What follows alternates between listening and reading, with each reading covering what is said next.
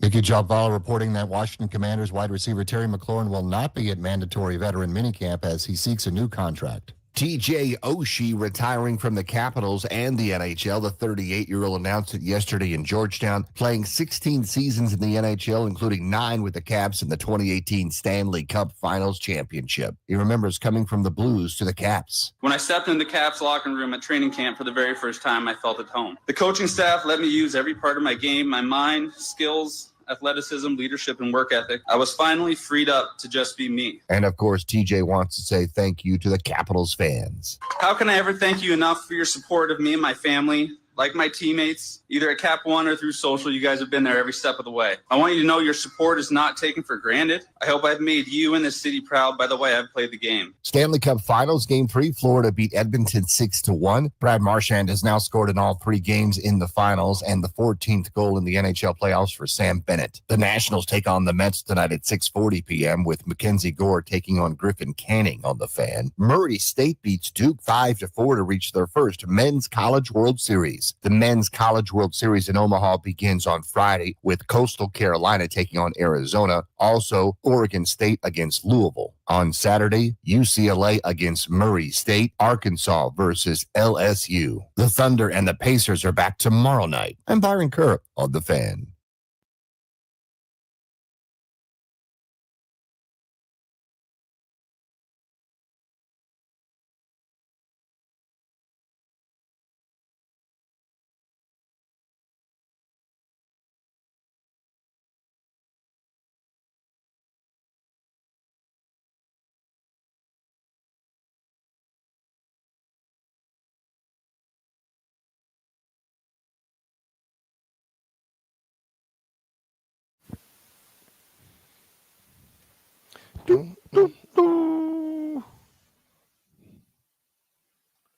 What up, everybody? It is 10 a.m. in the District of Columbia. Points north, south, east, and west. Me and B are out west. Ashburn, VA. Commanders mandatory camp starts today, and the big news that really shouldn't be a surprise is Terry McLaurin is not going to attend. Heard that in the update. A lot of people reported that. Nikki Jabal of the Post among them. Not a surprise. Nope. Not fun either. Like, this is the point where he's missing something that's mandatory. It's not great news. Like, I'm not going to miss anything mandatory last time. Yep. It gets done. I am with you, B. I think it's funny. I was walking in with somebody that played the receiver position at a really high level in the league, and he's like, "Man, it sucks. This is what has to happen." Terry has leverage right now. They just brought Debo in. Now they're both going to have expiring contracts at the same time. Like, this is when you do this. It's not like anybody's happy about it. Nope. Now, they might publicly, they're going to say no big deal, whatever. But, like, Terry's missing time with Jaden and Debo on the field. Like, it's not good news. I don't think it's the end of the world. I don't think people need to freak out. But you got to be honest. And they will. Sure. But at this level, it's not great. It's not the end of the world, but it's also not great. Yeah. I mean, it's something that I'm not going to sit up here and worry about at this point right now. If we were locking up tonight or tomorrow in a football game and he wasn't signed, I'll be caring about it. This early in the season, knowing how he works, knowing how the connection he and Jaden had last year, I'm not concerned right now. I'm with you. It's not great, but it's also not like the end of the world. How much, if any, actual impact do you think it makes for Terry not to be out there with Tunsil, like presumably the full first team offense? I don't think Tunsil has anything to do with Terry. I think the relationship with the receiver is with the quarterback. And they had a great relationship last year. So the quarterback, and then Tunsil blocking isn't no better for Terry. Terry's still running the routes the same way he always ran routes. I know people will try to sit up here and make things into what they want them to be, but the tackle being there is to get more affiliated with the offensive line. Sure, I just mean that everybody. I don't think it physically impacts the offense, right? But just, you've got everybody here now except one dude, presumably. Yeah, but I think that even gets blown up. We know just like we've talked about when the people that fall asleep in meetings and other places, guys that are at certain standards get to be able to hold out and do stuff like that. Guys that don't have those standards better damn well not do something like that. Sure. And I think when you're in that position of power and you have leverage, you have to utilize it. Hell, the teams do it when they have leverage, and I think we've seen players do this every year. This is not a new thing. That is why I don't get troubled by it, because it happens all the time on multiple teams. It happens on this team. So I'm not concerned with it at this point. When we start getting ready for the games to be played, if something is not there, then you're concerned. But right now, not at all. I'm about as worried as I was worried about the Oilers last night.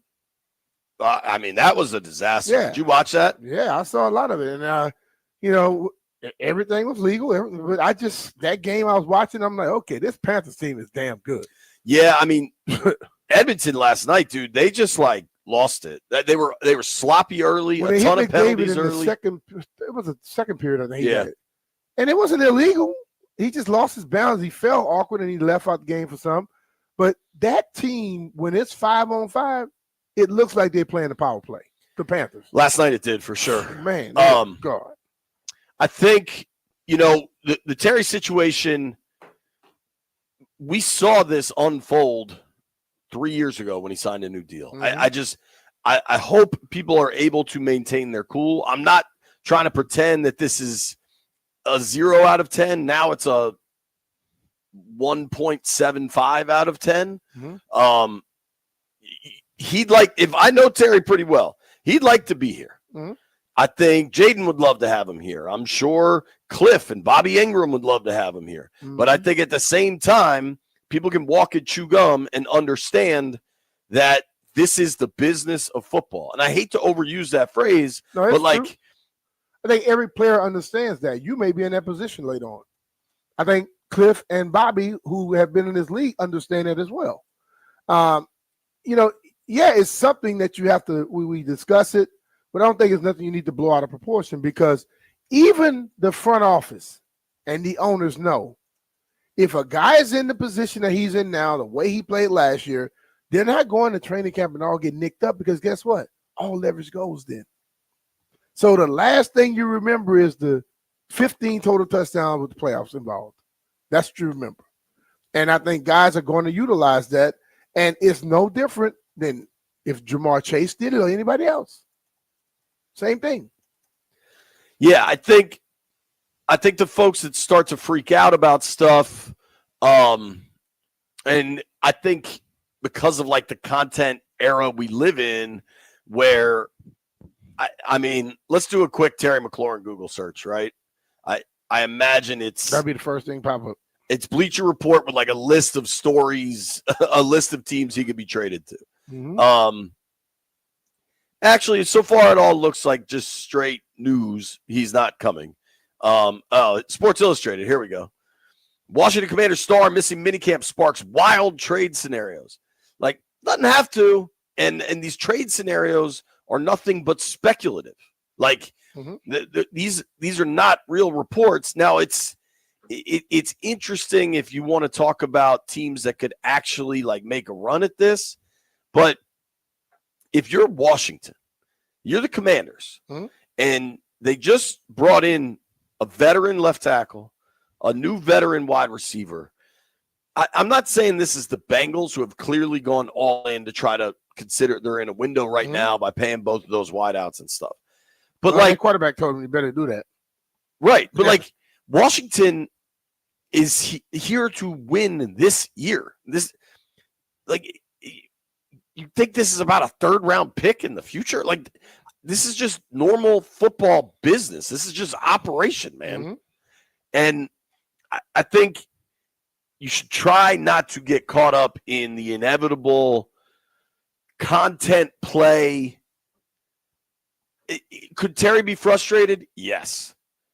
But this is also normal. This happened 3 years ago when he got a contract extension. Yeah. Terry might be frustrated that the deal's not done. Understandably. He wants a deal done. Yeah. He just got married. He probably wants financial security, right? Yeah. But I don't think this needs to become overblown. Perhaps it will be. Well, I mean, some people are going to overblow it. I think the way it comes down to the way you handle it, because I think everyone understands what position he's in right now. People understand it, but you know what? They rather blow stuff out of proportion. That's what media is today. That's what, like, content game is not just the people that don't work in the media. Media is content game too. And they want to be more irrational when it comes to stuff like this. But hell, this is not, if it was something out the blue new, this has been going on since before I played and when I played. You know, those type of things has always happened. And it's a guy who, yes, he wants to be here. But you know what? Sometimes you got to just say, no, I'm not going to go. I guarantee he's working out. He's ready to go. He's not sitting at home on his ass doing nothing. I tend to agree with you, man. I think, would you like Terry to be running around in the offense with Debo on the field and Jaden throwing it to him and Ertz and everybody else? Yes. Like, nobody's acting like this is great. Mm-hmm. But I'm trying to stress that I don't think people should flip out like the sky is not falling. It's like fans and media act like the person who's involved does not have any rights or any feelings. You know what I'm saying? Oh, I want you out there running. Well, you know what? I will be out there running when things are done right in the other way. Then I can just go out there and worry about that, nothing else. And this is something that has happened for years, you know? So he has a right. And yes, do you like it? No. But guess what? I think that dude who's very professional, he hasn't become some other person because he's not here today. He's the same dude that everybody was loving last year. He hadn't been loving for the last 6-7 years. You know what I mean? But when you have to handle yours, you got to do the things that you have in your toolbox. You can't worry about what the other person talk about in their toolbox. He has the ability to do what he's doing right now in his toolbox. He has that clout. He has leverage in his toolbox, and he has to utilize it.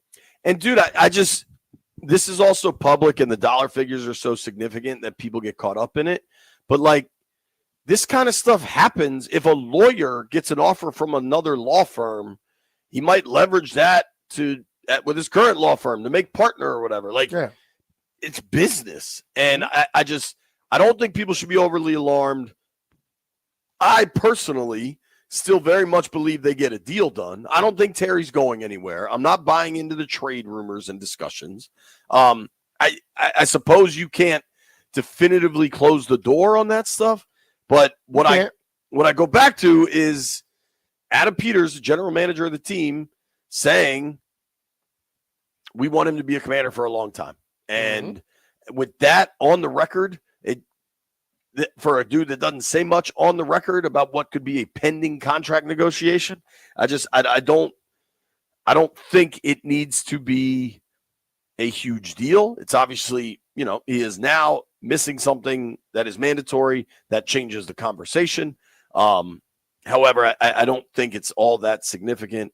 The exact same process unfolded 3 years ago when Terry was going into the last year of his rookie deal, wanted the new deal. I mean, dude, how many guys aren't at mini camps across the league, you think? I bet there are a number of significant names. People keep wanting to talk about Jalen Ramsey. I'm confident he's not at mini camp. Trey Hendrickson, not at mini camp with the Bengals. I think, what's my guy's name in Pittsburgh? The guy that broke the sack record. TJ Watt, not at mini camp for the Steelers. Dude, DK Metcalf just got the new deal, just got traded to Pittsburgh, and he missed all the OTAs. Like, Hassan Reddick got an extension to go to Tampa. But see, that's the thing, man. It's not, I mean, the players, everyone acts as if they have no rights whatsoever. And they shouldn't utilize what they have, but that's what everybody else in the world does.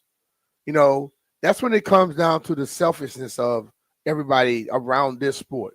We want them doing what we want them to do. But sometimes they got to do what they need to do to make sure things are how they need them to be. And they may not get exactly what they want, but you know what? They'll get more than what they were offered the first time. That's negotiation, baby. And I mean, people got to get used to it, and then they're going to talk about it a lot. You know me? I care less. I think I am past caring less. Like I said, I was at a 0 out of 10 about all the OTAs. Mm-hmm. I'll go to 1.75. That's as high as I'll go. 1.75. I know what you say, 1.75. I'm thinking about a big bottle of bourbon. A handle. That's the 1.75 I'm thinking about at this point. I think just thinking about it. I mean, I think the structure of a deal is pretty simple. I think you just base it on what Metcalf did. We can open the phone lines up because I'm sure a ton of people have a lot to say on this. 800-636-1067. 800-636-1067. Obviously, Terry McLaurin not at minicamp. It looks like might already have a call. I want to check in with the boys in the aquarium on this one. We'll start with Landfill. Landini, where do you land, man, on Terry not being here? Yeah, it's not great. It would obviously be better if he was there and they had a contract and everybody was happy. I don't like it. Where are you on a scale of 1 to 10? Like a 5. Okay. You have real concern that it doesn't get done? I think they're going to get done, but obviously I'd feel better about it getting done if they had already got it done. That's reasonable. How about my man Jeffrey? Is Jeff worried? I'm going to be worried until it's done. Because it's like you don't know what's going to happen. You know, I know he said he wanted to be a commander, wanted Terry to be a commander for a long time, but what if Terry don't like the deal that he's getting? And what if someone throws him more? That's just me, though. I worry about all possibilities all the time, but we need to get it done. I'll be calm when the news break. Terry McLaurin has signed so and so and so and so. You got any words of wisdom for young Jeffrey? Listen, bro. As we do this show on a daily basis, Jeff is an Ultra fan. Landfill is a fan. You're a media guy, and I'm a former player that's in the media. We all gonna think different every time something pops up. I look at it just like a player will look at it. Hell, I got to do what I got to do. I can care less what everybody else think about it. Okay, then the fan in their selfish way, like they want everything done how they want it done immediately. Landfill has that thing of being sometimes like in the middle. Like, okay, I can understand both sides of it, you know. And then you are a fan who is a media guy who understands you got to let the fandom go sometimes and go at it from a media point. And if you listen to everything we discuss, it's always the same answers and stance if everybody on this show. And then if White Brian was in, I don't know if he is or not, he's a Giants fan, so he could care less. He's probably happy. He probably wants it to go sideways. You know, like my buddy Ben, he's a damn. Is that the one that can't hit a driver? He can't hit a driver, can't hit nothing. But he always concerned about this team because his team up the road is supposed to be in the Super Bowl every year, keep getting their ass kicked every time they go in the playoffs. So he talks about our team instead of his team. So I expect the same stuff every time any topic pop up. I'm looking at an ESPN story from this morning about key players that might not go to minicamp because it's minicamp season, right? Kirk Cousins, James Cook, Trey Hendrickson, Shamar Stewart, which makes no sense. It's a rookie deal. I don't know what the hell sense he's doing there. Like, it's a rookie deal. They're slotted. They're all laid out before you. I do not understand what is going on there. Something about contract language. Like the language was key. Yo, but you hear about that in the third round because there's a weird loophole with offsets. These first round deals are pretty ironclad. Still, like you got to realize teams that are cheap, they try to put stuff in there that's going to screw you in the end. And I think you got to make sure it's right so you don't get screwed. And that's what that's about right there. Like the numbers are what they are. They're there. But if they put the wording in there probably, you may not see that money. You might get one of those national type deals where you don't get all your money until 15, 20 years down the road. Sure. I mean, my point in Micah Parsons is not expected to attend minicamp. Jalen Ramsey, who's a guy that people call into the show all the time and say to go get him, isn't attending minicamp as they're trying to work out a deal there. I want to open the phone lines up. 800-636-1067. We're going to let you guys tell us how you feel about the Terry situation. Brian is a 0 out of 10. I'm a 1.75. I think this is a nothing burger that gets settled around the 4th of July. You know why I think that? Because history repeats itself. And last time we had this situation, Terry McLaurin signed a 3-year contract extension on July 6th. So I'm gonna lean on the people involved that I believe what they say in Terry and Adam Peters. You guys get your say next. Here's what I do know, though. When Terry signs this fat contract extension, might want a new house, might want a bigger house. He should call John Leahy. Yep, Terry called John just like Javier and Alma did. They wanted a new home and they wanted something updated to help serve as a new beginning. But first, they need to sell their Silver Spring property in order to buy it.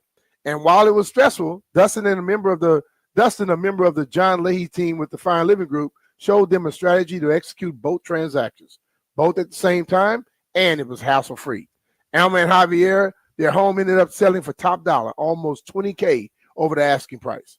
And thanks to the Fine Living Group, that's what enabled them to buy something both newer and bigger. Looking for your own stress-free transaction? How about a guaranteed offer on your home so you can check out those details and more at our friend JohnSellsDMV.com. That's John without an H. John Leahy and the Fine Living Group will get it done for you.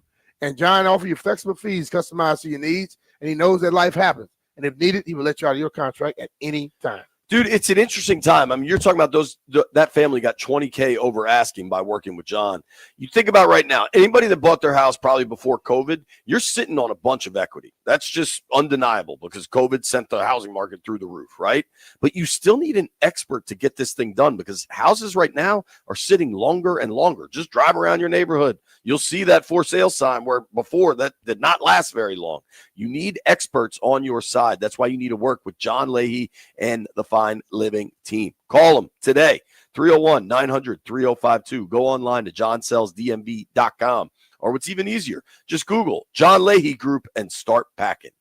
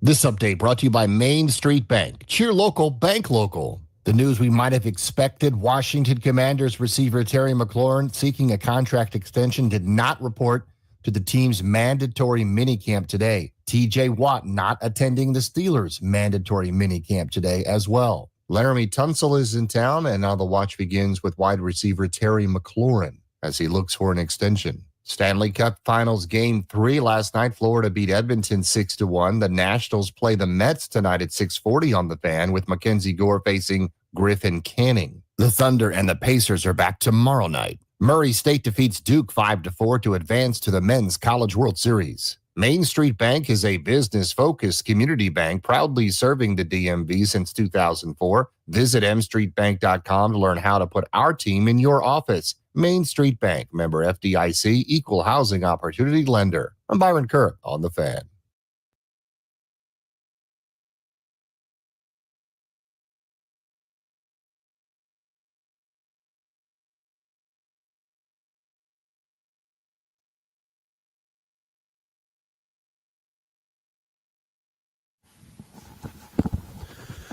B. Mitchell Finley, 1067 The Fan, live Commanders mini camp. We got 3 days of football scheduled.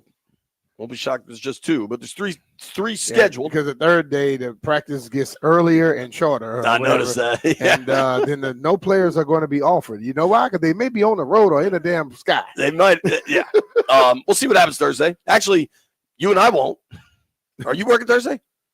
What's Thursday? I'm off Thursday, Friday. But what is Thursday? The date? Yeah.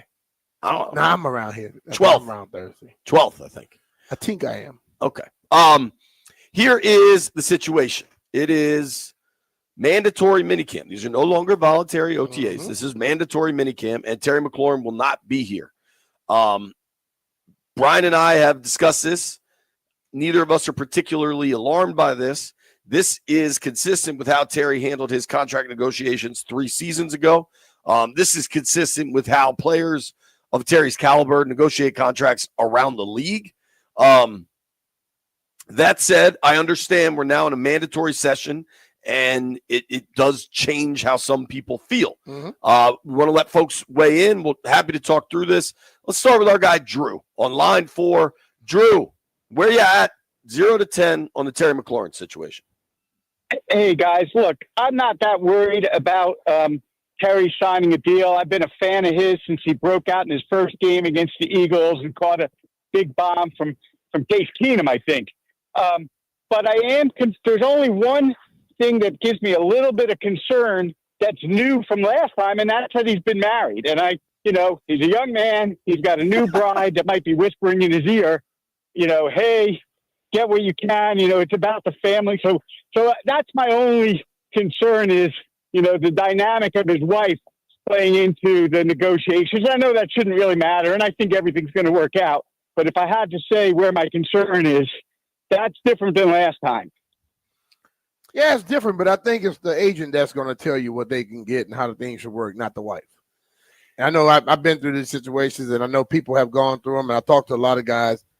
Of course your wife wants you to get the most you can, and of course you want to get the most. But the guy who understands it is the agent that you pay to go out there and do the things he's supposed to do. You know what I mean? So I don't think that's a big play right there.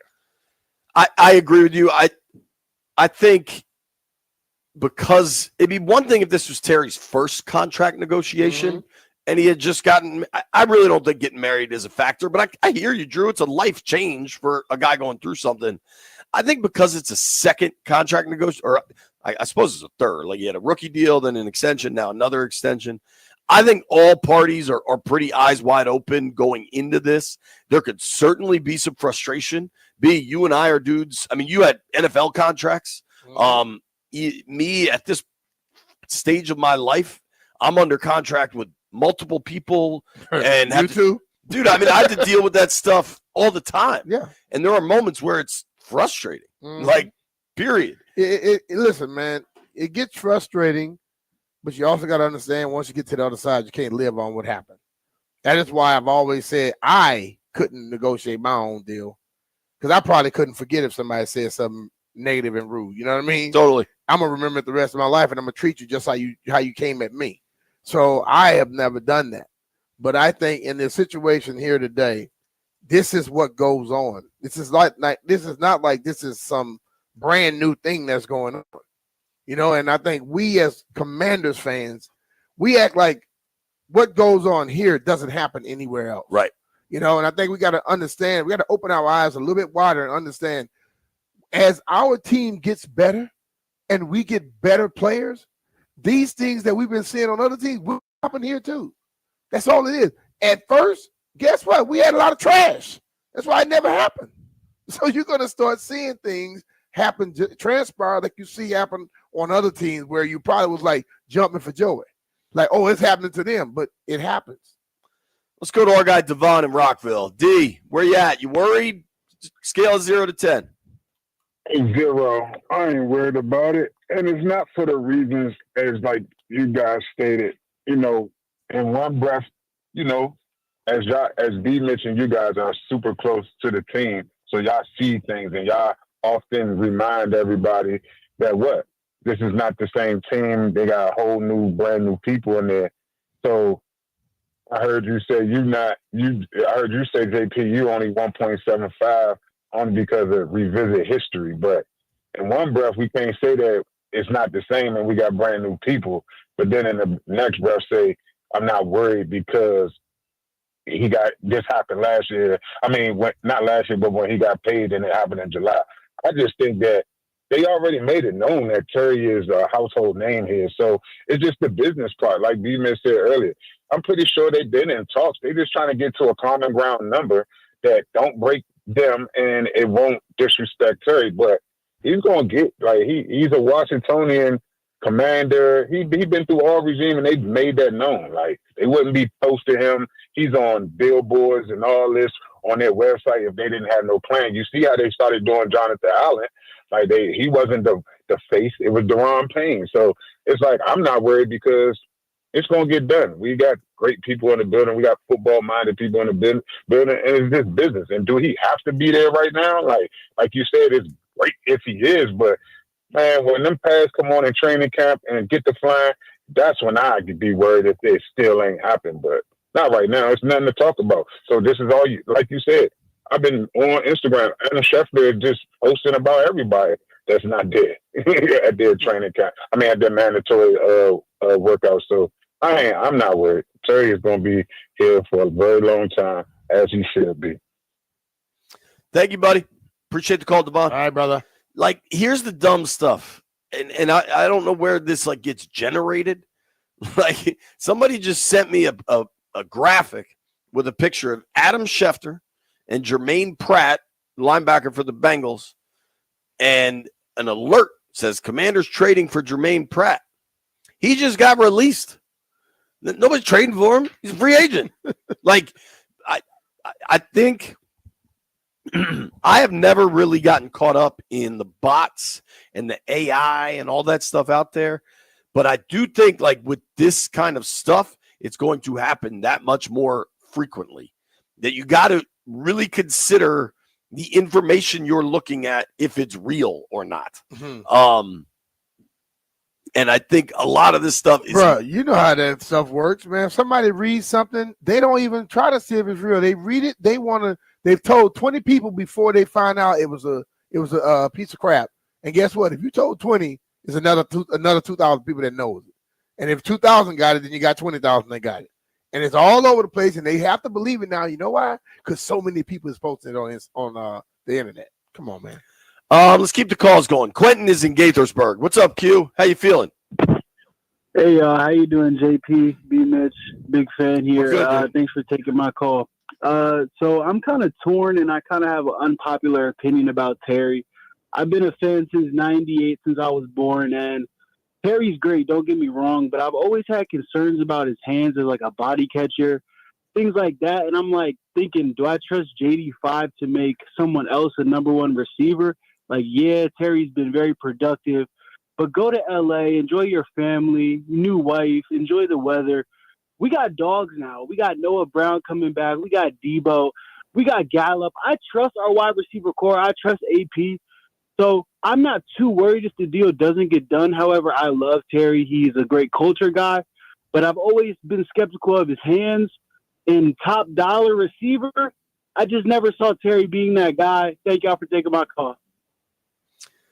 Thank you for the call. That right there, that little topic right there, you know what that does? Which one? That little hand catching and body catching. Mm-hmm.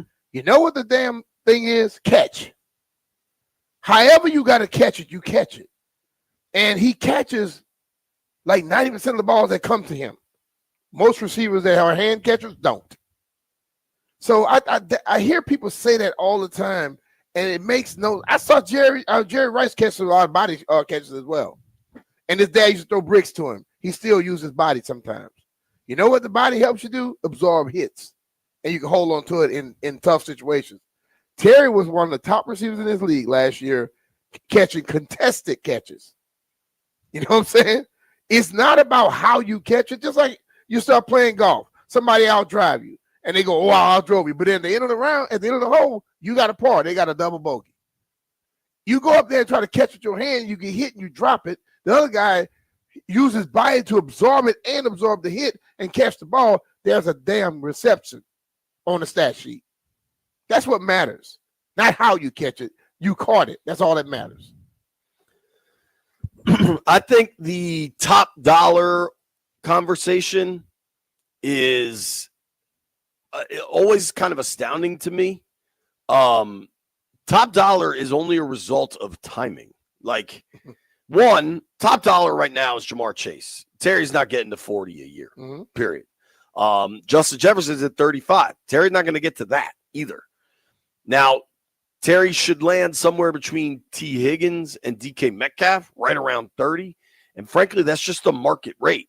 So if you want to complain about what the market rate is, that, you know what, I'm not here to be your NFL economist, right? Like, do what you need to do on that.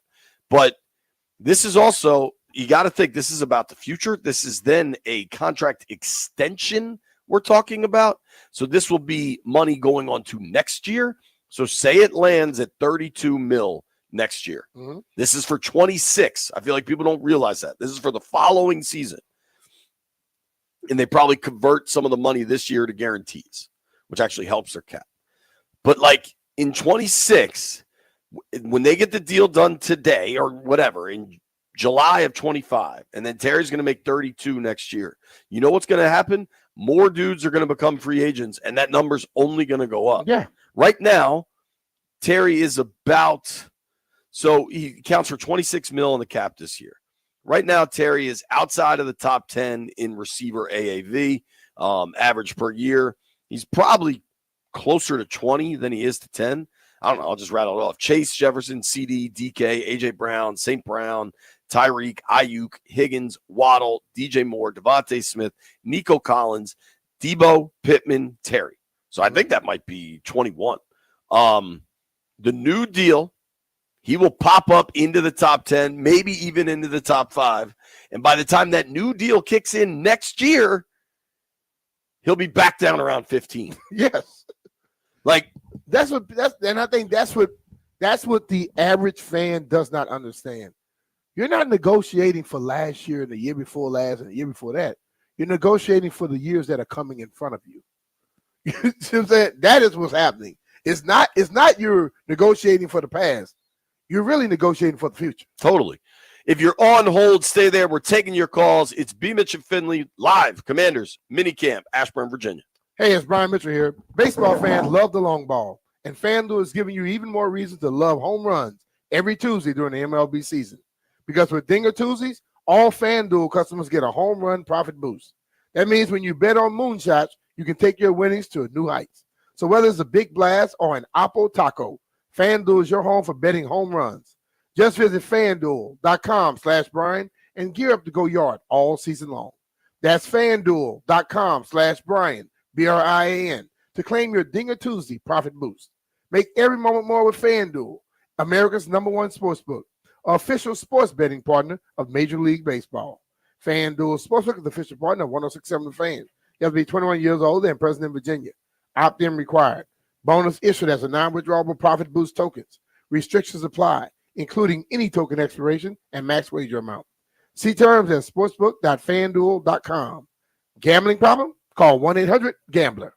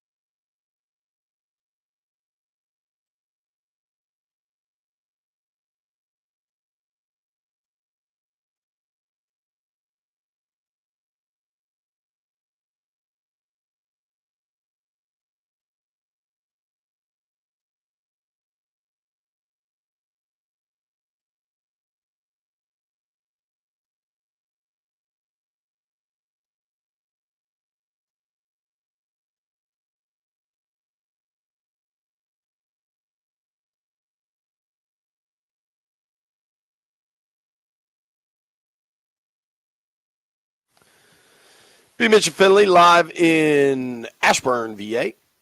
Stream is up. Tay Bug says, good morning, chat family. Good morning, Tay.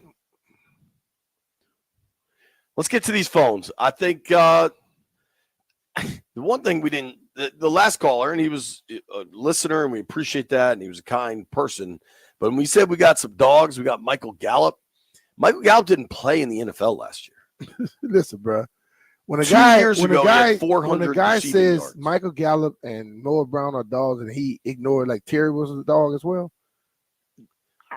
I'm not looking to discount those guys. I'm not discounting them, but you can't tell me right. they better than Terry. Let's go to our guy Russ in Charlestown. Russ, you worried about this? No, zero, fellas. No, I'm just like, say what? What did he say that last call? I'm like, come on, he catch the flu. Terry will. No. Yeah, zero worries, fellas. No, I think he deserves every cent he gets. In the next 2 or 3 years, you got the TV deals coming and teams making more money. And I think he's fully deserving of it. And I'm like you, JP, and he's such a professional, and the way he handles his business. There's no doubt in my mind that he's got all this contract stuff set up. And this is his last, he's 30. So listen, man, get what you can get. You just got married. Listen, you deserve everything. And what would our record be last year without Terry McLaurin? I don't know. I'm just saying. He catches. He's awesome. So he's a baller, man. He's a baller, man. But hey, great show, fellas. And B. Mitch, thanks for reaching out to my question the other day. Appreciate you. And Appreciate it, bro. Y'all have a good day, man. Appreciate you guys. All right, man.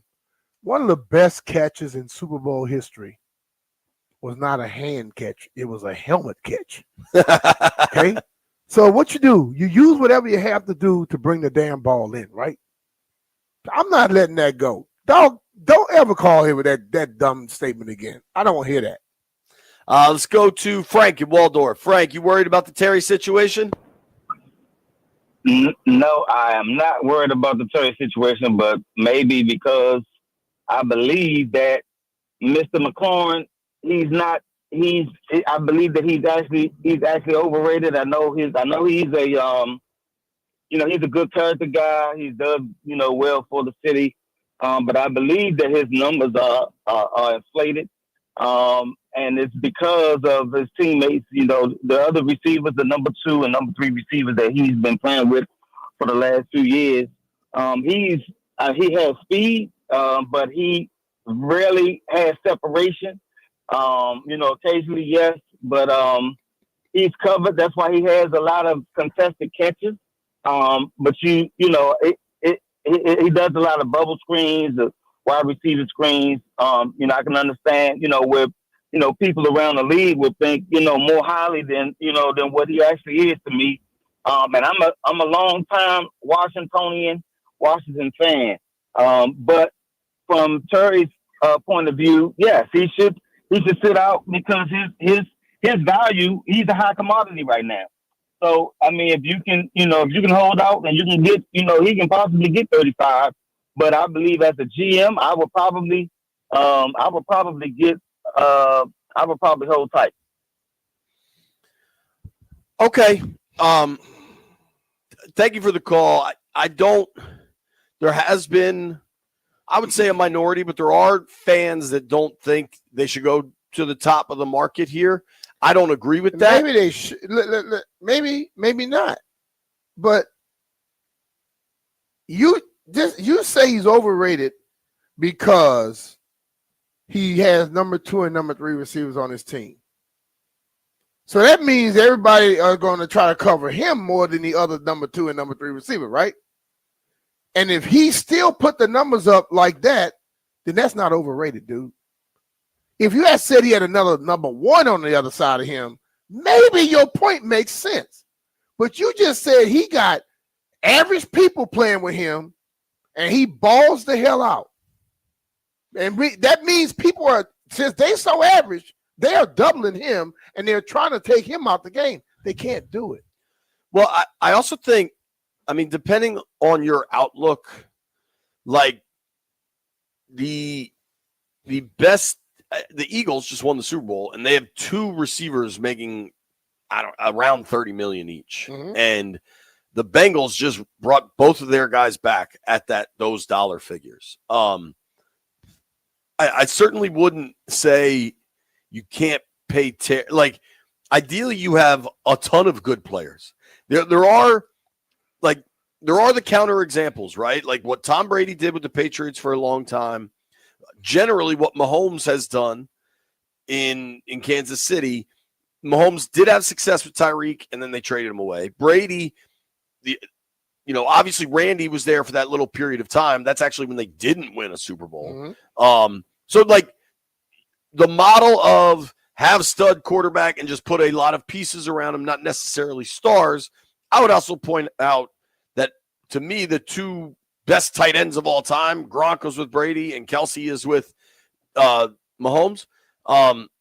If that's your mindset of like Jaden's so good, just give him a bunch of stuff and he'll figure it out.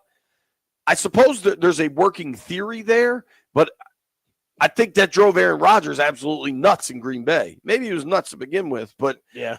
I mean, Peyton Manning with those Colts teams had 2 Hall of Fame wideouts. Not even to mention the slot machine and your boy Brandon Stokely. Like more talent to me is always good, not bad. Yep. I'm going to take one more just because I think Kurush was on hold a long time. Kurush, what do you got, man? You worried about Terry? Really worried about Terry. I think a deal will get done sometime sooner rather than later. But I will say, though, I think if they do let Terry go or if Terry decides to leave somewhere else, I really do think that's the only negative I would give Adam Peters on, because you got to think about it this way. Terry was drafted to the Redskins, was it like 6 years ago or something, like 2019, right? 2019 draft. Yeah. So this guy has been through hell with the ownership, had like a million different quarterbacks. Schemes were changing almost every season. I'm telling you, if you put Terry on a stable team, if he was drafted on a stable team in 2019, let's say like the Chiefs when they were getting like really popular, right?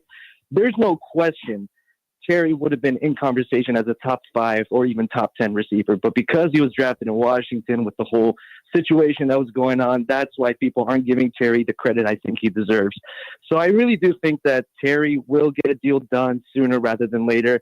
But I do think if Terry leaves, it's going to really hit hard at the team, especially in the locker room, because he was a really, really good guy with the team, tough leader, and I really do think that they should get a deal done. If not, we'll see how it goes, but that's my opinion on it.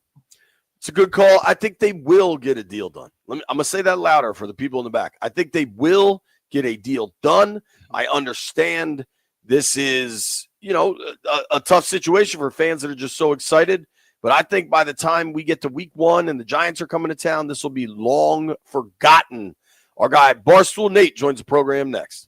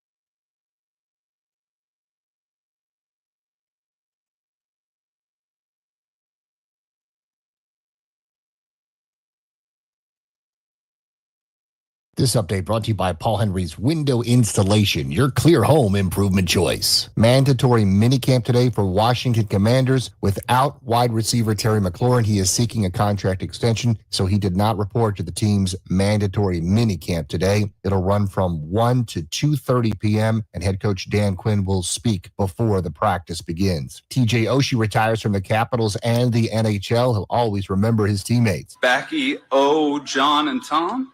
Joby, you might have to read the rest for this for me here. We've raised our kids together. We failed together, cried together, laughed together, grieved together, and became champions together. 16 seasons, 7 with the Blues and 9 with the Capitals, including the Stanley Cup in 2018. The 38-year-old had 302 goals and 393 assists in 1,010 career games. The Capitals made a $10,000 donation to the Alzheimer's Drug Discovery Foundation in honor of TJ's late father, Tim, who passed away in 2021. Stanley Cup Finals Game 3, Florida beat Edmonton 6-1. The Nationals take on the Mets tonight at 6:40 p.m. with Mackenzie Gore taking on Griffin Canning on the Fan. Murray State stuns Duke 5-4 to reach their first ever men's College World Series. The Thunder and the Pacers are back tomorrow night. This June only, get $125 off each window with a 5-window minimum and $600 off each door at Paul Henry's Window Installation. Schedule your no-pressure free estimate today at paulhenryswindows.com, your clear home improvement choice. I'm Byron Kerr on the Fan.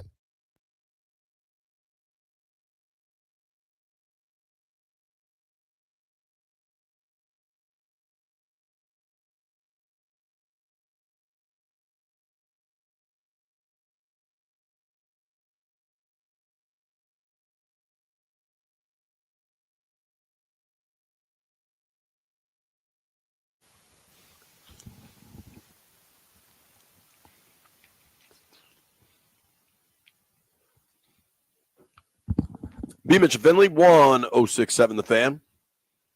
Fired up to get to the the Rude Guest Hotline. Our friend Mr. Barstool Nate joining the program from, I think you're still in NYC. You in NYC or Vegas?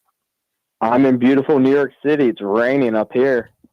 It's actually quite nice down here. Yeah, jealous. Nate, I want you do a very good job. You love the burgundy and gold, have for a long time. Sir. I don't know, but I actually think I know exactly where you're gonna land on this. Terry McLaurin is not at mini camp. What's your level of concern? This is a tough one, JP, because I get both sides. I completely see both sides. Let me say this. I think Terry is the best wide receiver in this franchise's history. He's probably my favorite player in franchise history besides Jaden. He's the most consistent wide receiver we've had since the 1970s, et cetera, et cetera, et cetera. I want him to get paid. He has been through so much with the team, 11 starting quarterbacks. He's been the Dan Snyder era. He has been through it all. He has signed extensions to stay in D.C. despite everything. That being said, you can't give a guy a contract because of all that. You have to look at age. You have to look at productivity. You have to look at the future. You have to look at the salary cap. You have to look at so many more variables besides how great of a human being and how great of a teammate and all that Terry has been. So I understand both sides of it. That being said, you pay Terry a little more. You give him what he wants because of all that. You do it for the fans. You do it for the culture. You do it for the locker room. You do it for the consistency with Jaden.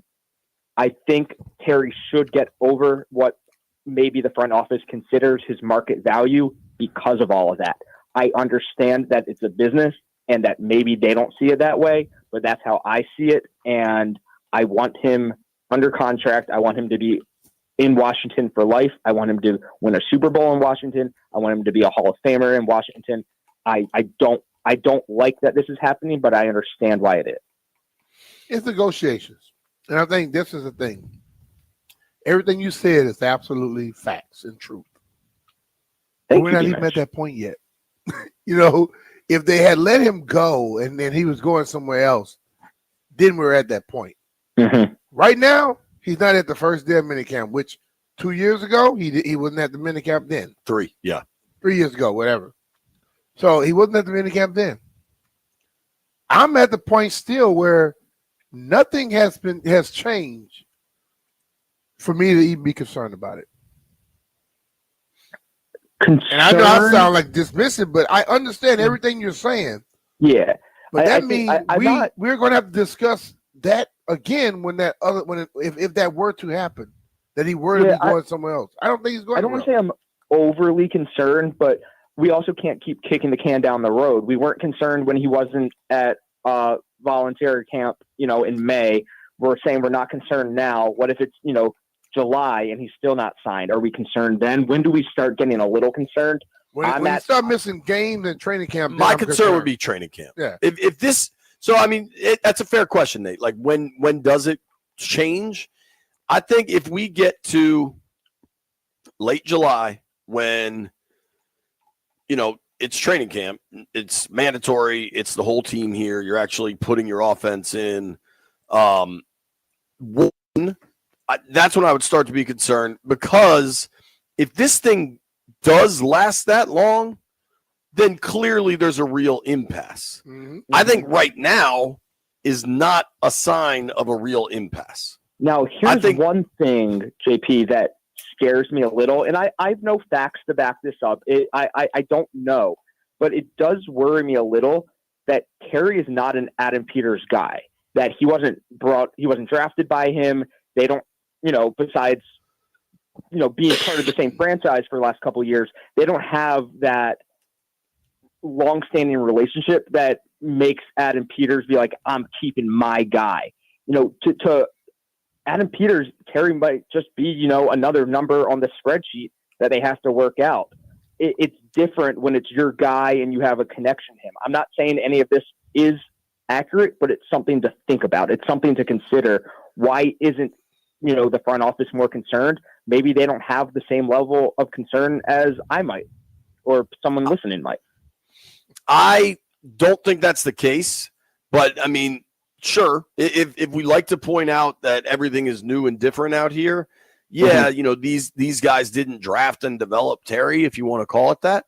But I think we get too caught up in like all of the we had a guy call in saying that he's a hands catcher and that he was excited about Michael Gallup. Yeah, body catcher, pardon me. And people are like, Jaden can do whatever he wants.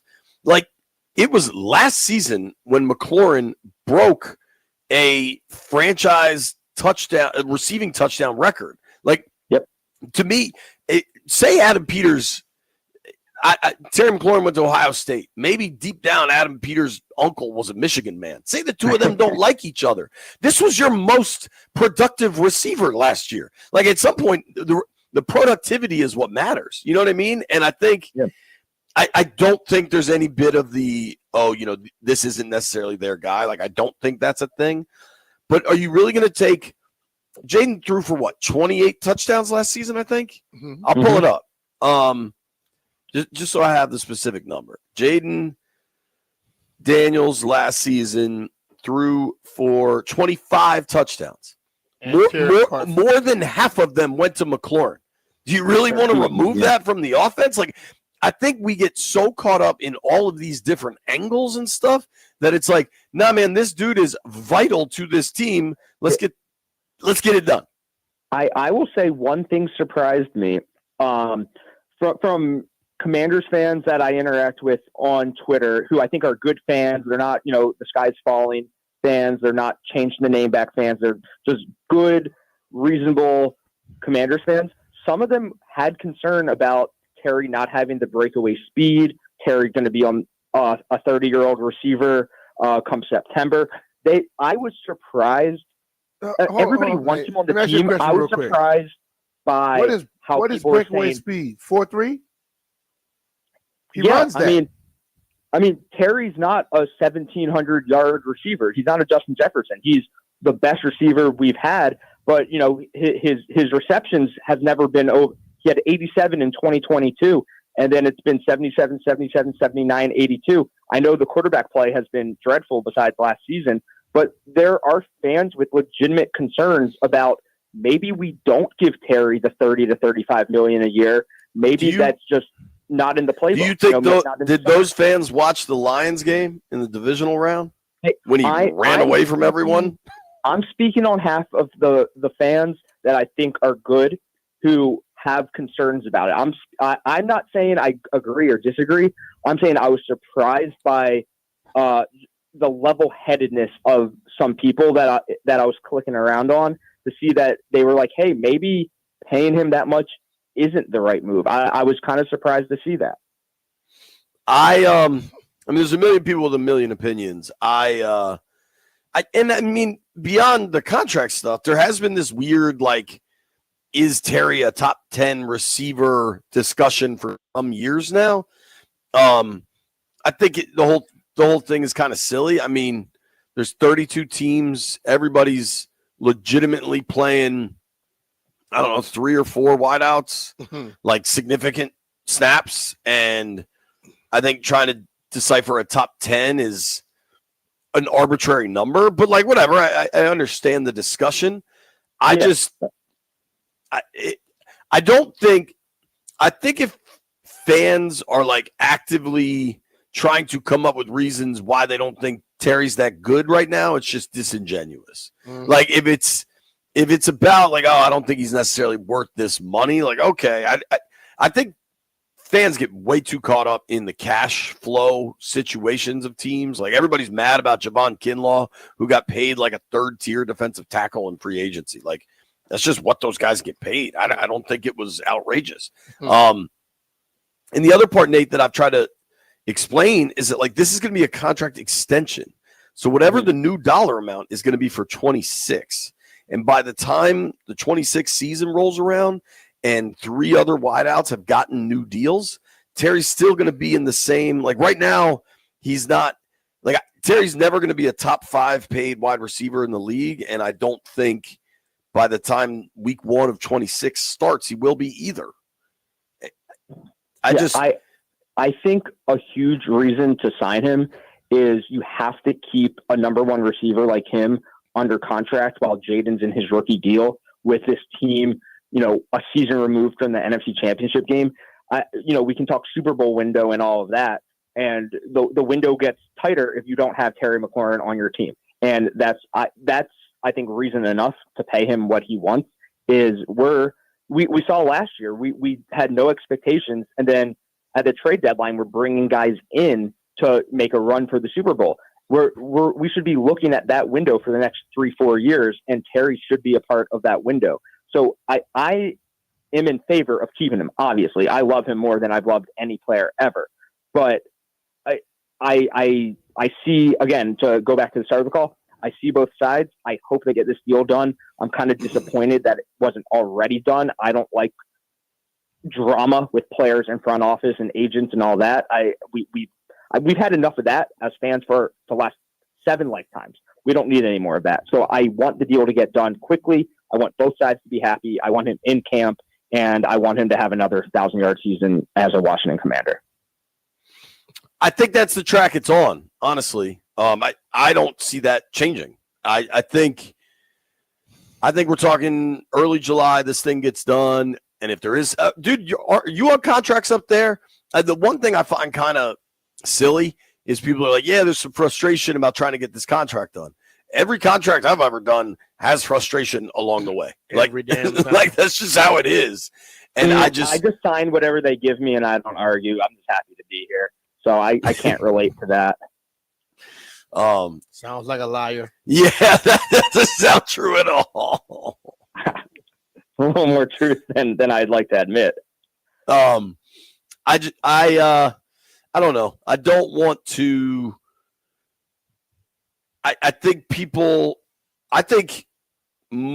vast majority of fans are like, let's just get this done. I'm not going to worry about it. I don't think you need to worry about it till training camp. If we get to July 24th or whatever the date is, my tone will change if we get there, because there is a real conversation that you do see these things going sideways. Like it happens. Yeah. Now, I don't think it has happened.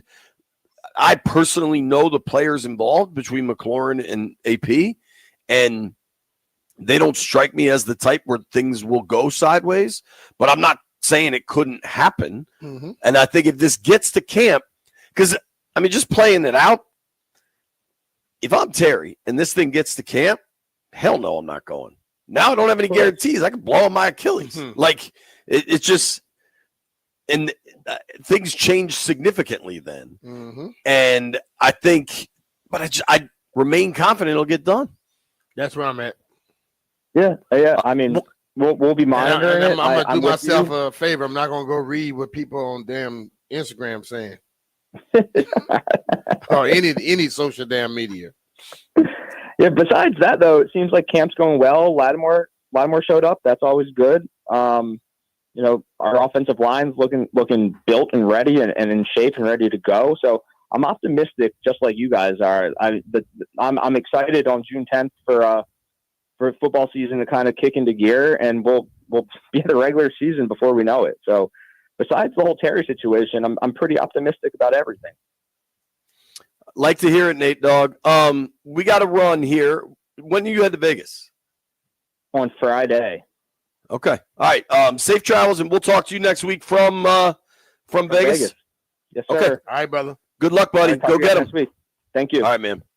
That's our guy, Barstool Nate, joining us on the Rude Guest Hotline. You can give Nate Dogg a follow at Barstool Nate.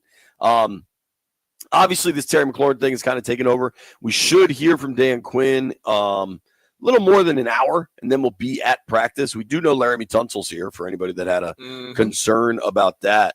We got to check in on the hockey. My guy Steve Wino is in Florida. He's been at all three of these games. Last night was banana land crazy. Yes, it was. And we're going to circle back to Terry and the entire conversation. Keep the phone lines open. Nobody go anywhere. It's B. Mitch and Finley. B. Mitch and JP here. If you want comfort and convenience wherever life takes you, then you need to turn to Rude. With Wi-Fi compatibility, you have full control of your heating and cooling system right from your phone. Forgot to turn down the heat before vacation? Adjust it in seconds. Plus, you'll get alerts if something's not right. These guys are the best. They've installed systems in my house, and I felt the difference instantly. The best part with these Rude systems, dude, is I can just change it on my phone. Like, I actually dropped the temp down a little bit when I got out and realized today's going to be pretty darn hot.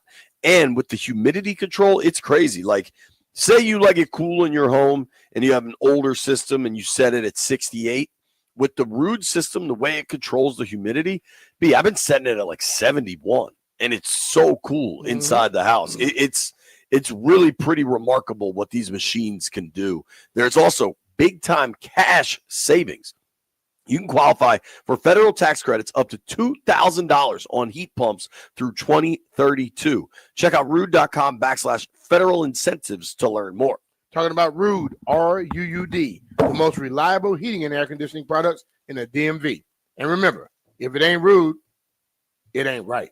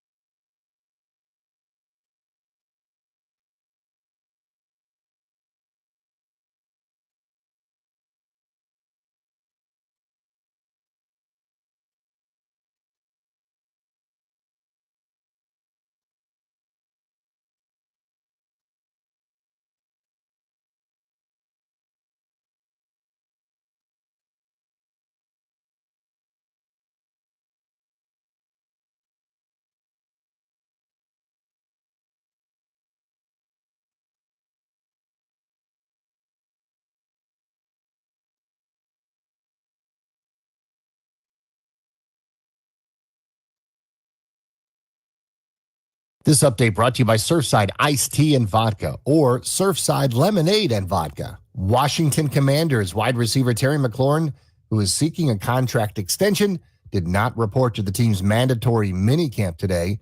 It begins at 1 o'clock and lasts through 2:30. Coming up in a little while, head coach Dan Quinn will speak to the media. McLaurin's contract expires after this season. Around the league, TJ Watt not attending the Steelers' mandatory camp, and Trey Hendrickson of the Bengals is not in Cincinnati's minicamp. A hat tip to TJ Oshie as he retired yesterday after 16 seasons, including 9 with the Capitals and the 2018 Stanley Cup, 302 goals and 393 assists in 1,010 career games. There's nothing more refreshing than an ice-cold Surfside iced tea and vodka or Surfside lemonade and vodka to break the heat. Surfside is only 100 calories, 2 grams of sugar, and 0 bubbles. That's right, no carbonation. Look for the can with the sunset stripes. Must be 21. Please drink responsibly. Byron Kerr on The Fan.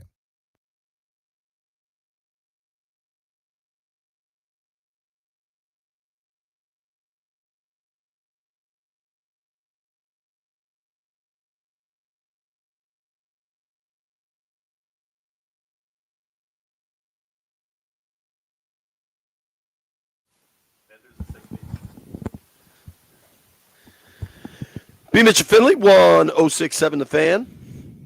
Fired up to, I guess we're headed to Florida, B. Where do you think we're going here? Yeah, down in Florida. Wino has been covering every moment of the Stanley Cup Finals. Our friend Steve Wino joining us from Florida. What up, Wino? How you doing, dude? I'm doing great, guys. How are you? We're good, dude. So how does the lead hockey writer for the Associated Press explain what the hell happened last night? The Florida Panthers figured it out. Yeah, the Florida Panthers are an unstoppable killing machine, and the Edmonton Oilers had their worst game in 2 months. That's really what it is. And the Panthers are defending champions for a reason. They've been to 3 finals in a row. They have a recipe that works. And then you add a guy like Brad Marchand, who's been around forever, has won the Stanley Cup before. He's on fire. Sam Bennett's about to get paid maybe $10 million a year. He's scoring 1 million goals. He's 5 away from tying the record for most goals ever in the playoffs. Nate Schmidt, former Capitals defenseman, has the most points of any Panthers player in the series, somehow out of nowhere after getting bought out last year. And the Oilers just stunk last night. I mean, there's no real way to put it. Like, they were not ready from the drop of the puck. They were turnovers, defensive miscues, disconnected, discombobulated. Like, the Oilers were indistinguishable from the team that had gotten this far to get to the final. But they got to a point where all I saw them doing was just trying to do stuff to get the Panthers to do something to retaliate. Like they gave up early.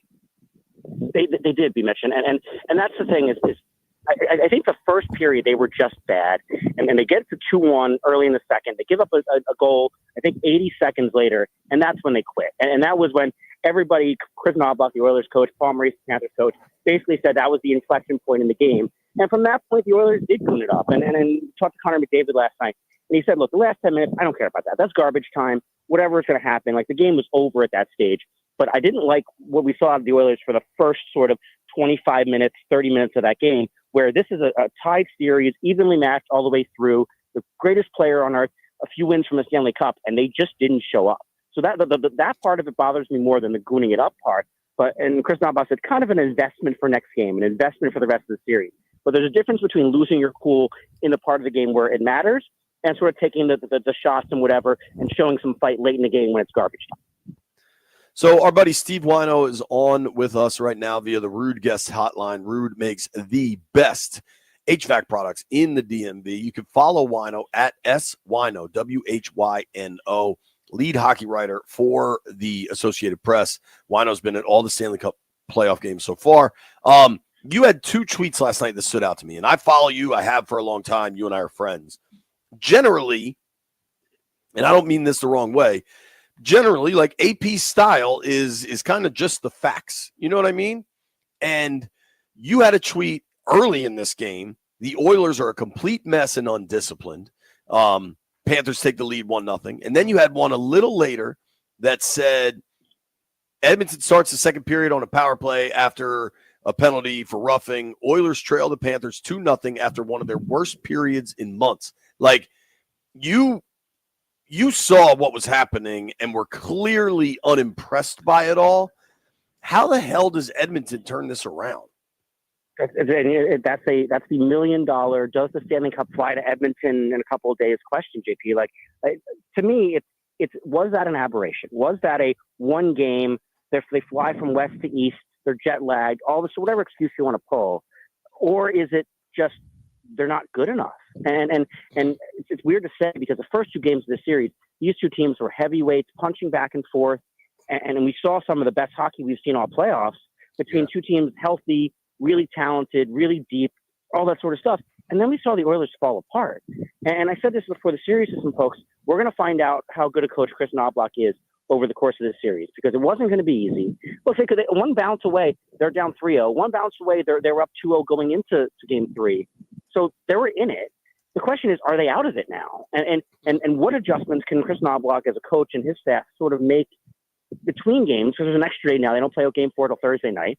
And they're practicing today. This was supposed to be an off day for everybody. The Oilers said, F this, we're practicing. And so what kind of adjustments can they make? And do you see Connor McDavid and Leon Draisaitl, two of the greatest hockey players on the planet? Do they put the team on their back and say, we're not going quietly? And we're really going to find out Thursday night how this sort of flips either to the Panthers on the verge of going back to back, or the Oilers are actually in this series for real. And then we got a 3-game series for the best trophy in sports. Yeah, when you look at that, like Draisaitl and also McDavid, two best. But when you look at the Panthers, you see an overall team that they, no matter what line is out there, they're working. And the way they dismantled the Hurricanes, like the Hurricanes were working Washington, and they were 5 times faster than that. I watched them last night. It's like their 5-on-5 looked like a power play going against the Oilers last night. You're right, and that I think it shows you the difference between, not that the Capitals were not in it, and they're obviously a really good regular season team, but just how big the gap was between Capitals and the Hurricanes and the Panthers. And I don't know if we're seeing the gap between the Panthers and the Oilers in the series, because they are. This is a great team, and you're exactly right. And they do have stars. They do have a Matthew Tkachuk. They do have Alexander Barkov, guys who've won trophies in this league and are dominant players. Seth Jones, they got the trade deadline along with Marchand. But this is Paul Maurice, who's been in the NHL for a million years. He's coached more games than anyone but Scotty Bowman, who's won the Stanley Cup 9 times. They figured out a recipe that works, and they beat the heck out of you, and they take advantage of mistakes, and you can't do anything wrong against them because the puck's going to end up in the back of your net no matter who your goalie is. And it's just a spectacular thing to watch when they're on their game like last night, because it feels like no one on earth can beat them. It's just Bill Zito, the general manager, deserves a lot of credit for how he's built this roster, how he's transformed it, hiring Paul Maurice as coach. And it's really hard to have a dynasty nowadays. Like the Kansas City Chiefs are the comparison in the NFL, right? That they've been to Super Bowls multiple times, they've won it multiple times. In a salary cap world, it's hard to do that. But the Florida Panthers have figured out a way to be a dominant team.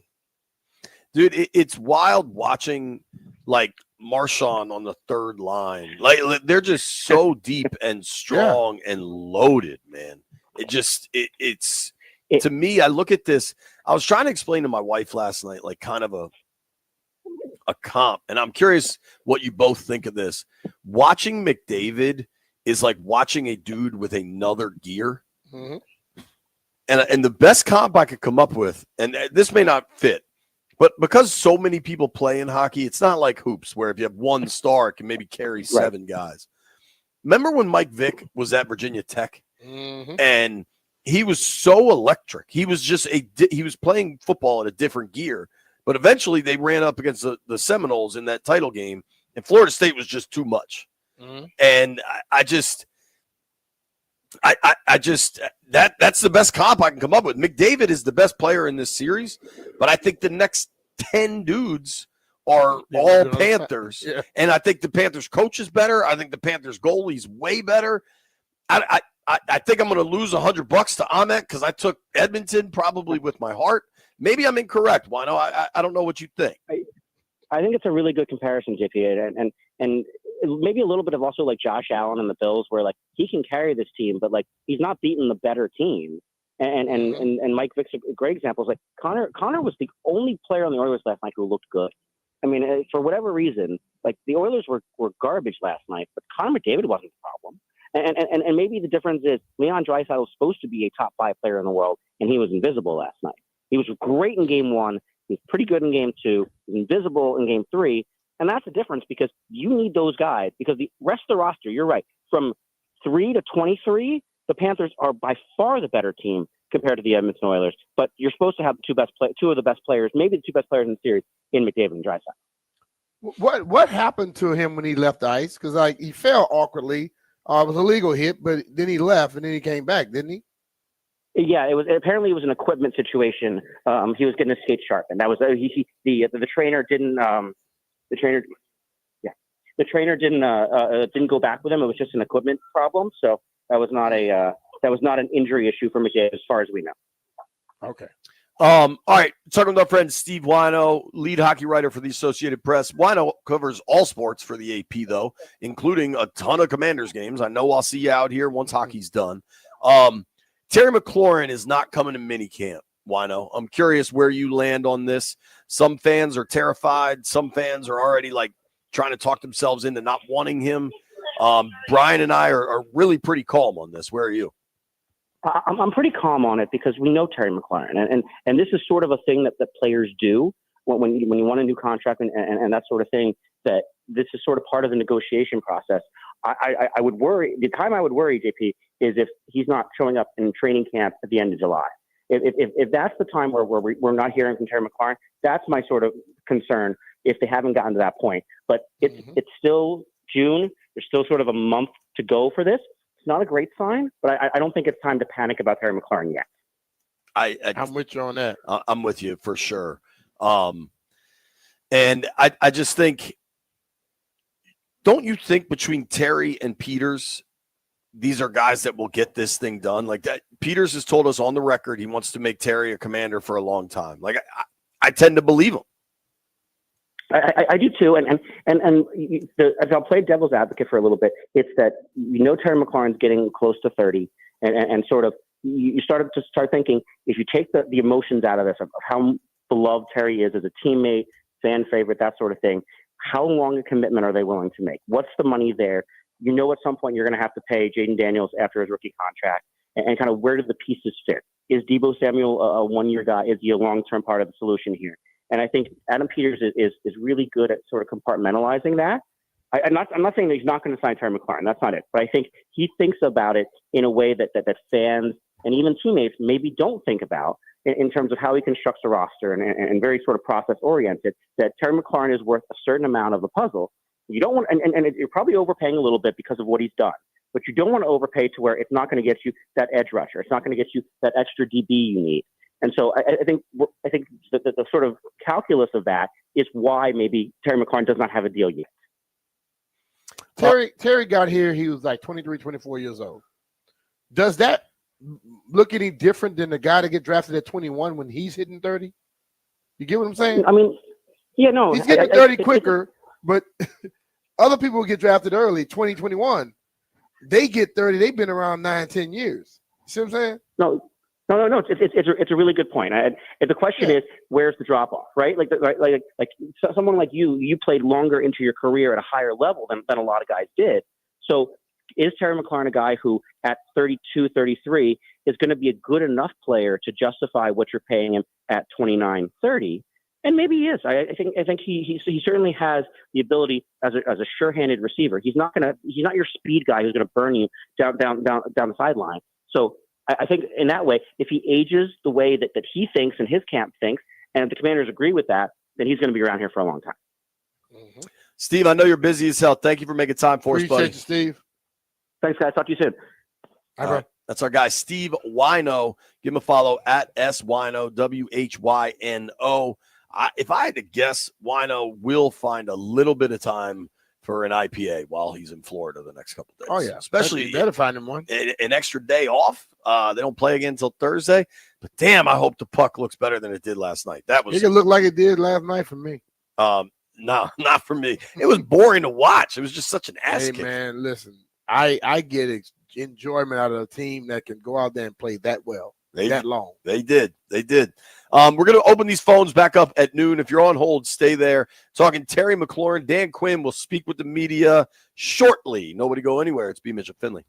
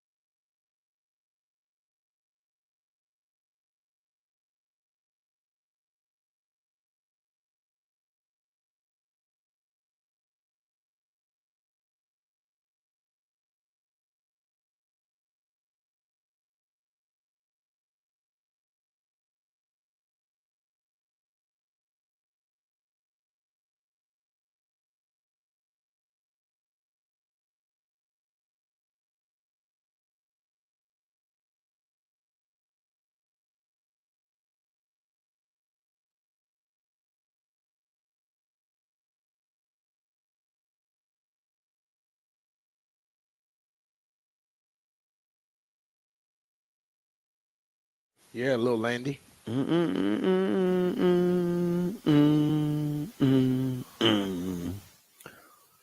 B. Mitch and Finley, 1067 The Fan.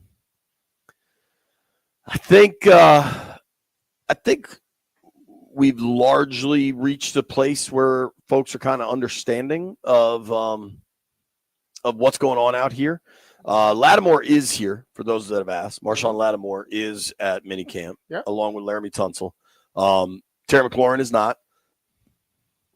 We're going to let folks weigh in on that. I'm going to do a Twitter poll, too. I think a lot of people understand, but Jonnu Smith is a tight end down in Miami who had a really big year. Mm-hmm. He's not at minicamp. Yeah. There was talk of maybe him getting traded. I think if you're a fan that has seen, there have been a lot more NFL trades lately. Mm-hmm. Like that, the NFL trade market has grown significantly over the last 5 years or so, I would say. It used to not exist at all, right? Like, I hear you if it's like, man, generally this is how that stuff starts, is over contract talks or whatever. And that's not incorrect. I just don't think that is the current scenario. I still think they're going to get this done. I thought what Wino said, he's like, if we get to late July and this is still happening, then there's time. Then that's a problem. Then there's concern. Yeah. I don't think so right now. I'm with you. And if you look around the league, this is kind of happening everywhere. Mm-hmm. We will open the phones. 800-636-1067. 800-636-1067. How you feeling about Terry not being here? Or perhaps, how do you feel about everybody else being here? Tunsil, Lattimore. I very much want to see Lattimore run. Don't you? Yeah, I want to see that. But the question I would ask is, with Terry, he all of a sudden not be able to play anymore? It's like fans are sometimes either they with you or they not. Like, oh, he was great. Now, oh, well, they try to find reasons to want to let him go. The guy still can play ball. He's not here today. I think he's one of the guys on the team you don't have questions about. You know what I mean? It's not like you said, oh, we want to see if he can run routes or he can run. You want to see Lattimore run because he didn't come here last year and do what he was supposed to be doing. You want to see other guys here. You want to see what they're capable of. This dude has shown you what he's capable of every year. Even when he was a third-round pick and they drafted him saying he was going to be a special teams guru, best receiver. Immediately. Yeah, so. And if he hadn't had injuries late that year, he would have had 1,000 yards in every season. Yes. The contract stuff is what it is in pro sports. I don't think folks should be too alarmed by it. And the money is what it is. I don't think, if you want to get – so Steve said something interesting there with Jaden Daniels, that you do have to kind of balance things because eventually there's a huge contract coming for Jaden. Mm-hmm. And that's accurate. That is true. But the huge contract coming for Jaden, the big number won't hit until the 2029 season. Yeah, and I don't think a lot of folks understand. What was the salary cap be then? You know what I mean? Right. I think, and that's something we don't think about as well. Whatever it is this year, next year is going to be about another 10 million or more. I mean, maybe if it goes up 10%. That means it's 20 million more. So I'm saying, so it's going to jump. And I think that's why it's for them to have to figure out when, how, why. They'll get it done. But at this point, I cannot allow myself to lose my mind. Dude, if I had to guess, and I hesitate to even do this, but Jaden's big contract will hit. So Jaden's under his rookie deal through 27. They have a 5th-year option they can exercise, which they obviously will. That'll be the 28 season. So the first year of Jaden's new deal will come in 2029. Okay. All right? By 2029, how many of these players do you think will even still be on the team? I hope Terry's still going for 1,000 every season and is a part of this thing. Mm-hmm. But even a new deal for Terry, my guess is that you're talking about So he's under contract for 25. Then the extension, my guess, will be for 26 to 27. 28 will be another year on the deal, but probably no actual cash guaranteed in it. 29, if it even exists on the contract's a void year. Yeah. Like Terry's extension and probably, frankly, what happens with Debo or Tunsil won't be on the books when Jaden's new money comes on. Probably not. Like that's just the way the math works. I mean, even in 2027, if you look at the only dude with guaranteed money in the top 10 of salaries is Jaden. Payne, Lattimore, Luvu, Cosme, Armstrong, like a lot of those in AP's first year, the couple guys that did get guaranteed money only got it into a second season.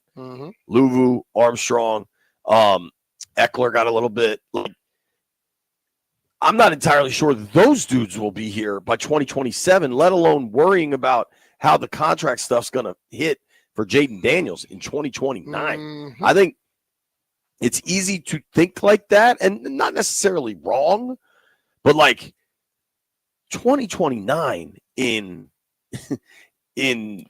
football years is I don't know what I'm going to be doing on June 28th. Right. You talking about 2029? Right. Man, please. Let's do this. Phone lines are back open. How you feeling about Terry? 800-636-1006. Taking your calls next.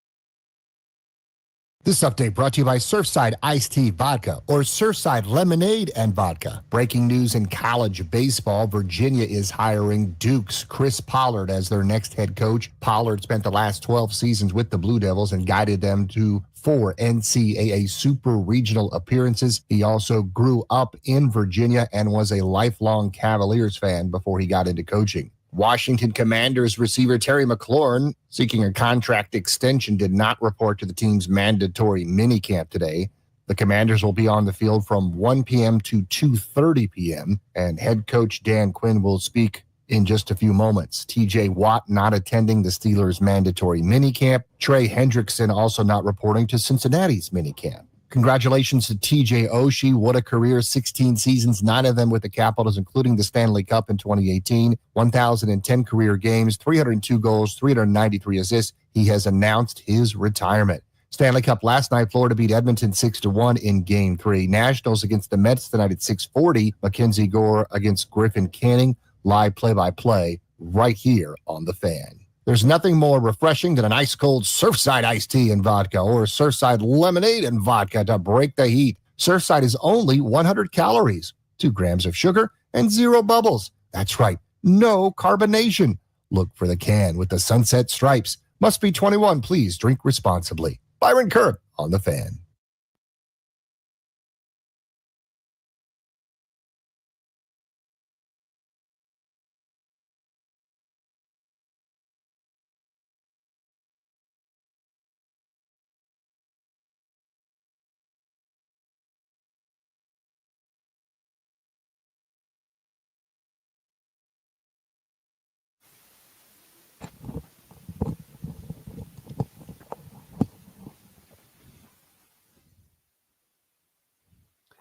All right, I just did a Twitter poll. Commanders fans, how you feeling about the McLaurin situation? I gave 3 options. Try to be fair here. I said, relax, it's June. Not great, but not too bad. And then I'm worried. So far, only 5% of people have said they're worried. 33% saying not great, but not too bad. And 61% saying, relax, it's June. Okay.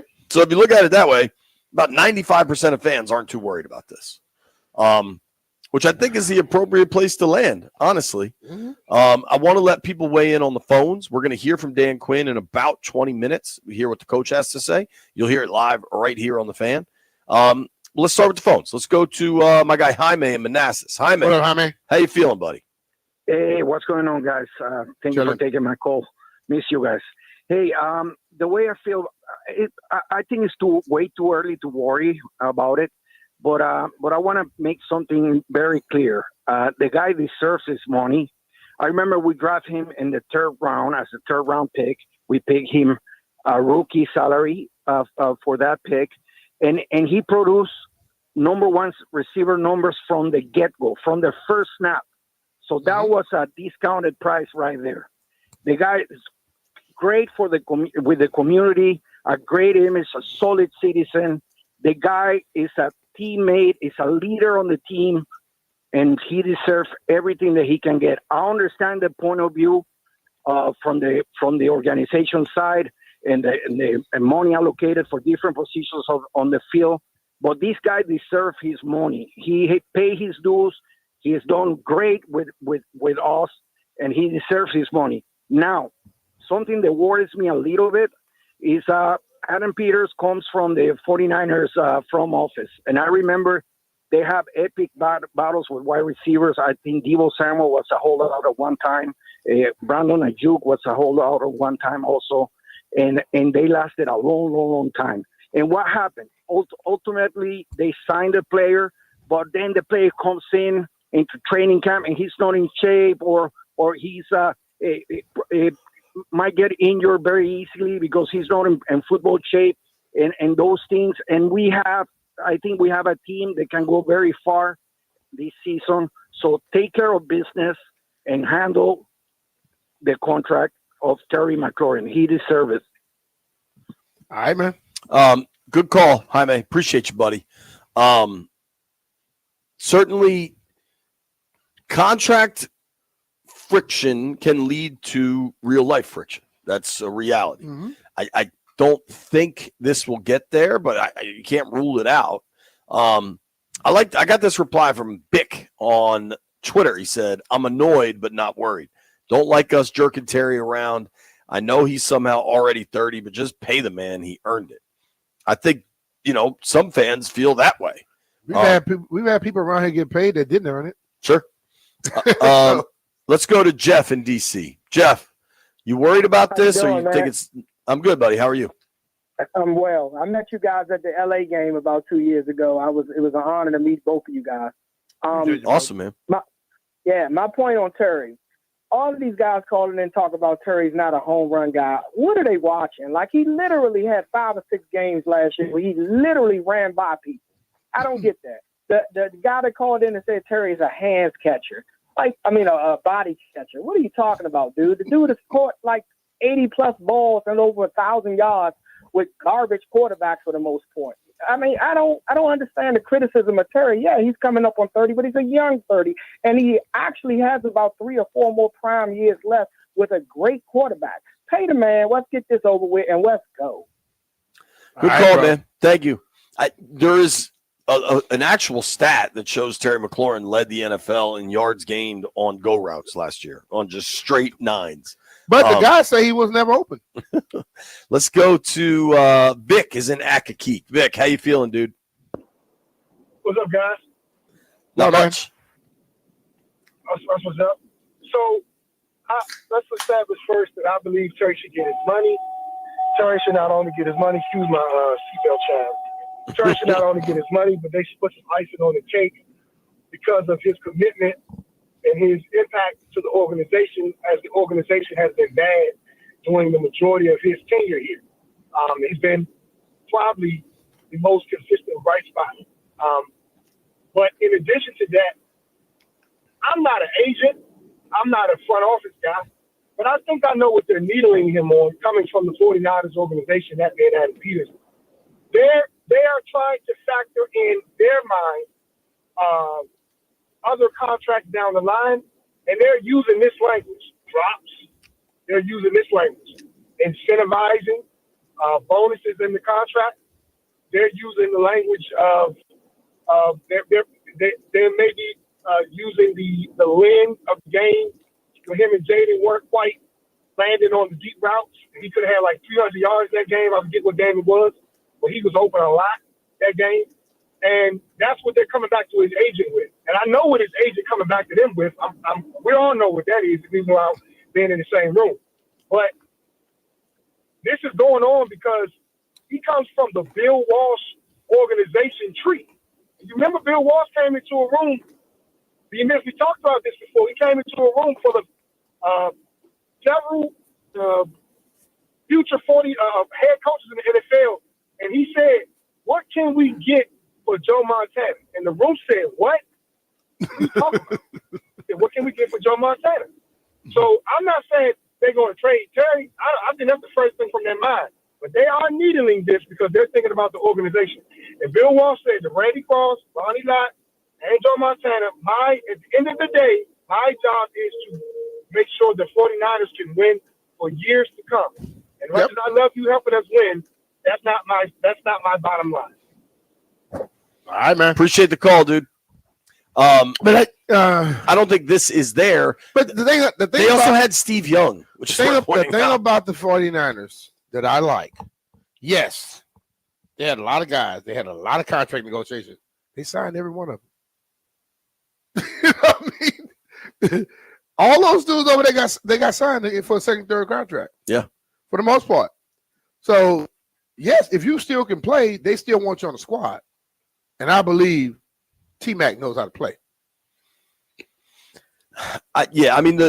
The Niners situation is, going back to Joe Montana, they had Steve Young, who they had to do something with, and that's why they traded Montana. Mm-hmm. It was visionary for the long-term health of the organization. I get that, but having Steve Young changed that scenario.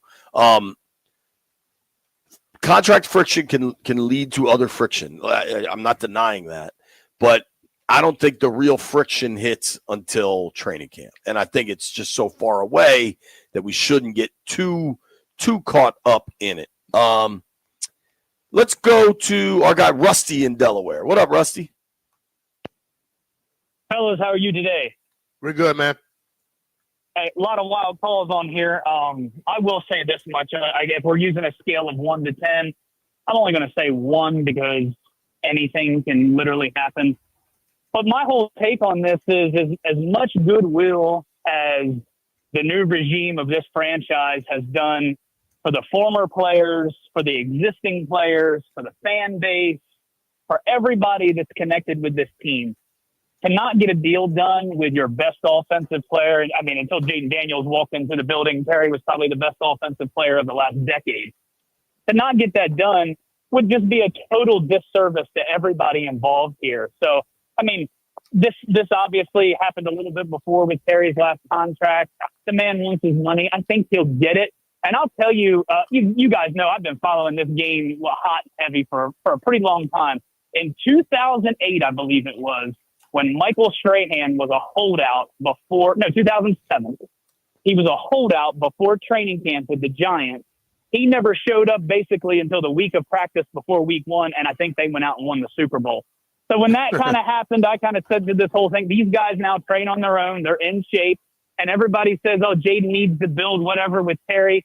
Jaden's a unicorn. I mean, when Terry gets there, I think they'll fall right into line. And I think this will all be, just conversations that we've had in June. But I'm upset he's not there. I want to see him there. But I think, I don't even think we'll have to wait until July before this whole thing gets done and he's back, on the practice field. All right, man. Thanks, Russ. Appreciate the call, buddy. You know who had like really, really tough contract talks late in his career? Ooh. Michael Jordan with the Chicago Bulls. Can tough contract talks impact things? Yes, they also cannot. Yeah. My boy Los in Severna Park. What up, Los? What's up, man? Hey, man, it was good seeing you yesterday. That was a fun event for the Capitals, man. Good to see you, man. That was a cool event.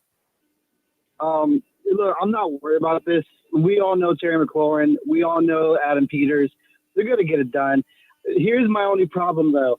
How much money are we going to give to, you're right, a 30-year-old wide receiver? And I'm not saying he's old. And I'm not saying that, 30-year wide receivers can't do their job, but how much is too much? And also, wasn't he the first wide receiver to get a contract during that time where multiple wide receivers to look for a contract? So maybe he's not trying to be the benchmark. Maybe they're just waiting for other wide receivers to get paid so they can be the benchmark. That's my take on it. Thanks for taking my call, guys. All right, man. Thanks, dude. He wasn't the first. He wasn't the last. The benchmark right now is probably Higgins and DK. That's what you're looking at. As far as the 30-year-old thing, that is kind of interesting. I'd love to see what, if any, numbers support. It's also important point. He's not even 30 yet. He's 29. He'll turn 30 going into week 3, I believe. His birthday's right after mine. I think. I really believe that all these new little sayings 40 is a new 20 and all those different things, 50 is a new 30, all that crap. Football, that has to come into play in sports as well. People are playing longer these days. Everybody's not running away from the game. There are people that are still playing longer in the years now. Hell, there were guys who did it back in the day. So if guys truly take care of their body and things like that, they can play beyond 30 and still be relatively effective. So I don't look. I didn't believe it when I played. I think there are people today that despise that. Oh, he's 30 now. Who cares? It's a lot of dudes in their 30s in the league. Yeah, I mean, he's coming off his best season. So I just. It doesn't look like he's going the other way, right? Right. It looks like he's ascending to me. At 31, I just randomly pulled somebody up. Santana Moss went for 1,100 yards and 10 touchdowns with Donovan McNabb and Rex Grossman starting. Yeah, players can play. I don't know who's a good comp for Terry. Let's look at when Reggie Wayne was 30 years old. He went for 82 catches, 1,145 yards, and 6 touchdowns. Reggie Wayne from 29 to 32 went for at least 1,100 yards every season. That dude from Louisiana. Then in 2011, only had 960 and had another 1,300-yard season at age 34. That's another Louisiana guy right there, isn't it? I'm just saying, like, when you're a good player. When you can play, you can play. How old was Tanner when he stopped playing? 34? Something like that. You know, I listen, I hear it. I hear it from a lot of media people. I hear fans always trying to do it again. And I hate to hear people just repeat stuff that they hear. How are all the people that play beyond 30 and still are very effective? Do you ever give that any thought? What if the dude can sign a deal here that picks up next year? He'll be 30. So let's say he played till 34. And his last year, let's say he go another 1,300 yards. You're going to say, oh, man, we should have never gave him money? Donald Driver, who Donald played for a while, too. Yo, I'm just saying, like, I'm trying to find a dude that, isn't necessarily not. I mean, he's not in the Hall of Fame. 4-time Pro Bowler, was a really good player.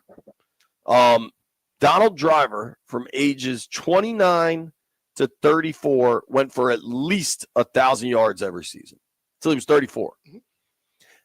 A lot of it hinges on quarterback play. All of it hinges on quarterback play. If your quarterback sucks, you're not going to be getting the numbers you're supposed to be getting. If your quarterback is damn good and you're a damn good player, you could get those numbers. Hell, what Terry did last year, he couldn't have done that with those other quarterbacks they had prior to Jaden.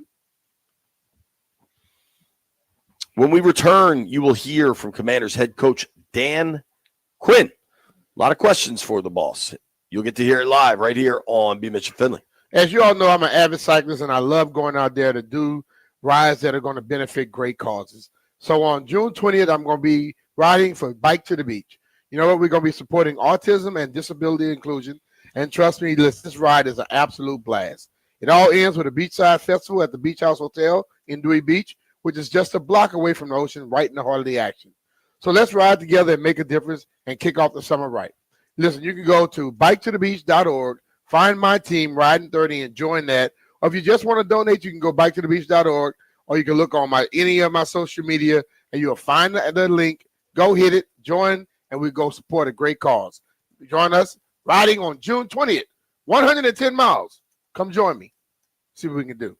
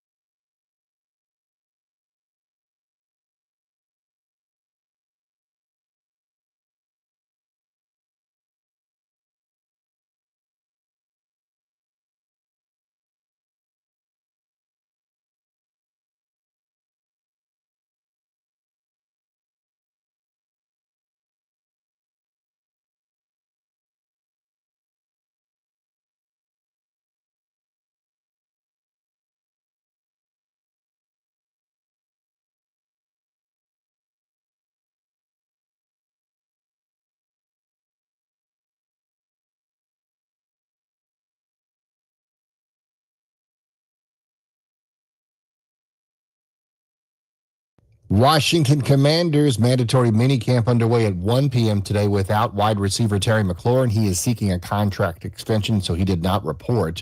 Around the league, T.J. Watt not attending the Steelers camp and Trey Hendrickson not there for Cincinnati. Breaking news from college baseball. Virginia has hired Duke's Chris Pollard as its next head coach. Pollard spent the last 12 seasons with the Blue Devils, and when they faced UVA this year, they swept them in Charlottesville 3-0. TJ Oshie has announced his retirement from the Capitals, 302 goals, 393 assists, and over 1,000 career games, 16 seasons, and, of course, the Stanley Cup in 2018. Stanley Cup Finals Game 3 went to Florida, 6-1 over Edmonton, and Nationals and the Mets tonight at 6:40 on the Fan, Mackenzie Gore versus Griffin Canning. Colorado coach Deion Sanders has been at his estate in Texas dealing with an unspecified health issue as the school's annual summer football camps began last week. This from USA Today.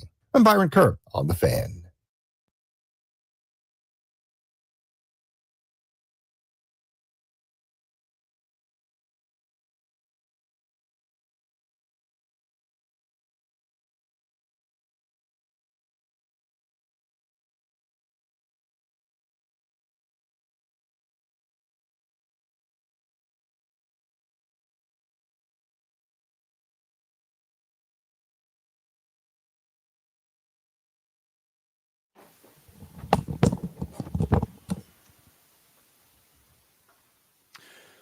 B. Mitch Finley 1067 The Fan. Commanders minicamp practice scheduled to start in about a half hour. The plan is for them to go from 1 to 2:30 today. We'll get to talk to players this afternoon.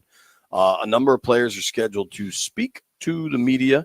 Currently, the plan is that we're not going to get to talk to Laramie Tunsil or Marshawn Lattimore. We'll see if that changes. We should talk today, though, to Javon Kinlaw, Brian Robinson, Tress Way, always a fan favorite. So that should be, we should learn a lot. B, let's do a quick role play. You be Coach Dan Quinn. I'll be me. Okay. Hey, Coach, Terry McLaurin's not coming to minicamp. How does that impact your plans for these practices? Well, you know what? We got guys here. We got to make sure we get the guys ready to go. Terry's a guy we're not necessarily worried about. That'll take care of itself, and we got to worry about the guys that are here right now. Dan, what type of message does it show to the guys that are here that Terry isn't? Everyone knows how Terry works, and I'm sure everybody knows that they have their own issues, and one day it may be them, so they're not going to be concerned about that. What happens next with Terry and the organization? You got to talk to Adam about that. You know that's what he's going to say. I do. I know how it's going to go. I thought maybe that would be a useful session for folks that are going to get worked up when DQ does eventually answer some questions. My gut tells me DQ will answer 1 or 2, maybe 3 Terry questions and then kind of shut it down. And I think even in the questions he does answer, those will kind of be shutdowns too. Yeah. I don't think they don't tell you much. No, I don't believe he will. I don't think there's much to tell. I think this is honestly as easy as it is to just say. This is the part where coaches hate. Right. They know that the guys get paid to play this game. It's the last thing they want to discuss because they don't control it at the end. Now, if they ask them do you need him here? Yes, I need him. But they're not going to tell you that. Right. They're going to tell the media that. Totally. You know, and then they don't have final say. So, as collaborative as this approach is with Adam and DQ and Cliff and Joe Witt and everybody, like this will boil down to Terry McLaurin's agent and Adam Peters getting this done. Yeah. Yeah.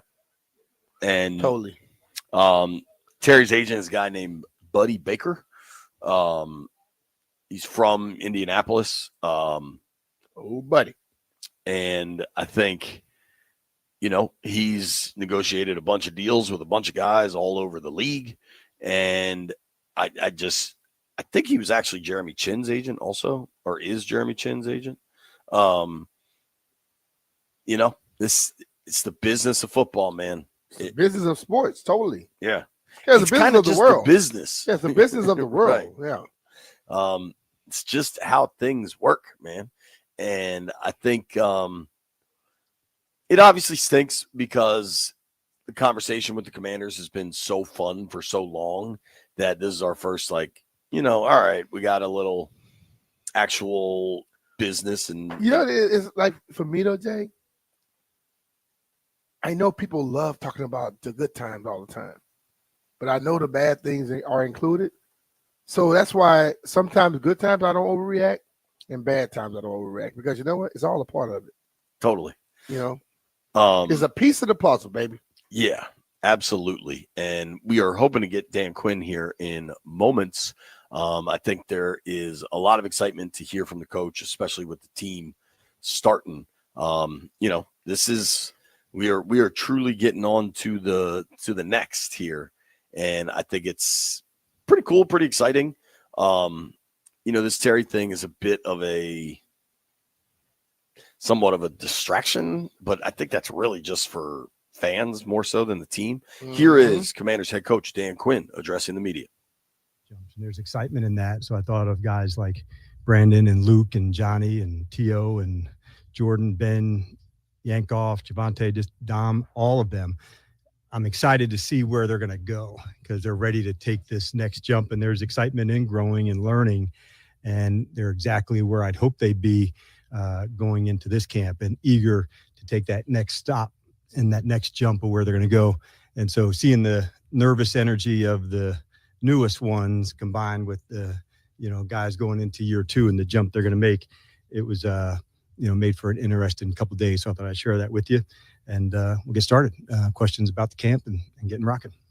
Obviously Terry not here. How does that affect you guys just in terms of planning these sessions? And is there at all any concern that it could affect the offense as a whole down the road as they really build that rapport together? Sure. And the good news is lots of rapport has been built.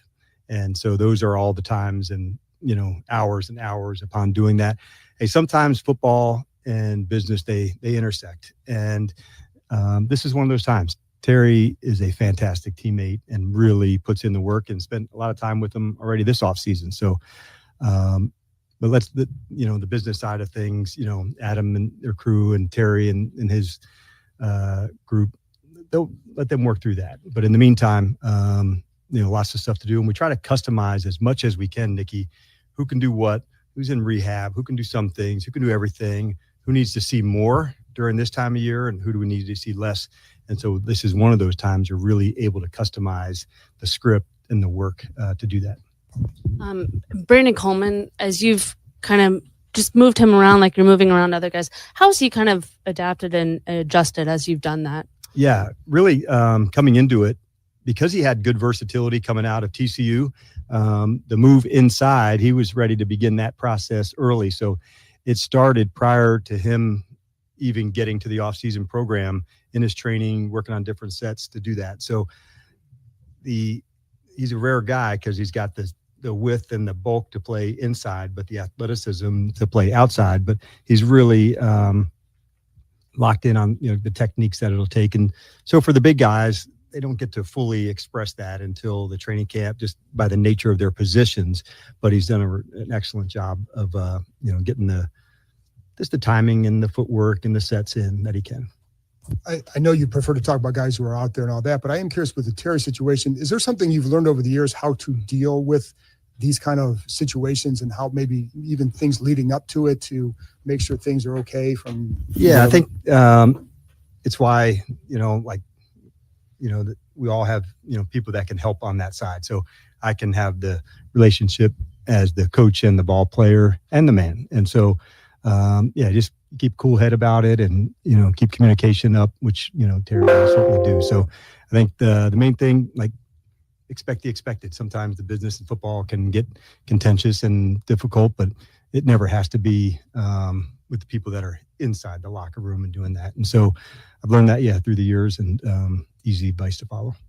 Laramie and Marshawn are here this week. Correct. What are you expecting to see from them, especially with Marshawn coming off the hamstring stuff and all? Yeah, like I was saying earlier, a little bit customized, John, who will do what, how much we'll get. So, and it'll kind of depend on the day as well, what we want to feature and where we're at. But they're both doing good and pumped they're here and getting rolling with us. So they're really, I've enjoyed, like spending time with them here, like for Marchand, when it's traded, it's in season, it's already intense. And so it's in a different atmosphere. You get to have some good conversations. And same with Laramie from the trade. They get him here. I got a chance to meet, his family, when he arrived here. And so not every time you get to do that. So, I took that time to spend time with, his son and his family. Like that was a good deal for me to get a chance to spend time with him. I got to know his why maybe before he even got here and got into the locker room.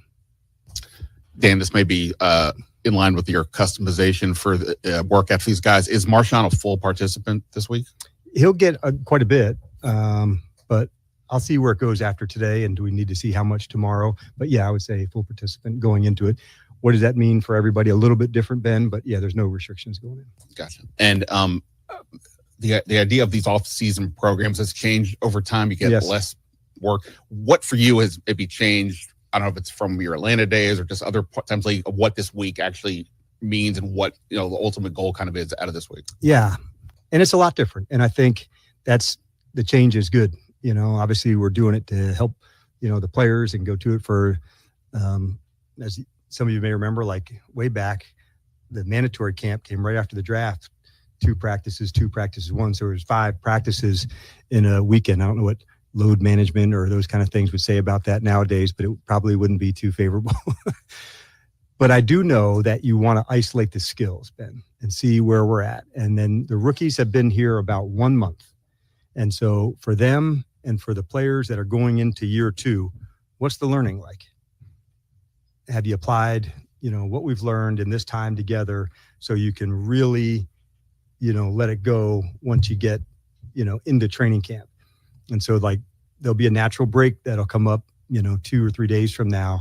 And there's almost like a 40 days before you get to training camp and having a real plan for what that looks like. But in this space, I always like to see the newest players and their acclimation, where they're at. And it kind of gives you a little test, a little barometer where they're at mentally. And, regarding the playbook and that, to do the whole factors, physically, mentally, emotionally, like all the things you have to pour into it.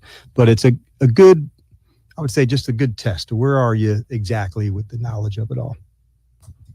Hey, good afternoon, Coach. Good afternoon. Kind of speaking actually to like how things evolve. If you had one kind of overarching, obviously can't be very specific, but goal for this mini camp for your team, what would that be? Well, number one, like always, like the health of the team. I love seeing the communication on all 3 phases, because if we can get that part right, I know the contact and those things will take place, but you have to have the communication down at a really, really strong level. And so I want to hear it. I want to feel that all the way through in all 3 phases, knowing that's kind of giving you information as the teacher that the student knows it. Oftentimes we've all been in classroom where there was good teaching that went on, but we don't know if there was good learning. Those lecture halls that we were like for a long time. And then, okay, I don't know, I wrote some things down. I might've missed a half hour there somewhere. Like when the communication happens on the field, you get feedback as a coach. This is happening. He understands that there's a good communication. So that's what I like to listen for. Martin, just kind of like your overall thoughts. I know there's like some question kind of out here, like where exactly you guys are going to employ him. I know you don't want to give that away, obviously, but there's just some general thoughts on his skill set. Yeah. Number one, he's got a lot of experience at some outside backer, and, being on the edge, we'll feature more into that. He's got a good special teams background as well, but we'll feature him on the edge and outside linebacker kind of roles. And then on teams, I really think it's probably 3 or 4 out of the core. And he's off to a good start here. I've really enjoyed connecting with him, Dietrich, Jonathan Jones, JK, to name just a few, of getting to know them and who they are. And so that's been an important part for me through this off season. Coach, hi. If I could just ask you one more thing about Terry. Obviously, we know what he's done on the field in terms of numbers. You touched on it a little bit at the beginning, but in terms of his intangibles, especially for the rest of the wide receiver room, what do you think that he has brought to that particular wideout room? Well, for a long time, there's really, really high standards, of what a professional can be. I can think back to one of the things he was working on last training camp, and I remember standing with Adam. He was working on low catches, so they were like, either stationary or running catches that were below the knee. And it's like that type of specific throws after practice that were down towards his feet. That's a pro's pro, where he was finding the smallest of detail to get better at, not the catch that's right here. And he was already exceptional at tracking the deep ball and looking over his shoulder. So I love when people are finding a specific thing. I want to work on that thing to get better at it. I think Terry, that was like a clear demonstration of that. It may sound like a small thing, but that's really, like finding the edge to say, what can I, work on? And one more thing, you said you spent a lot of time with the rookies. Obviously, that's such a tough transition, I think, for any player to come from college to the pro level. What do you hope that they take away from this particular mini camp in this time period that they've had? I want them to know that the process that they're going through is normal, and I want them to fail successfully some, knowing that there's going to be mistakes, and this is the only way they know if this technique that we're teaching is going to work. If you don't do that, you're really shortchanging yourself, because the way Jason Simmons may teach a specific technique may be new to them, and then all of a sudden it just clicks. And okay, but you do have to apply it and try it to go. And at the end of it, I think you need to show them belief. I think that is powerful when you're seeing them do it. I don't think it can be just blind, hey, you're going to be great, and then not showing all the work that has to go into it. But knowing that there's a process that all the people have gone through, and early they were guarded. I don't know what it's going to be like here. They'd heard, okay, the people will look after you, meaning the other players, to help you grow. And so I think that helped, knowing, like, one of the questions I ask is, who's made a big impact on you since you've been here? And so many times you hear it's this player. Sometimes it might have been somebody they sat next to in the locker room, but not at the same position. And so it kind of gives me a little test too, to know who's already making an impact as they're going. So it is a question, like during these meetings over the last few days. But it's a hard process for them. They're realizing all of the reps matter. They don't get a lot of them. So when I can deliver, I'll get some more. So it's like step by step as it's going. Are there any tweaks or adjustments you've made to minicamp, even from last year? Not necessarily as much from last year. We're still working game management situations. We probably worked a little more third down and no huddle. And I would say maybe, because now we've been through, to say we emphasized more of the third down this offseason. So that's probably a byproduct of that, where last year it was, we're not going to miss one step of the installation, one step of that. So maybe a little more customized this time around. Hey, Coach, I know you mentioned the players who are in year two and, Yes. and seeing their growth. So what are you looking to see from the veterans on the team who are new to the team this year? Yeah, that's onboarding as well. And we had talked about some of the guys who had come in. They're different than the rookies. This is their first year in the system, and it's everybody else's second year. And so over that time, have they learned, the standards we've set? Have they learned the techniques that we want?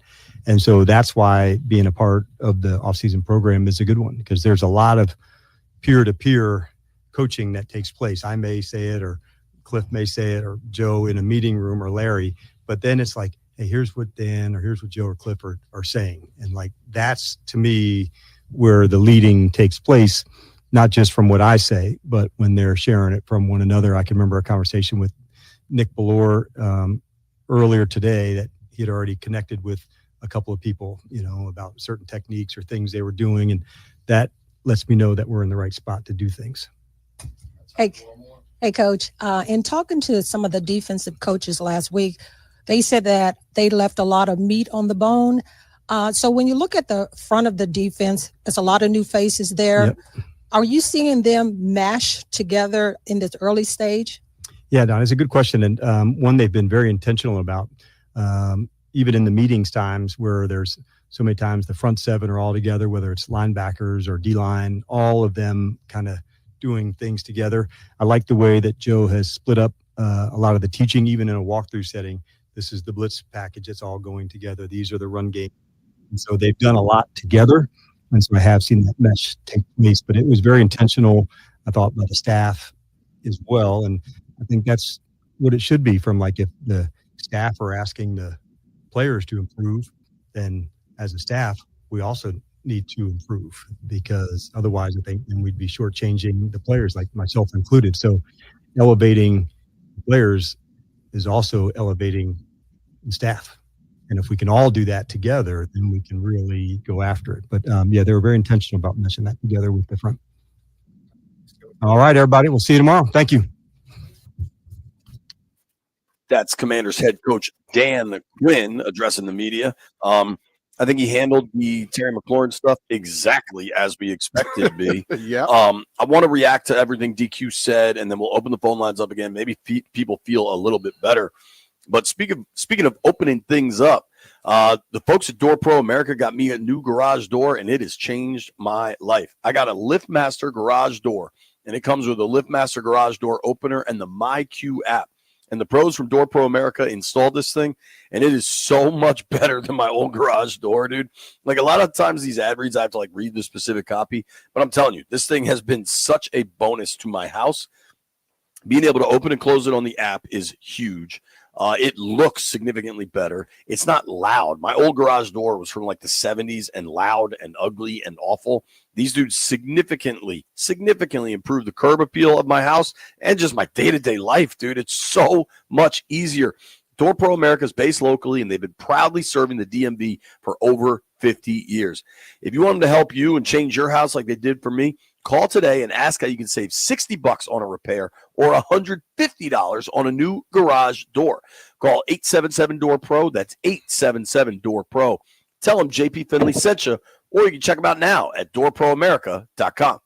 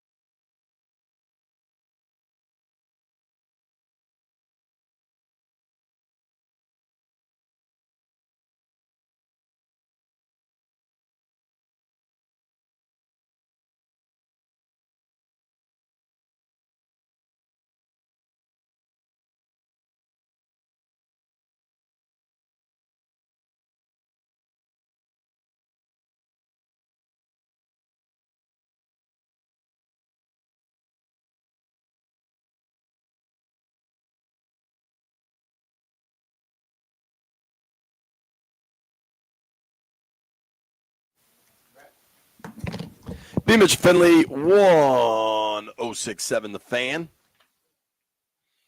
We just heard from Dan Quinn. I wrote one quote down because I thought it was important. I put it on my Instagram page if you want to see it. Dan Quinn said, sometimes football and business, they intersect. Terry is a fantastic teammate and really puts in the work, and we've already spent a bunch of time with him this offseason. Yep. If you're at a 0 and I'm at a 1.75, I'd say Dan's at like a -10. Right? Yeah. Listen, man, coaches know workers. Coaches know players that have bought in. But professional football coaches, they also know that this side has to be taken care of. And when he discussed, it gets contentious basically, but it doesn't have to all the time. Terry not getting contentious with anybody. It may be Adam and the agent talking to each other, but Dan is still in communication with Terry. I'll put money on that. Dan is a different dude, and he understands that he has a relationship with the player and the person. See what I'm saying? So when you're dealing with this, listen, man, if I go to my coach, the coaches I respected, Coach Gibbs, Andy Reid, if I was in the contract negotiating, I walked in the office and said, hey, Coach, we know what's going on, but, hey, I'm taking care of my business. I'm going to be here as soon as I can get in here. They will understand and will respect that. And one of those coaches probably say, hey, handle your business. Because they knew me and they knew I was going to take care of I was going to be ready to play when I got in here. I wasn't going to mess around. They're not giving me the deal. I'm pissed off at everybody in our organization. That's not how it goes. But those agents and let's be real, you've seen agents and GMs that had contentious discussions. When you go to the combine, you see them having some drinks over there at the place, don't you? Yeah. Because you know what, you got to get over that. You can't be sitting there holding no damn grudge. The man might have won in that first negotiation. You may win the next one, but you move on because negotiations will have some hair raising on the back of some necks, man. Believe me. Totally. And my agent told me one thing. Charlie said, I wanted to fight Charlie, man. But me and Charlie Castle are still good friends today. I never said nothing to Charlie about it, because I would have said something. I couldn't stop with the other stuff I wanted to say. Phone lines are open, 800-636-1067. Let's take my man Nick real quick. Nick's been on hold a long time. What up, Nick? Nick, you feeling better after hearing DQ's not too worried about this thing? Yeah, I think I'm not worried about it too much, but what we got to watch out for, when you guys have been talking about it, this has become a trade-happy league, man. And if you're a team that has an okay defense and you got two really good wide receivers, man, he'd be a nice third receiver for like the Cowboys or the Bengals if they would take him, because the trade. We ain't trading to the Cowboys. I promise you that. That would be, I'll go on a limb and tell you that ain't gonna happen. Appreciate you, Nick. Thanks, buddy. Hey, I would have to walk in the office and fight one of them if they try to trade to the Cowboys. Dan Quinn is not worried. Do you feel better about the Terry McLaurin situation? 800-636-1067. Phone lines are open. Mini camp, rather, is open.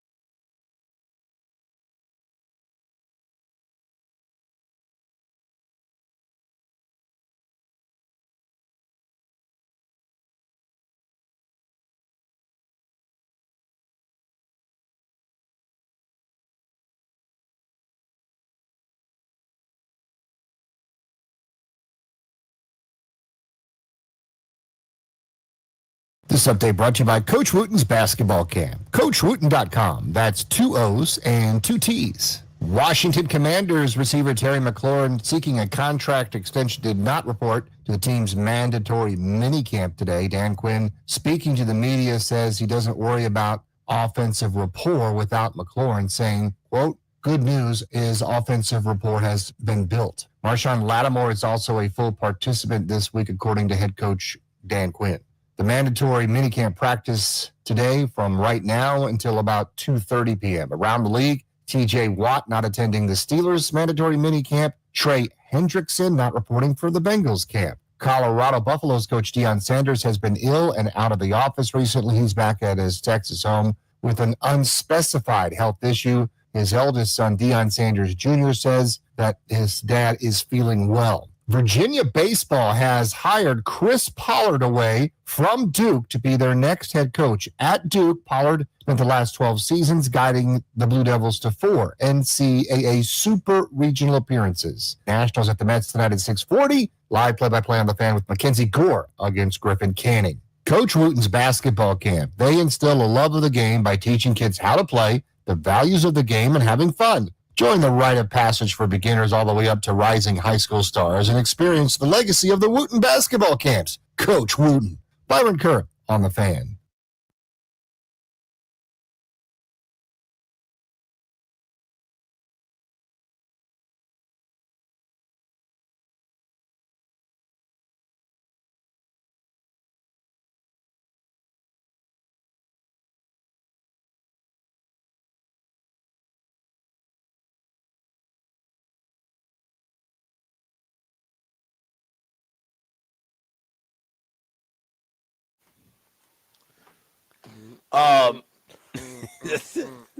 Shout out to Hail to the District. Dude just made me laugh. Liam Griffin covers the Commanders for the Washington Times. Mm-hmm. We just saw Liam putting some suntan lotion on.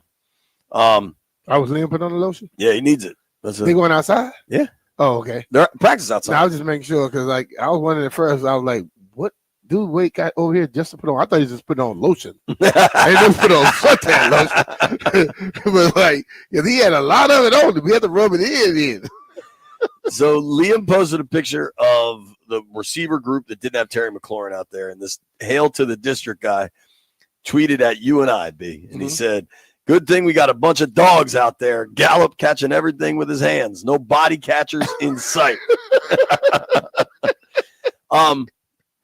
We're going to open these phone lines up. Oh, boy. 800-636-1067. 800-636-1067.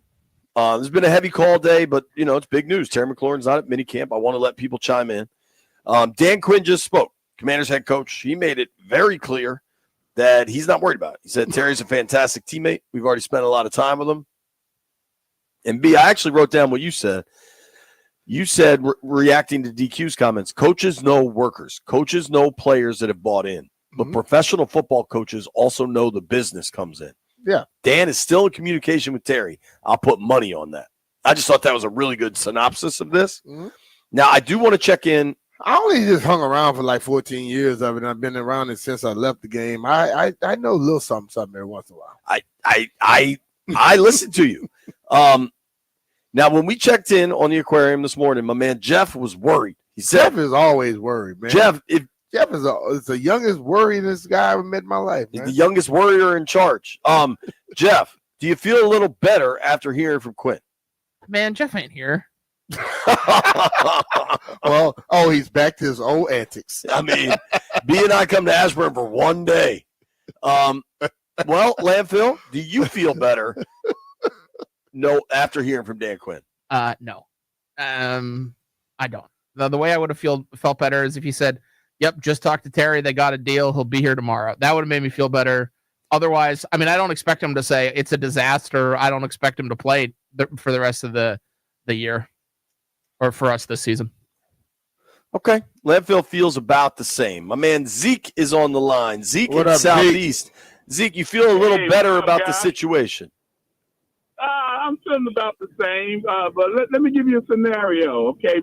Brian, right? Let's say this your last year, you're Terry. you're probably going to want the max amount of years and the max amount of money. Let's say you want 4 years, 30+ million. That sounds about right? 4 years, 30 million a year, you mean? Yeah. What really matters is the guarantees, though. Go ahead. Okay, but then on the other side, JP, now you're Peter. You're looking at this, you're saying, Jaden's contract is going to be up in 2 years? I'm going to have to pay him $70 million and pay Terry $30. Dude, that's $100 million. Z, can I pause you real quick? I explained this, but I know people are in the car at different times, so I'll explain it again. Jaden Daniels was drafted last year. Okay, his rookie deal is 4 years. Then there's a 1-year option, which gets that to 5 years. Jaden Daniels. Now, here's a number of things are going to happen with Jaden's contract. He's going to have a huge salary cap number in 2029. 2029, dog. It's June of 2025. Terry's deal will have guarantees on it the first 2 years of the extension. So that will give Terry guaranteed money probably through the end of the 2027 season. By the time 6, 7, he'll have because they're going to throw guarantees on it this year, 26 and 27. Yeah. By 2028, they'll be able to make a decision on that. Not to mention, and yes, Jaden, as soon as he's eligible to renegotiate to talk contract extension, which will be after the 26, they'll probably start talking contracts with Jaden February of 27, and he can sign then. And God bless Jaden because it's going to be a big number. He gets all his bonus money right away. All right? He gets the bonus money in cash right away. Right away. But for cap purposes, that bonus money gets spread out over the life of the extension. It's prorated. The big Jaden contract concerns for salary cap purposes do not hit until 2029. They make zero impact on a Terry McLaurin contract extension. Hopefully that makes sense. Yeah, I didn't understand. Yeah, that makes sense. So yeah, that makes a lot of sense. Okay, great. Appreciate it. All right, let's get to Matt in DC. Matt, what up, Matt? You feel better after hearing from DQ? I feel I've never really felt bad. Like I know that they're not morons. They're going to give him a lot of money, and he deserves every penny. All these people equivocating on it, and the body catches, and the no breakaway speed. How many big plays did Terry McLaurin make last year? Like the Bengals game. I mean, DK Metcalf, who's like a total stud, looks amazing in shorts, all that kind of stuff. It's like he's not. I mean, all due respect to DK, I do like him. He ain't half the wide receiver Terry McLaurin is. I mean, Terry had 13 regular season touchdowns and 1 in each postseason game, as I recall. Second team All Pro. Yeah. I don't get the equivocation by some of the folks calling in. Dude, I totally agree with you, Matt. I agree 100%. Bro, he just broke the franchise receiving touchdowns record. And there's been some damn good receivers. Gary Clark, Ricky Sanders, Hall of Famer Art Monk. Like, that was a great call, Matt. I appreciate you. I think it's going to get done. I mean, top of my head, I can think about the outrageous catch in the corner of the end zone week 3 against the Bengals. The huge play in the Lions playoff game where he went 75. He had that out. Landfill just dropped it in the text thread. But the play against the Cowboys before the missed extra point. I'm going to tell you how I think. Somebody calls in here and make the comment that caller made earlier today. I immediately dismiss him. I dismiss what he says. Because he can't be a fan. Because if he watched the games, he would know that the man can break away. And the other guy, the man has caught with his hands. Okay? So my thing is sometimes people say things and they got to let their friends know they're about to call in and say, I just keep moving on you. Keep these phone lines going. Moving. 1:30, we will not discuss Terry McLaurin. All right? 1:30. Can't wait for 1:30 to get here. What'd you think of DQ saying no restrictions on Lattimore? Cool with it. It shouldn't be no restrictions at this time. What was it? The season ended 5-6 months ago? Shouldn't be no damn restrictions right now. Dude, we just posted some video from. I would be way more concerned if there was some restrictions right now than I am about the Terry thing. Sure. I still have more concerns over the Lattimore than I do Terry. Yeah. And Terry's not even here. NBC4 Sports on Twitter just posted a really good video of Laramie Tunsil, who's here working out with the boys. I retweeted it. First replies from our guy, Big Boy Genius. You know what he said? Right. That's a big MF. I like that one. That's a big man, he's dude. big, dog. That's a big man. I saw him yesterday walk across the field. I was like, that dude is huge. Jason Garrett is here today, and I think Will Muschamp is here today.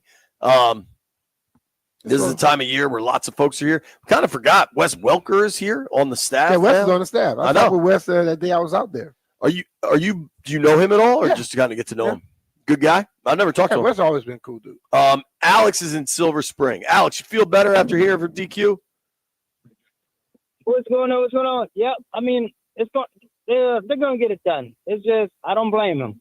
Do you be Mitch? I mean, you were a player. You know what I mean? You got to do what you got to do. It's a business. That's it. You got to. Yeah. So I mean, I love to do everything else. Class act. Keep his mouth shut. I mean, and comes to work. And those are the ones that you really. But it's a business at the same time. So I know how it is and this and that. And what we're leaving out also is, man, he made these mediocre quarterbacks look pros. I mean, I was like, I thought Heineke was the real deal. The way, he made them look, him and all the others. Well said. All right, brother. Remember that catch he made against the Colts when Heineke said, F it? I knew Terry was down there somewhere. He just closed his eyes and threw it. It is fascinating how people are trying to, and it's a very few. But see, those are the people who probably never liked them. But they have to try and justify something to make themselves seem like they're smarter than everybody. You're not that damn smart. If you can't see that dude is a baller, then you're blind as hell. All that dude has done is overachieve anything that when he was drafted that they say he will do. It's all he's done. But then he's overrated. But then he followed that up by saying he'll be a lot to other teams around the league. If you're overrated, other teams around the league ain't gonna want you, right? Dude, so I just got this text. Not text, this tweet from Foot Model. This tweet. Shout out to the Foot Model. He says, maybe I'll get blasted here and I don't care, but I don't think Terry is worth top 8 money in the league. So let's take an honest look at that take. I think you could argue Terry maybe isn't a top 8 wide receiver. I think you could argue he is. I don't think anybody, but the whole thing about it is, it's not your fault when you become free. Right. The money is not indicative. And that's what most guys don't understand. Yeah, and listen, I know everyone is an expert in sports today, but let's be real. You don't understand that they sign a deal, you become a free agent, and normally if you become a free agent after you have a big year, they're going to be trying to pay you the money that's up in that range. You don't ask for it necessarily. It's offered to you. That's just how it works. I remember here when they was Lachey had just signed and then somebody else came up and they say we can't pay him that much. He wouldn't got that much. You see what I'm saying? Because it's not your fault that you become a free agent at the time somebody else does when you have a good year. Right now, Terry is outside of the top 10. I counted this earlier. 1, 2, 3, 4, 5, 6, 7, 8, 9, 10, 11, 12, 13, 14, 15. He's the 16th highest paid receiver. Mm-hmm. When he gets this new deal, he certainly won't be top 3. CD, Jefferson, and Chase will keep will occupy those spots. Mm-hmm. Maybe it'll be right around DK. So maybe, and remember, this is an extension. So this is for next season. Going into next season, before a free agent gets signed, maybe he'll be top 5. I bet before games are played, he's still not top 5. I bet he gets bumped down a little bit. Yeah, but like I remember I told you about Jim Kelly. And I bet by week 1, he's not top 8. Jim Kelly had a contract where he had to be in the top 3 paid quarterbacks in the league. So you sign a deal and you become number 3, he got $1 more than you the next day without even saying anything. And a lot of times people like to trip on the money someone is making and don't even know what the other people truly make. They just know that one number that they threw out. Oh, $40 million a year, or he signed for how many years guaranteed, or they throw the number out there. The number of the whole contract never really gets paid completely to the player. The guaranteed years is what get paid, and these guys get paid astronomical numbers. We don't make it. Okay, I didn't make the astronomical numbers they make now. I made a lot more than people would say what I didn't deserve. But you can't say that that's what they pay in this profession. That's you pay what you're worth, and if they offer you that type of dollar, you get it. Well, and guess what else is going to happen? Now, some of these guys might have fifth-year options, but guys like Jackson Smith and Jigba are going to become free agents. Mm-hmm. Zay Flowers are going to have to work a deal with, like Jordan Addison in Minnesota, Jameson Williams. Like, there's young receivers that are going to come up and get paid too. Like, the money is never static, and the best deal you can get today is a way better deal tomorrow. Mm-hmm. Harold is in DC. Harold, what's up, dude? Hey, what's up, fellas? My biggest What's thing up? is they talk about Terry not being a true number one or wanting to compare him to Chase, CD Lamb, and all those. He's that guy on this team. If you swap those guys out and give them what Terry had and give Terry the quarterback stability they had, he blows them out the water. Hey, They great gotta call. get the That's a deal great done. call right there, because sometimes instead of just being a damn hater, which most callers are, they hide behind the damn phone. They're haters. They call in and make those comments with nothing to back it up. This dude here understands. Put some of those same guys who we think are the greatest of ever, and put them in the position he was in for those first 4 or 5 years, and let's see if they make those same numbers. How about this? To your point, Harold, it's a good call. Josh Norris is a friend of the program, Underdog Fantasy.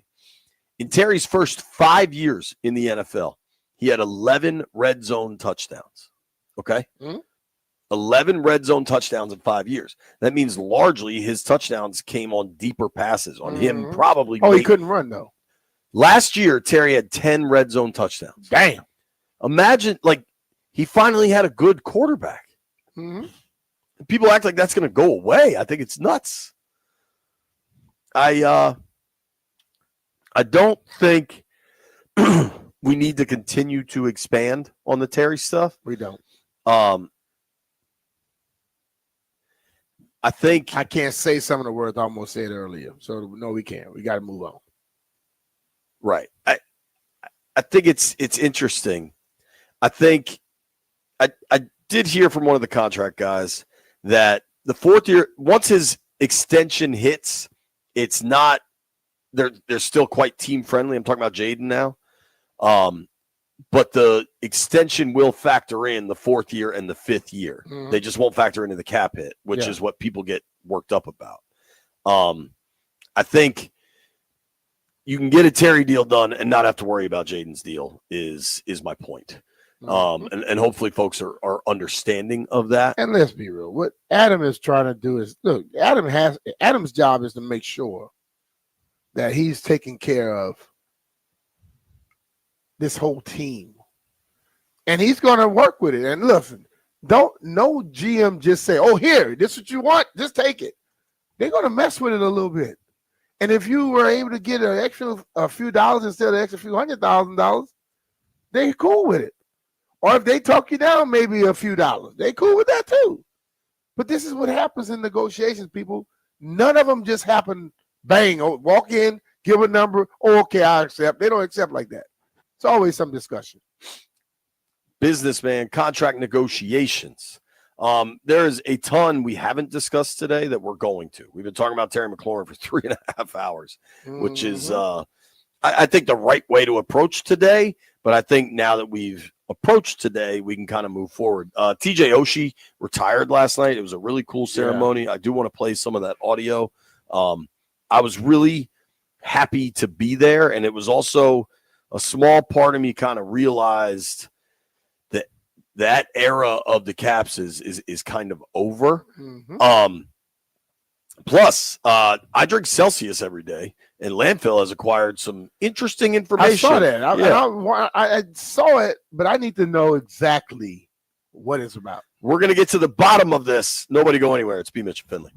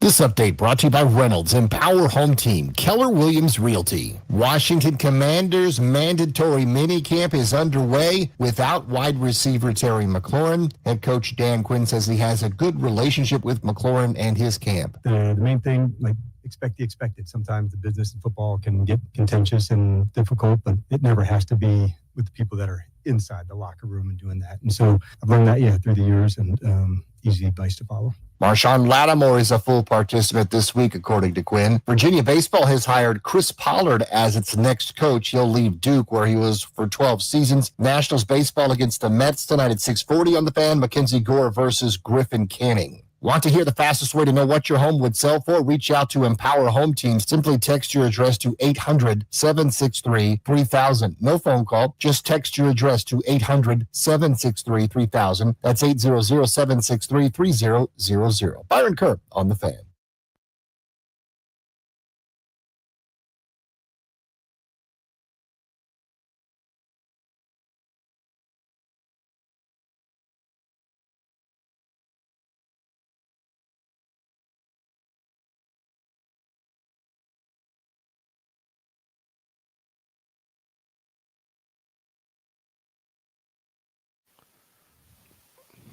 Want to come get it.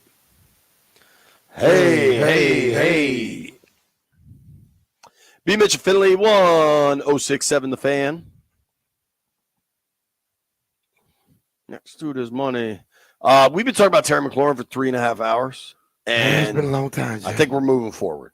We're on to Cincinnati, where Terry had dope-ass touchdown catch last year. Yep. A really big shift for the Washington Capitals yesterday. Not a surprise because, Oshie's been hurt dealing with a back injury, but he officially retired. When they said yesterday. it was going to have a special announcement, we kind of figured that. Yeah. I don't know why they didn't just announce it as a retirement announcement. Yeah. Maybe he wanted to be the one to say that. So I went to the event last night. It was the Georgetown Waterfront. I saw you. Tony and Joe's and Riverside Grill. Everybody was popping. It was beautiful weather. It was a lot of fun to be at, honestly. And the Caps did it right, man. They had kind of giveaways for everybody that showed up. They had face painting for kids. It was a cool event. They had a boat roll up with the Caps logo on it. It was neat. It was cool. Grant and Danny did their show out there. Osh took time to talk to everybody afterwards, which was really cool. That's cool. And it was funny. In his speech, he said, I was just going to do a social media post, but I guess we're going to do all this. And in other words, the team made me do it. Right. But he got choked up a number of times. I heard when he was talking about what's called by Backy and when they were on the road and stuff. He said, Ovechkin, Backstrom, Wilson, and Carlson, that crew has a real tight bond. And Backstrom and Carlson were there. Maybe others were there. I saw Backstrom and Carlson. Ryan Zimmerman was there. Carbury. Ryan did a lot of stuff. Ryan was in the Apple Blossom Parade I was in. Oh, really? Yeah, we hung out together there. Good for him, man. TJ Oshie is total class act. Yep. And I think we should all just be happy we got to cheer for him for this amount of time. Landville has a portion of his speech. Let's let the folks hear that, Landini. So to my family, friends, coaches, trainers, teammates, fans, and to the game of hockey, promise you this.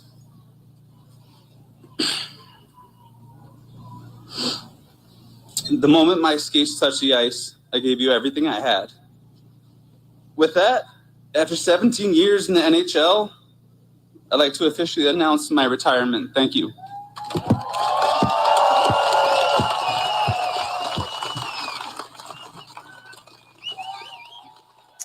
Obviously emotional. Dude played over 1,000 games in the NFL. NHL, sorry. NFL, you're not walking. Yeah. I just incredibly impressive dude. And it was just a tough, Ovi is going to be bad. It's contrary to that one email that went out. All reports show Ovechkin's back next year. Yeah. But most people think after that, Ovi hangs it up. and that he might play a year in Russia or something. But we know, I mean, Oshie and Backy haven't played for a while, but now like their contracts are done. Mm-hmm. Obviously the Caps have gotten younger. They should have the other Portis brother. Portis is really good. Chikrin's really good.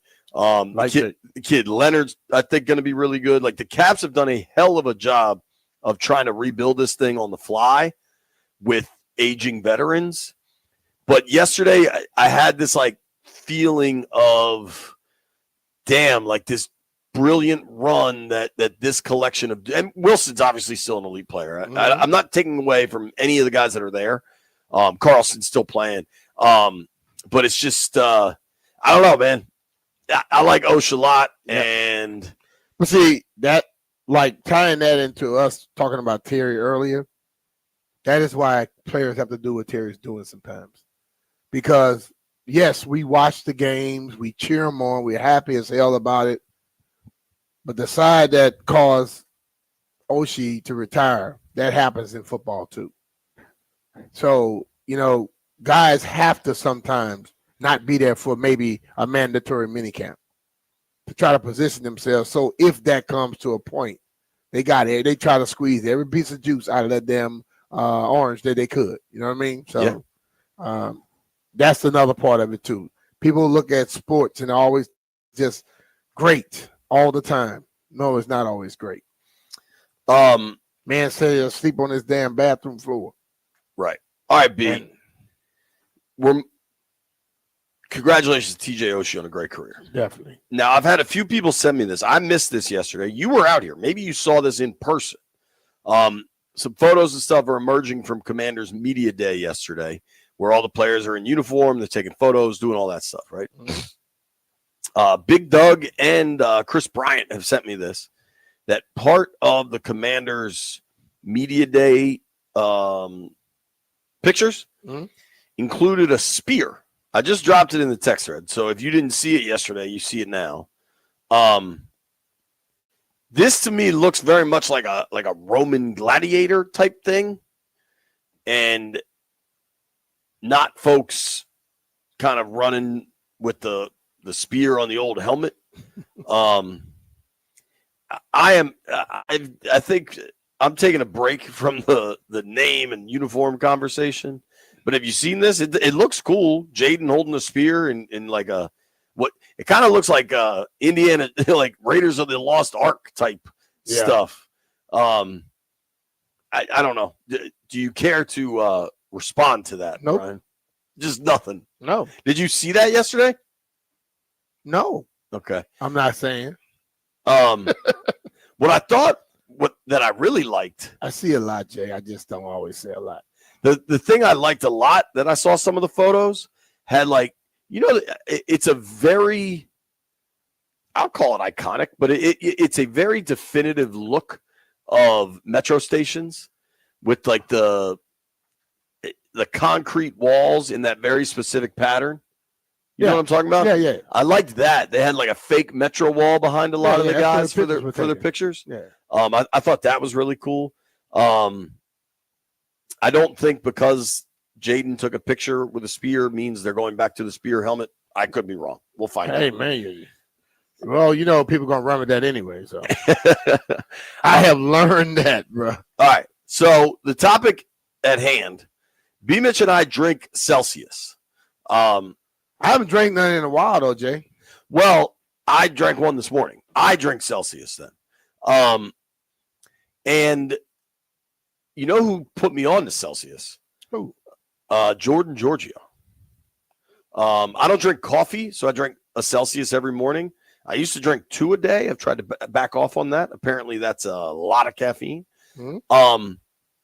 So Major League Baseball, landfill, that link's not working. I'm trying to find another one. I guess Major League Baseball came up with some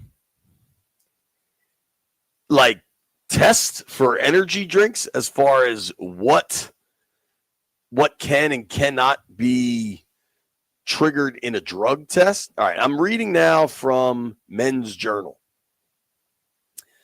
Professional athletes have to go through regular drug testing to make sure they're clean before they're allowed to compete. Mhm. Of course, professional athletes also use energy drinks because they often need to replenish lost electrolytes and minerals during difficult competitions and matches, much like me.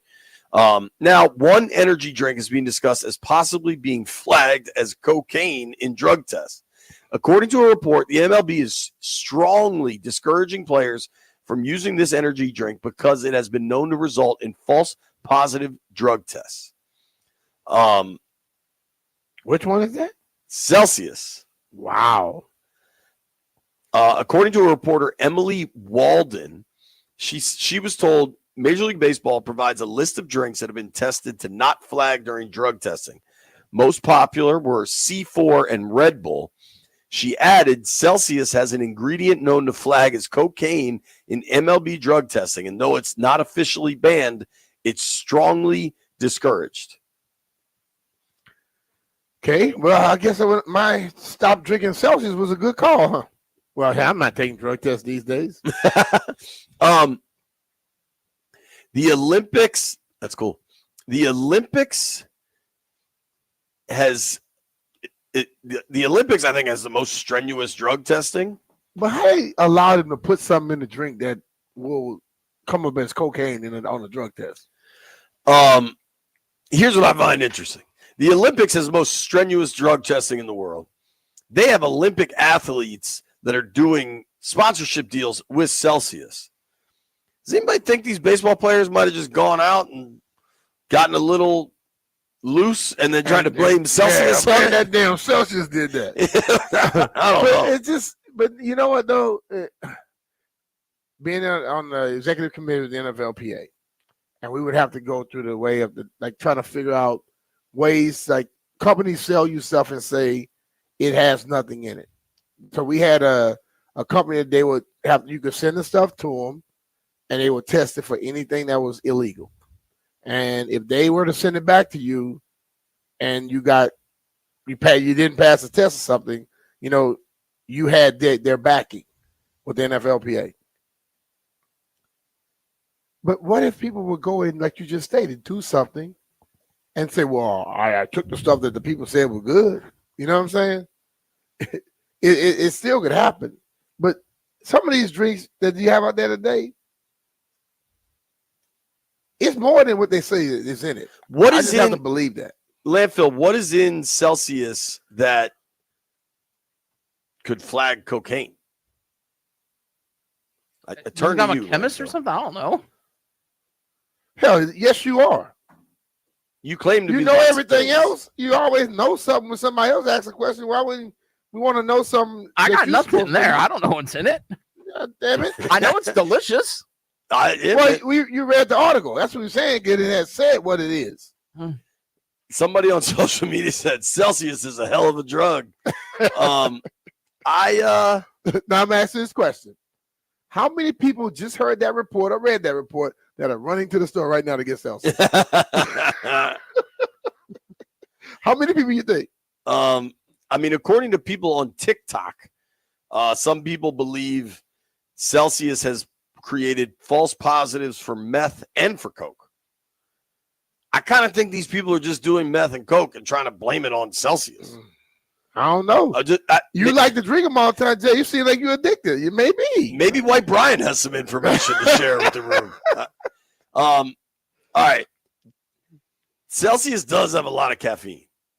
Celsius has 200 milligrams of caffeine in a can. All right, I have a Diet Coke in my hand. How much caffeine's in this joint? It doesn't really tell you. Most things don't tell you exactly what's in them today.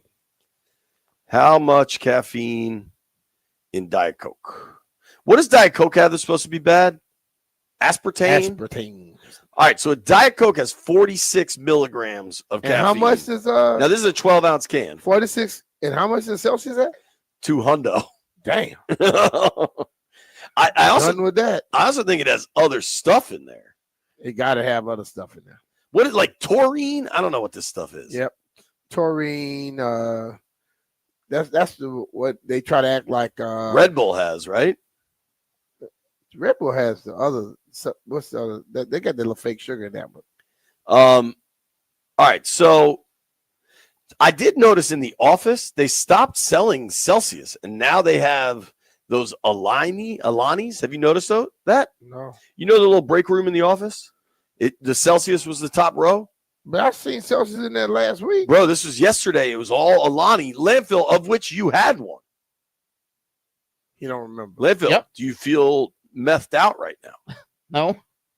Okay. B, you know how you like those bangs?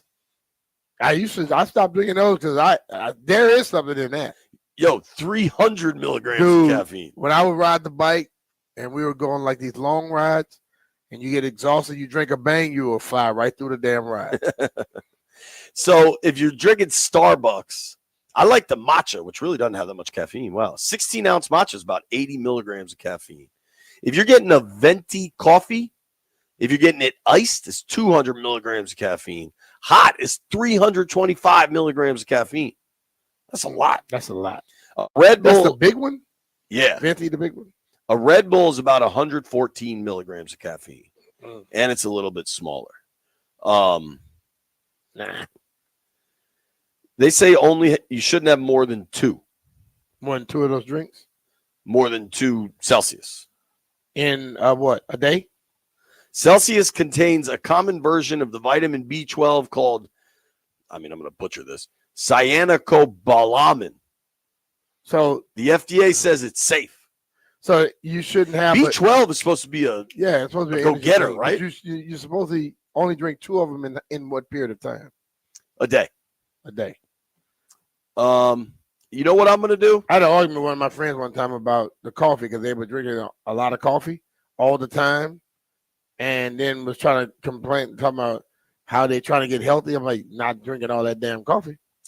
And they were drinking the Starbucks one, the big ones. Well, you get a big Starbucks, and I know some people that were in this media room an hour ago that get not only the big Starbucks, but then they add espresso shots to it. Yeah. Like I've done that. I've done that. You know what? Because like they tell you that when you ride the bike, just drink Coke. Drink a Coca-Cola instead of grabbing any one of those energy drinks, and it does more and does better for you than those drinks. Because those drinks got a lot of fake stuff in it. Keep the fake stuff to yourself. When we come back, we're going to make some bets.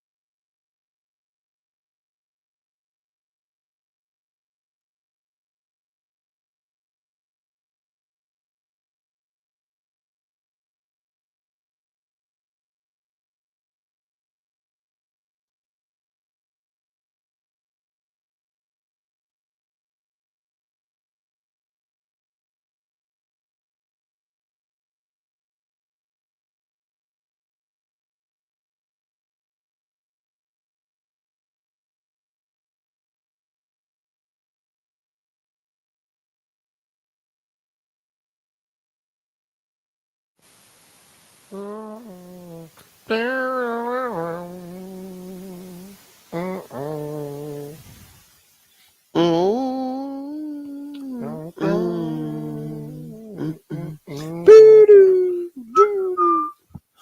Mitch and Finley, 106.7 The Fan. Tuesday's about gone.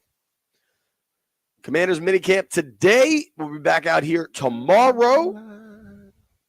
Dan Quinn ain't worried about Terry, and neither should you. What I like to do, though, is make bets. Let's do it. Heard it here first. Heard it here first.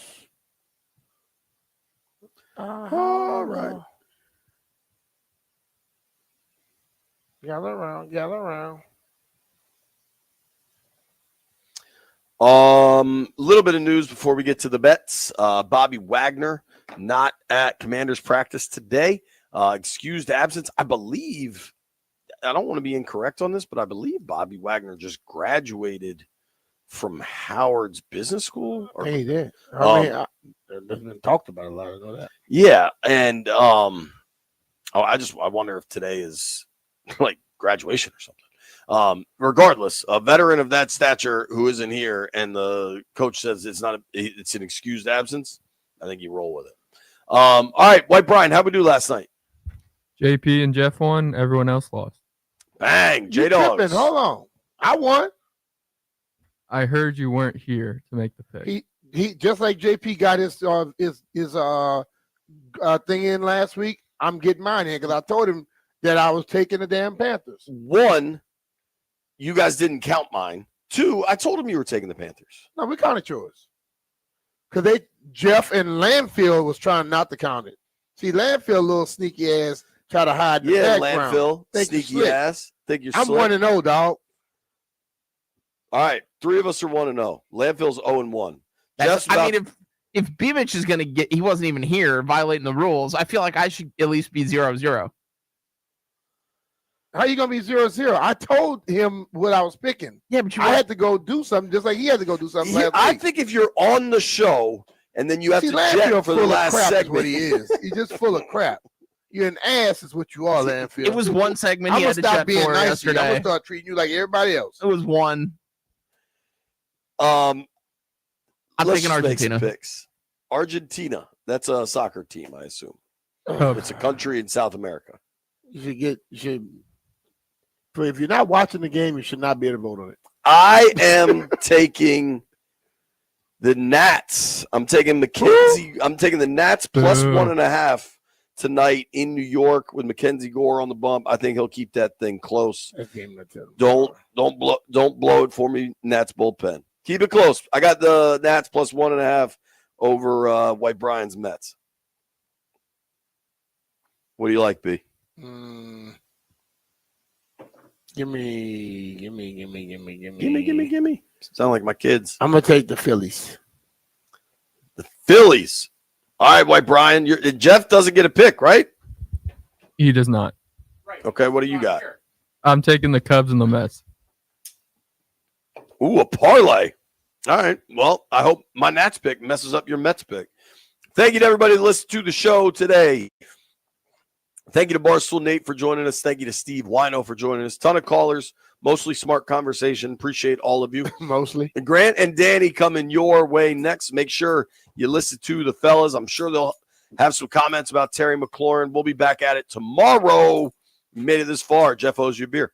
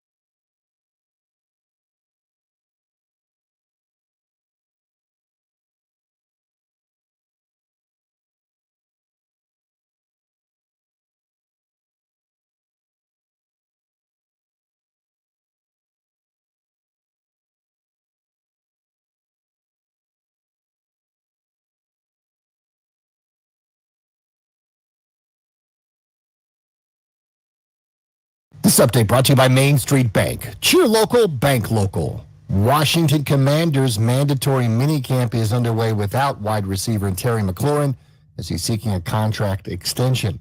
Head coach Dan Quinn says he likes McLaurin's work ethic. Well, for a long time, there's really, really high standards, of what a professional can be.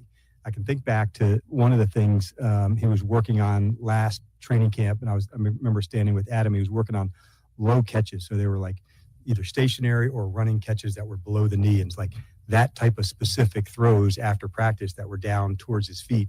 That's a pro's pro, where he was finding the smallest of detail to get better at. Marshawn Lattimore is a full participant this week, according to Quinn. Colorado coach Deion Sanders is back at his home in Texas with unspecified health issues, but his oldest son, Deion Sanders Jr., says his dad is feeling well. Virginia baseball has hired Duke's Chris Pollard as its next head coach. Pollard spent 12 seasons with the Blue Devils. Nationals baseball against the Mets tonight at 6:40 p.m. on the Fan. Mackenzie Gore will take on Griffin Canning. The NBA returns tomorrow night, the Thunder at the Pacers. Main Street Bank is a business-focused community bank proudly serving the DMV since 2004. Visit mstreetbank.com to learn how to put our team in your office. Main Street Bank, member FDIC, equal housing opportunity lender. Byron Kirk on the Fan.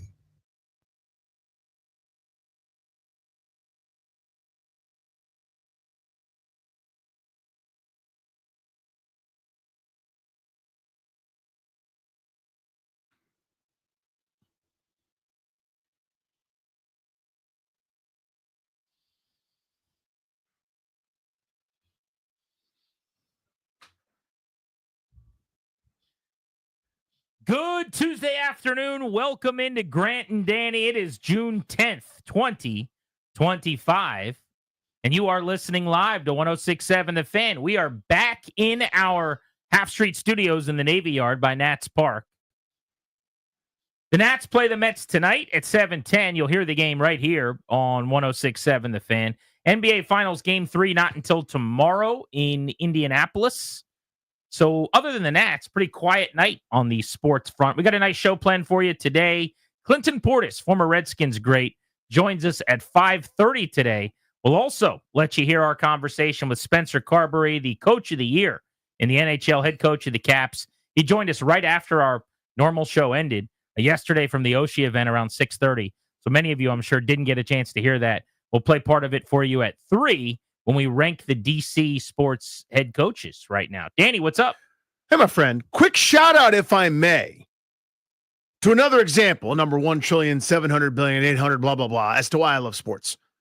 What do you know about the 4-seed Murray State Racers being the 4th 4-seed in a regional? Now, it doesn't mean, they're the 4th overall seed or something like that. No.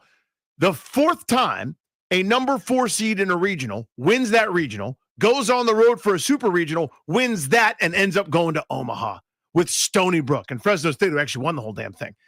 Murray State, the Racers from the Ohio Valley Conference, just to put it in perspective super quick, the way it goes is there are 16 teams, usually the top 16 in the country, give or take, host a regional. It's set up for them to win it, right? Because you've earned it, because you're great. 3 teams come to your building, play a little mini tournament. Usually you win that, then you go on the road or maybe host another one. In the Super Regional Best of 3 series, the winner of that is one of the 8 teams that goes to Omaha for the College World Series, right? It's a gauntlet to get through it. The 4 seed is usually somebody from a conference you've never heard of with teams you've never heard of. The 3 seed is kind of the level that I would have played at, like a mid-major sort of conference. The Richmonds, the VCUs are often those sorts of things when they win their conference. The 2 seed is usually from an SEC or an ACC school that didn't win their conference, but is still nasty and a threat. And then the 1 seed's the Blue Blood.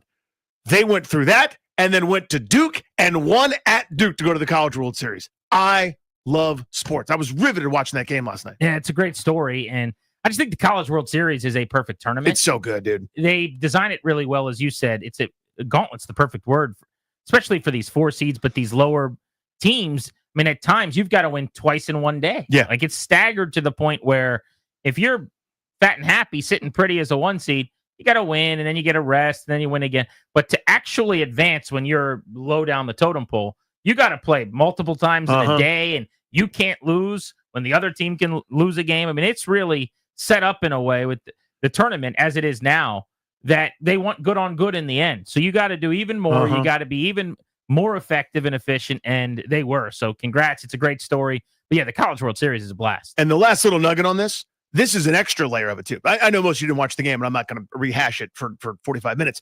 They thought they'd won. The game was over as far as they were concerned. Their dog pile on the field, you go to the videotape, it's an umpire review, then they end up calling a guy safe. They have to start over again after they think they're already going to the College World Series. Underrated how hard that is. Their jerseys are untucked. They've already dogpiled. They're bruised and battered and, tired from that. They've exhausted everything. They have to refocus and get the last out. They end up doing it, and they win again. Amazing. Pretty cool. You'll hear from Spencer Carbury, as I mentioned, at 3 today. I want to discuss the coaching landscape in D.C. Who you taking? Dan Quinn, Spencer Carbury, or Davey Martinez? We're going to have that conversation coming up in an hour. And when Clinton Portis joins us, we can get his thoughts on Terry McLaurin's contract dispute, in air quotes. I say that because it is a bit of a dispute. Maybe it sounds more negative than perhaps it is, but he wants to be paid. The team, at least as of right now, has not been willing to pay him, and so he is not at minicamp, and we could start there. Good news first, Danny. Laramie Tunsil, as expected. Yes. Did show up. Mandatory camp now. This is no longer voluntary, so he is on site. And Marshawn Lattimore, the maligned cornerback, is also out on the practice field getting work in for the Commanders. So while we expected that Terry McLaurin, the only guy in a contract dispute, might not show up, and we'll get there in a second, the other two guys that were not having contract issues and were no-shows in voluntary minicamp both did show up when they were supposed to. I didn't have any real concerns at all about Tunsil. He's always been at this mandatory stuff, and throughout his career, Lattimore generally has as well. But the Lattimore thing has just gone so poorly on the field, and now, to some extent, with his opt-in off the field, at least during the voluntary portion, that until I saw him, I was a little bit nervous. Yeah, that's exactly the way to put it, man. It's newsworthy in the sense that, okay, this is actually normal. Because we were speculating around OTAs, hey, he doesn't have that much guaranteed money on his deal. Is he agitating for something else? Is he going TJ Watt, McLaurin, Jalen Ramsey, some of the guys around the league that want to be treated to a better deal or want to renegotiate? Doesn't seem to be the case there. It's just a lack of caring about OTAs or whatever you want to ascribe it to. He's here now for mandatory stuff. So this is one of those, all right, nothing to see here. We can now wait for the appropriate timeline. But the big story, even if not surprising, is going to just be McLaurin. Yeah. The fact that he is not there and he is mandated to be there. So the team has the ability to fine him.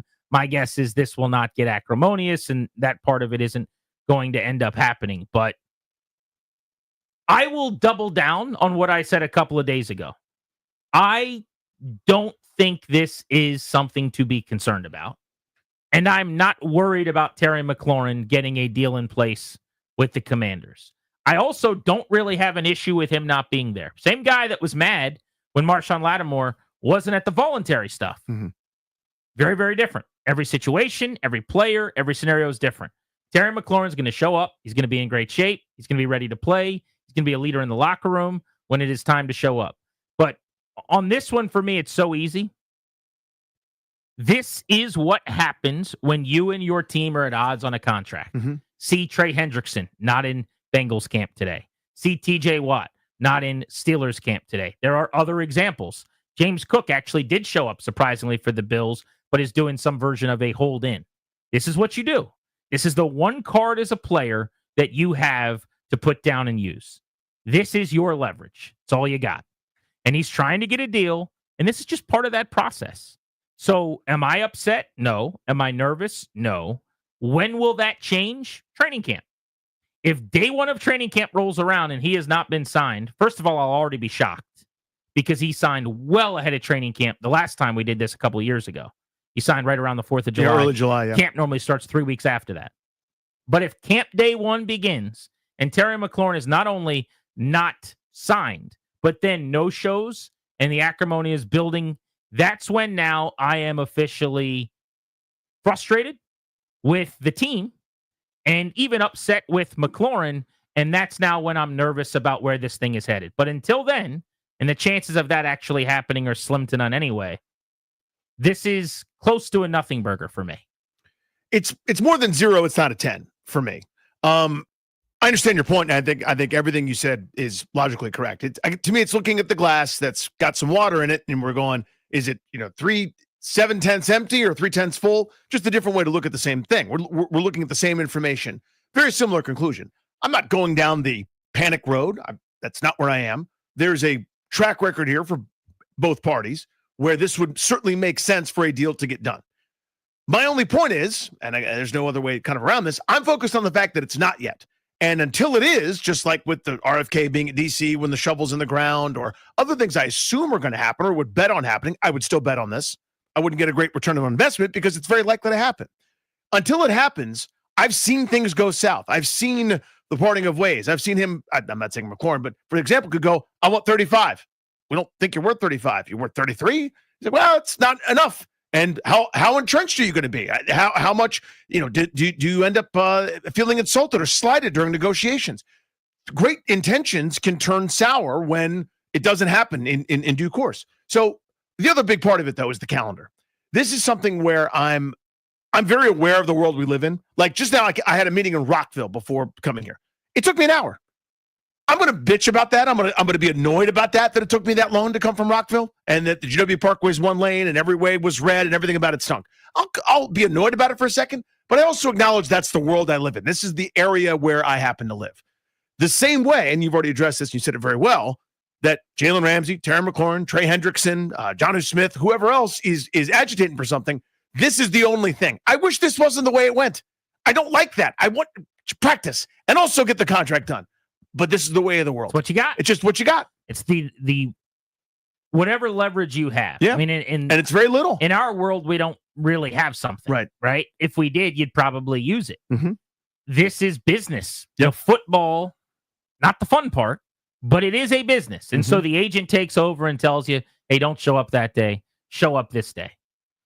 And that's why I don't really get upset with players that are dealing with contract situations, in this case, dispute with Terry McLaurin and the team that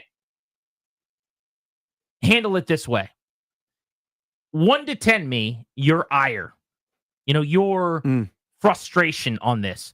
I'm not saying you're panicking or you're livid or anything like that. But we can open up the phones on this too, because I am willing to and interested in taking the temperature of the fan base to just get an idea of your level of frustration here, either with the team that they haven't paid him, with the player that he hasn't agreed, or just with the situation altogether. You might not be upset at anybody. Right.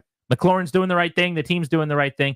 But man, do I wish that one of my favorite players and best players was at work. I mean, it might be that simple. Yeah. 800-636-1067. 800-636-1067. Like my ire scale as an example on this, on a 1 to 10, where 10 is I am irate, I'm debating between a 1 and a 2. And I'm really low on this. This to me is just, it's part of the calendar. Yeah. And if we didn't just go through this a couple of years ago, maybe I'd feel differently. But we literally did. 2 years ago. He didn't come to this batch of mandatory workouts and still got a deal done within a month of right now. We've kind of got the blueprint already with a worse front office, by the way, with a worse everything from management to coaching staff to the person that says hello when you walk in the building. And they figured out how to do it. My guess is these guys will too. Yeah, probably similar number, maybe even a 2. And here's the only thing I would add to what you just said. This one, I'm trying to formulate the right words here. All the rhetoric and all the messaging, both internal and what gets out externally, is Terry's so special. So I wish it wasn't like the rest of the league. Does that make sense? Like, this is what everyone's doing. Everyone's holding out, or everyone's doing the missing mandatory minicamp, and this is when it gets done. This is how we do it. Well, what if he was so special and so beloved and so much your guy that you got it done sooner? You know what I mean? Like, what if we treated it like it's different instead of just sort of waiting around in March and May and June and sort of, well, maybe we'll meet, maybe he'll be at OTAs and then he left. What if you treated it like it was so special? So my answer to that, though, is I think that the quicker you do it, the more player-friendly the deal is. And that the longer you wait, the more that you'll end up meeting in the middle and get a reasonable deal done. just historically speaking. Sure. Right? That's the normal course of things. Yeah. And I think that that's important here and should be a concern, should be a consideration. Terry McLaurin is going to try to get as much money as possible. Rightfully so. As he should. And the team is going to try to pay him as little as possible. Again, rightfully so. As they should. And so if you paid him right at the start of the offseason, before he went out and looked at the market and all of those things, you might have actually possibly been able to save some money. You could make the case because DK hadn't been paid and some of those things hadn't happened yet.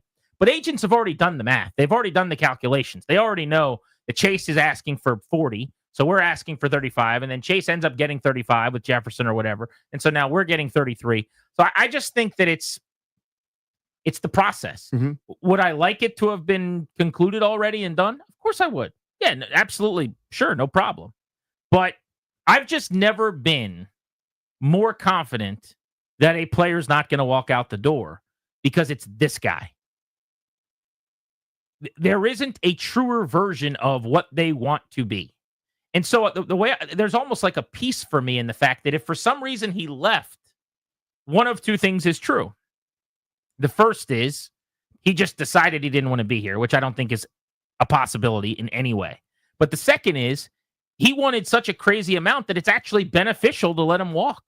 Like, respectfully to Terry McLaurin, like the Instagram guy who ranks all the wives of coaches and owners. He's like, respectfully. You know that guy? Respectfully to Terry McLaurin, I don't want to pay him $35 million a year. I shouldn't pay him $35 million a year. I'm happy to overpay him and give him 32 or 33 million because that's what the market's dictating, even though he's a little bit older and, the comps now say that's what he should get with a Brandon Ayuk's number and DK Metcalf's number. I'll take care of you, buddy. We're going to give you 32, 33 million. But I'm not giving him a blank check. I think Commanders fans mostly just say, whatever it takes, get this thing over with. That's not how I feel. I never feel that way, really, about any player. Maybe I could do that with a quarterback like a Joe Burrow or, some franchise guy that I got a chance to have for 15, 18 years, Josh Allen, Justin Herbert, Lamar Jackson, whoever it might Hopefully be. Daniels in a couple years. Right. Jaden Daniels, when we get to that point, could absolutely be in that category. But mostly certainly with a receiver, I'm not doing that. And not a receiver that he had a career year.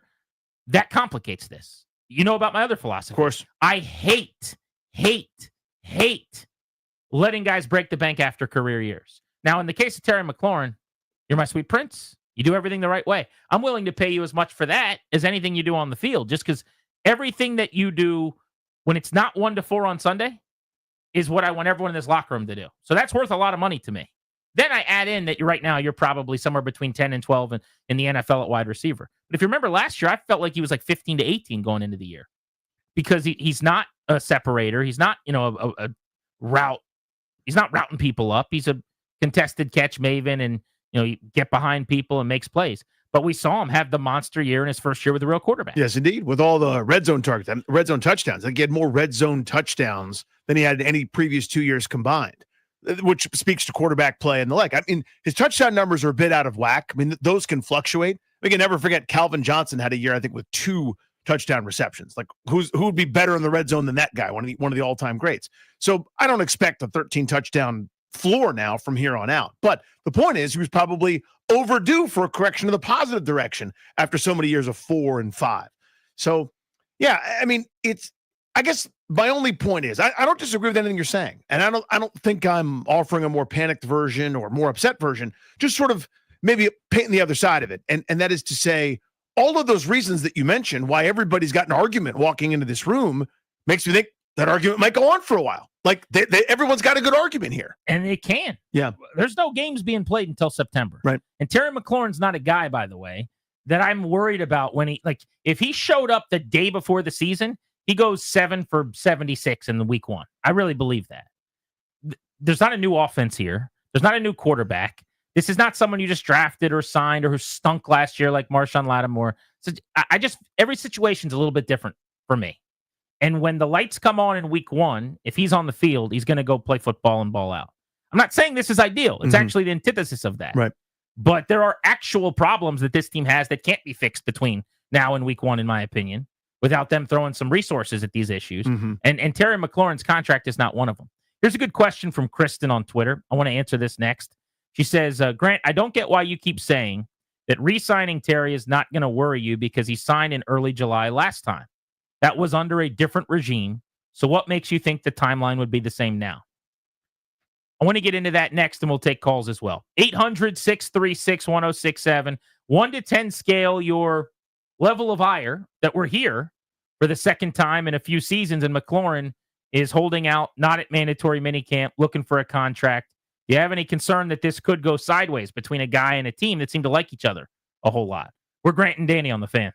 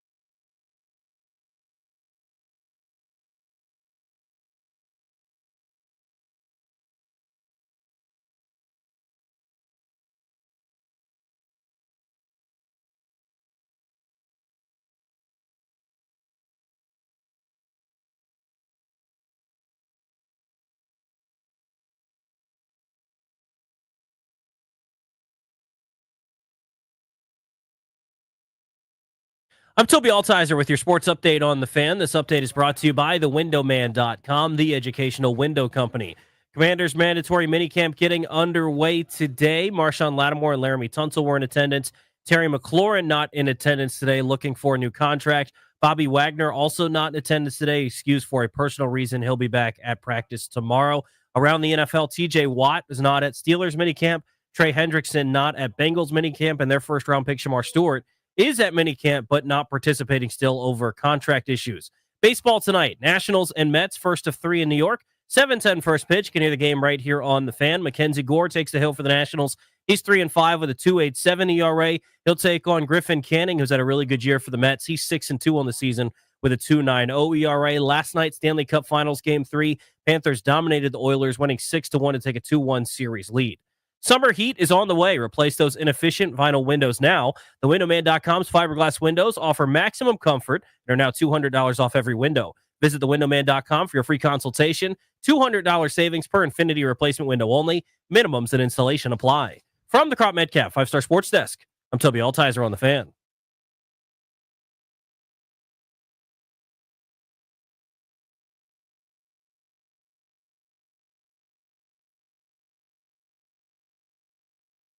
Hey, sometimes football and business, they intersect. And this is one of those times. Terry is a fantastic teammate and really puts in the work and spent a lot of time with him already this offseason. So, but the business side of things, Adam and their crew and Terry and his group, they'll let them work through that. But in the meantime, lots of stuff to do. And we try to customize as much as we can, Nikki, who can do what, who's in rehab, who can do some things, who can do everything, who needs to see more during this time of year, and who do we need to see less. And so this is one of those times you're really able to customize the script and the work to do that. Last year, the Commanders celebrated their mandatory and voluntary camps and the amount of participation they got in that everybody prioritized team over self. So you can't really walk that back, right? When you say that it's important and that it is indicative of a culture, then it's hard to suggest now, well, it's not overly important. But Dan Quinn's point was sometimes the contract is a pain in the butt and it's going to get in the way, and we'll let Adam Peters handle that. I kind of like when the coach does that and they just take it off their own plate. That's up to Adam and the agent. There's a different guy in the office and somebody else that's not me. Anyway, football. So we'll answer some calls in a moment, 800-636-1067. But first, a question from Twitter from Kristen, who says she doesn't really get why I keep saying I think it's going to get done in early July like last time when it's a different regime than that was. It's because it's not really regime dependent. It's just kind of the normal bells and whistles, or ebbs and flows, I guess is the better word, of the offseason. Like, this is just kind of how it generally goes. This date is when the player is able to show and exert their frustration. They don't come to mandatory minicamp, and then there'll be some behind-the-scenes dialogue where they'll threaten not to come to training camp, and the team will understand that it's a massive priority to not have a distraction in training camp, which is now prep for the season. You're a few weeks from a preseason game. You're basically 5 weeks away from week 1 of the NFL season as you're at training camp, and so you can't have that. So now let's get serious. Let's buckle down. It's the equivalent. I don't have a good comp because I don't know what each person's job is, but at your office, when it's 11 p.m. before the midnight deadline. And that's really when you start going, all right, let's roll up our sleeves here. You've done your posturing. I've done my posturing. Now we got an hour to figure this thing out. We've been at the office all day doing shtick, and the circle of fun was a good time. Everybody had their laughs, but we got 15 minutes before people walk in the door. We got to be ready to hand out. Yeah, let's buckle down here and get those printers working. It's just kind of how it's always been here recently on this version of the CBA. That's been the timeline typically. Carlos, Savannah Park, you're on Grant and Danny. What's up? Hey guys. Hey, real quick, it was great to see you guys yesterday at the Capitals event. Yeah, man, great to see you, buddy. Love your guys' mandatory clap it sick. It's perfect. Deserves an award. Hey, listen, it is this is a no-brainer for me. It's a nothing burger for me. And Adam Peters we trust, Dan Quinn we trust, and Terry McLaurin we trust. 30 is the new 20, in my opinion, for wide receivers to get paid. Santana Moss did it for 1,000 yards when he was 30. Reggie Wayne did it, even though he had Peyton Manning did it when he was 30. I think Terry McLaurin is still going to produce high-level performance for his age as a wide receiver. Pay the man. Thanks for taking my call. Appreciate you, buddy. Yeah, I totally understand that perspective. I think that's going to be the majority perspective, right? Where at the end of the day, in previous iterations, previous contracts, previous things, I would kind of go, I understand what's common sense. Bruce Allen's involved. This is not a rational actor. This is someone that will fly to the home state of the quarterback, not have it go well, call a couple people in his office and tell everyone that the quarterback is selfish. That's that guy. That person isn't here anymore. Adults, reasonable, smart adults, good people, qualified people, intelligent people, everyone gets it. So the pieces are right there for a very reasonable conclusion. A reasonable conclusion is a compromise between the two parties where this really meaningful quality player ends up here. He's here this year regardless, by the way. Doesn't have any recourse. Still under contract. But you don't want to enter that lame duck year. You would say an extension is going to happen in all likelihood. The pieces fit. 800-636-1067 is the number. Ben's in Silver Spring on Grant and Danny. What's up, Ben? I look at it this way: if comes in under 32, if the Skins are unable to offer at least 32, it's on them. If McLaurin wants over 32, it's on him. But at the end of the day, it's all business. And as I was telling your screener, it's my fault. And the reason it's my fault is I bought my wife a McLaurin jersey. You know what you did, Ben. Yeah, you did it. It seemed like thank you, buddy. The safest purchase you've ever made. Right. He's not going anywhere. He'll be here for years. And I'm here to tell you, I still think it's a pretty safe purchase. I think you're okay. But yeah, when you make that purchase, you know what you're doing. You're feeling confident that he's not going anywhere. And now here we are with a little acrimony. This is part of the process. It's so easy, though, to just take a snapshot and say, oh, they don't like each other very much. It's the equivalent of any kind of a negotiation, honestly. Like, how many times, Danny, if we just looked at different points, whether it's relationships or negotiations with companies, for anybody, if we just took a snapshot before it was settled, when you're in the arbitration phase, basically, of dictating value, we said, they're at odds. They don't like each other very much. This is literally the negotiation. This is how it works. It's how many times when you bought a house, if you just took a 10-minute part of the conversation with you and your real estate agent, would you go, we're probably not getting this house. That's what it is. It's one page of a book. The book is called Terry Resigns with Washington. And by the way, we've already read the damn thing. Yeah. It was a couple years ago. This exact page is in that book. And he got a 3-year deal then. Sean's in Southern Maryland. Hey, Sean. Hey, so I just think that we've got like middle of the road cap, and you're talking about $35 million with the Vikings and Jefferson. They've got less cap than we do, and I just think it's a little ridiculous if he's like the other guy said. If we don't give him 32 and we're not willing to offer that, I think there's a lot of teams that are willing to offer that for his talent, and he hasn't showed any signs of slowing down. So I don't see why we wouldn't at least say a little bit more that, yeah, we want him. We want to pay him a large amount of money. So this is an interesting point, and I want to use this to talk about the team perspective. If, in fact, they play hardball and they tell him, we don't want to pay you, I'm going to use the number, not 35, which is not really what he's probably asking for, certainly not what he should be making.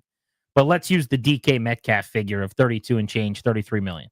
If they play hardball and they don't want to go there, and they're now trying to get him a little below market at closer to $30 million, and that's like the ceiling, and he's going, I'm worth more than that.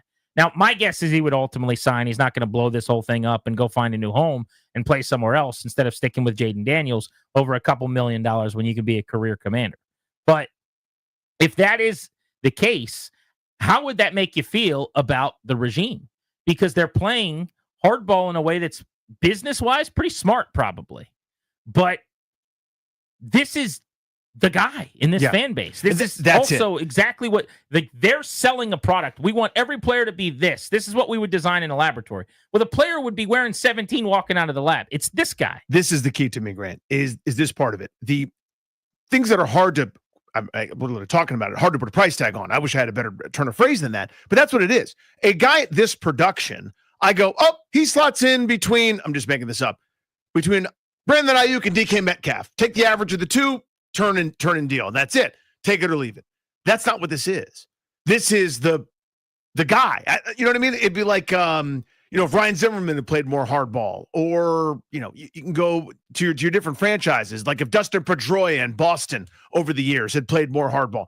I understand that they're a second baseman with slightly better WAR. There's probably somebody that can hit the ball further, run faster. But because heart and soul, because this is the example you're using to the rookies, because this is not some mercenary, it's not a guy that's bounced around and been on 4 teams. Like when Jalen Ramsey holds out, he's a really good player. Maybe deserves more in his contract. I haven't looked into it. But that dude has as much loyalty as wherever the next situation is. This guy showed up, grinded through slop. He went through the Andy Dufresne tunnel, dude, a couple different times with terrible quarterbacks, worse offensive coordinators, boobs for head coaches and general managers, buffoonery all around him. And all he did was just rise to the top and be a pretty damn good player. That's the example. That's worth more. It's worth more to you than maybe it is to the next guy. Question for you guys is, what level of ire do you have on a 1 to 10 scale? Larry's in the plate. What's up, Larry? Hey, guys. Very little. 1 to 2. But I've got a couple of questions here. I think they understand where the parameters are, and they're going to come to a deal here. But here's my question, and it's twofold. Is something afoot with them still looking to acquire other players, and that's why they're still, trying to explore that before they deal with their salary cap with McLaurin? Or are they worried about Jaden Daniels' contract 3 or 4 years from now and whatever salary cap impact that Terry may have on that? But something else is afoot in the front office, or else this would have been taken care of. And part of this is like giving Zach Ertz a day off on Thursday. They told Terry, we're going to take a harder look at these receivers. Enjoy an extended honeymoon there, fella. Thank you, buddy. So let me do the second question first. Pretty much it wouldn't affect the Jaden Daniels extension. Here's why. So Daniels is still in the rookie deal, which those numbers are locked in now for another couple of seasons. Then the 5th-year option that the team, hopefully in all likelihood, will pick up is also pretty locked in. So just do the math there. That's 3 years. That's the bulk of where Terry McLaurin's salary cap allocations and big money are going to be. When Daniels signs an extension, they'll structure it in a way where some of the hard-hitting, oh my God, cap figures are either pushed down into the future, or it'll be manipulated in a way where there's not a lot of crossover there in terms of Terry McLaurin's long years, and then the time where Daniels is now skyrocketing, making 70, 80, whatever $1 million a year. Yeah, we went through the years last week on this, but basically McLaurin's new contract and a new contract for Jaden Daniels would overlap, say, in 2029 probably, and maybe the final year if Terry gets 3 years.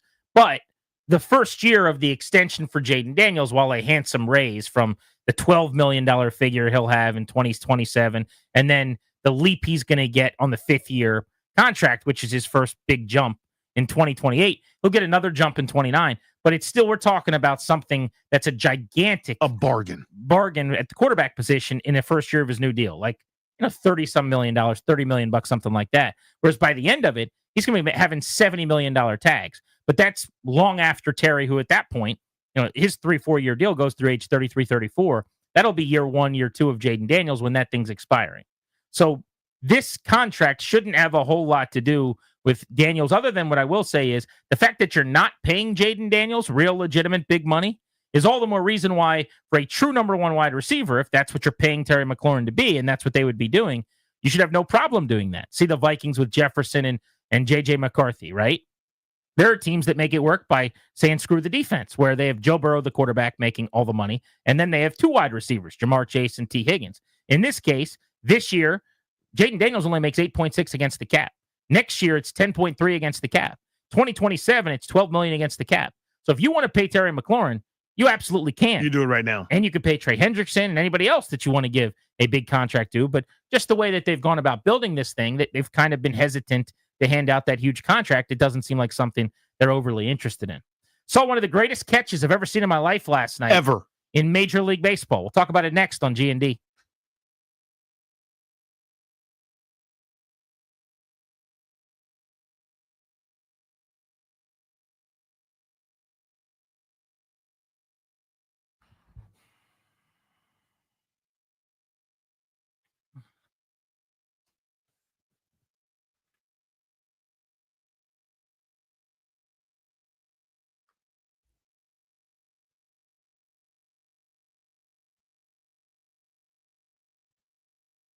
Hey guys, it's Grant. FanDuel's giving you even more reasons to love home runs every Tuesday during the Major League Baseball season, and today's Tuesday, so listen up. Dinger Tuesdays. FanDuel customers get a home run profit boost. That's today. That means that when you bet on a home run, you could take your winnings to new heights. So whether it's a big blast or an Oppo Taco, FanDuel is your home for betting home runs. FanDuel.com/GP. Gear up to go yard all season long. That's FanDuel.com/GP to claim your Dinger Tuesday profit boost. This is how it works. FanDuel.com/GP. You're going to make every moment more with FanDuel, America's #1 sportsbook. You're going to bet on someone to hit a home run, and then you're going to bet and win on that home run hitter, and you're going to get a bonus each time somebody in the game hits a homer. Pretty cool. Got to be 21, present in Virginia. Opt-in required. Bonus issued non-withdrawable profit boost tokens. Restrictions apply, including token expiration, max wager amount. See terms, sportsbook.fanduel.com. Gambling problem, 1-800-GAMBLER.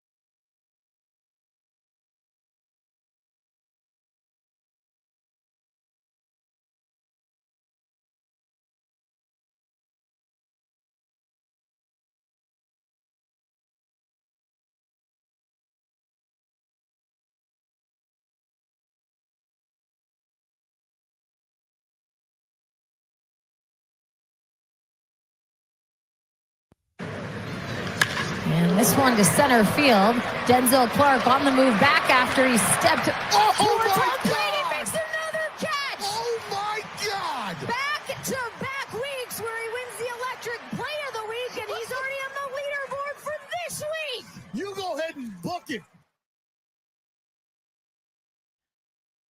One of the greatest catches I've ever seen in my life last night by Denzel Clark of the Athletics. Deep center field, top of the fence, like Spider-Man. I mean, oh my God, dude. Bringing a ball back. People need to see it. You need to understand. I tweeted this, shout out JP Finlay, last night. That's up there with Gary Matthews Jr., which is still the best catch I've ever seen. Number one all time. It's up there with Trout on a couple different occasions where he Spider-Man'd. This catch is insane. This guy basically does this once a week now. You heard from that brilliant call where he's all the time robbing home runs. He stays robbing home runs away from people. This is one of the great catches I have ever seen. He shouldn't be there, but he is because he's world-class in terms of jump, athleticism, etc. But my God, what a catch. Move over Mike Trout. Mm-hmm. Trout's best resembled this, but was less reaching back behind him, essentially. This is better than any Trout catch ever. So just move those to the side. Somebody sent me a Kenny Lofton catch last night. Oh, that's a good one. That I didn't really remember, that I would stack up with this one right behind Gary Matthews Jr. Grab the Gary Matthews Jr. catch, if you can, Darius, so we can play that. That is my one seed of all time. And for the folks listening that don't remember or haven't seen that catch, what's so amazing about that is it's no look. I mean, he is at a dead sprint, playing then for the Texas Rangers. It's dead center field with his back to the infield at just left of a 400-foot sign. And he turns around and looks up to track the ball once as he's approaching, like right first step onto the warning track, but then doesn't get to look up again. And then as a wide receiver while climbing the fence is like looking straight up, waiting for the ball, which is coming in hot, right? We're talking about, it's falling at 50, 60 miles an hour, whatever it is, with some arc.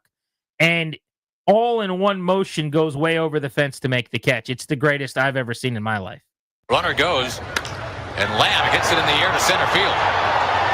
Looking for the single. Instead, he's got Robbery. Wow, what a catch by Gary Matthews Jr. to take away a homer. So, Danny, you're going with, I think you said last night, Matthews is better still? That's the best catch I've ever seen. Yeah. There have been more meaningful ones, like Dwayne Wise to keep a perfect game, I think in the 9th inning for Mark Burley. More meaningful, more fun ones like Ken Griffey Jr. is a 20-year-old. Kenny Lofton's was unbelievable, but Matthews is my one seed. This one might be two. I don't know if it's recency effect, but golly, that was stupid. I love a home run robbing catch. They say all the time, the axiom in baseball is that the most exciting play is the triple. And I get the logic because you've got you have everything. Speedy guy on the fly, running as fast as he can. There's a race between the ball and him and the relay and the defensive abilities coming into play. You got a pretty well-barreled baseball. Sometimes it's just pulled on the, near the ground down into the corner, but a lot of times it's a high fly ball near home run. So I get that, but not for me. My favorite, most exciting, most exhilarating plays in the sport are always home run robberies. Like that, what you saw from Denzel Clark of the A's last night, that's a guy who could play professionally in a lot of sports. That's a NFL wide receiver. Mm-hmm. That's a small forward in the NBA. Yeah. Like, that's crazy what he did. The athleticism involved there. I'll take that over anything I saw in the NBA Finals game, too. Like, that was nuts what he did. Just the ball tracking, the sprinting, the speed, the leaping, the jumping, the climbing, the timing. It should not be possible. No.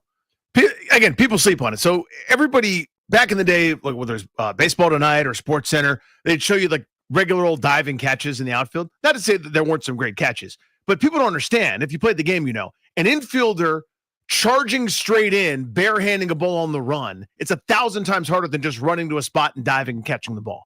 Just different. That skill set, going back, judging correctly, turning, running, head down, getting to the right spot, climbing the wall, timing it up. And that's, in this case, reaching over the wall. That's not going to wall scrape. That's going to land 6, 7, 8, 9, 10 feet beyond the wall. Ripped it back into the field of play. Home runs are so hard to hit. Imagine hitting one and then, nope. This Miles Morales character, this Spider-Man Jabberwocky stole from you. My God, is that incredible?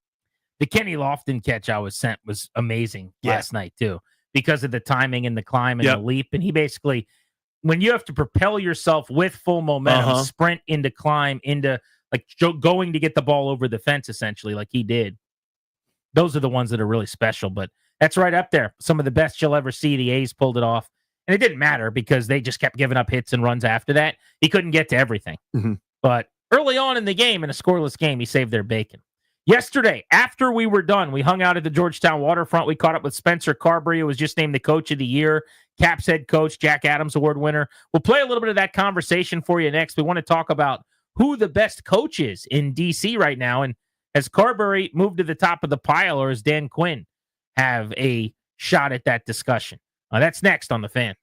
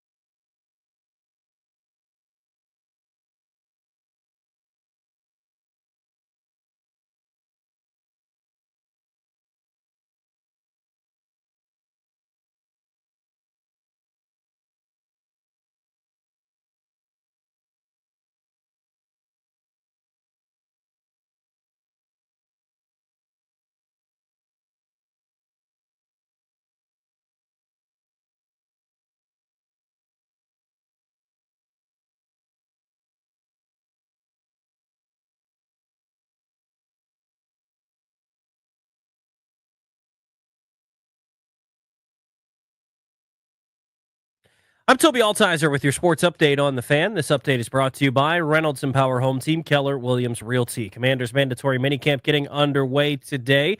Just about everybody in attendance. Marshawn Lattimore and Laramie Tunsil missed OTAs. They're in attendance for mandatory minicamp today. Terry McLaurin still not in attendance, working on a new contract.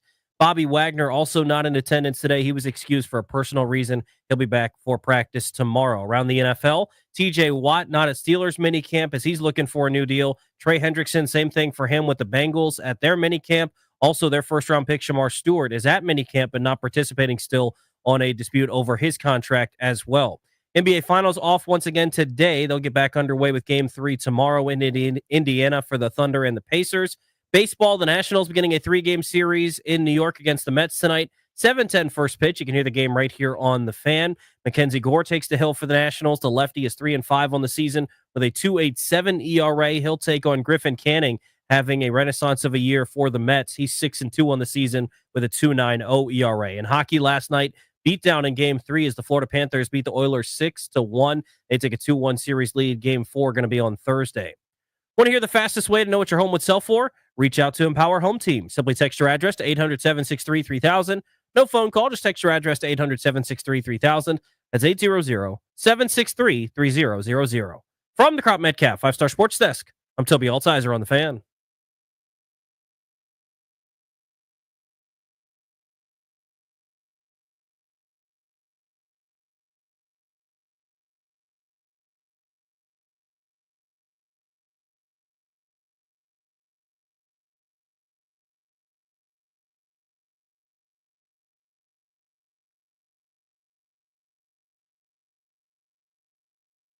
Back live in our Half Street Studios, Grant and Danny on the Fan, brought to you today and every day by our friends, the law firm Kandori and Murad. The exclusive sponsor of our show wants to help you take care of the important stuff in your life, a last will and testament, living trust, medical power of attorney. They can do it all. Schedule a free consultation with their attorneys today at kmlawyers.com. Be sure to tell them we sent you. That's kmlawyers.com. You look up all of a sudden at the DC coaching ranks, and we've got a champion in his sport in Davey Martinez. We've got a coach of the year now in this past week, Jack Adams Award winner, Spencer Carbury. And we've got one of the hot names in the NFL last season, Dan Quinn. Who would you take of the three? We wanted to get into that. But first, our conversation from right after our show ended yesterday with Carbury. This was moments after TJ Oshie gave his retirement speech over at the Georgetown waterfront. Carbs sat down to discuss an amazing day. Just to hear him talk about his career, his family, all the people that had a positive impact on all the years that he's played, going back to being raised and playing minor hockey was pretty incredible to listen to. Yeah, like we were joking, he's getting choked up thinking about the intern who was one on the training staff in St. Louis 15 years ago. You know, just a guy that played with gratitude. I mean, you were around him so much. Speak to that a little bit, where it's a lot of guys, I don't want to say take it for granted because they're great and they're in the NHL, but there seems to be something that comes through in his personality all the time where he's grateful and kind of gets it. Yeah, and that's where Oshie, the way a coach would describe him is, to me at least, is the total package. The skill and ability on the ice, how hard he competes, how hard he plays, how badly he wants to win, and then he goes and lays his body on the line. And then the other part of it is the off-the-ice stuff, how he is in the locker room, his leadership ability, his gratitude for the training staff, his ability to take a young player and have a subtle talk with them on the ice and share some of his knowledge and what he's been through in his experiences to try to help that young player. So there's just so many facets of what it means to be a good teammate, a good player that Oshie checks every box. What was it like for you the last couple of seasons as you've been not only altering the culture a bit, but you've been ushering in some of the kids and developing the McMichael Portis types, but you're also celebrating the careers and benefiting from the veterans. But Oshie's body was just breaking down on him. Last year, he just wasn't the same, and this year he couldn't get on the ice. We saw the same with Backstrom. What has that part of it been like for you?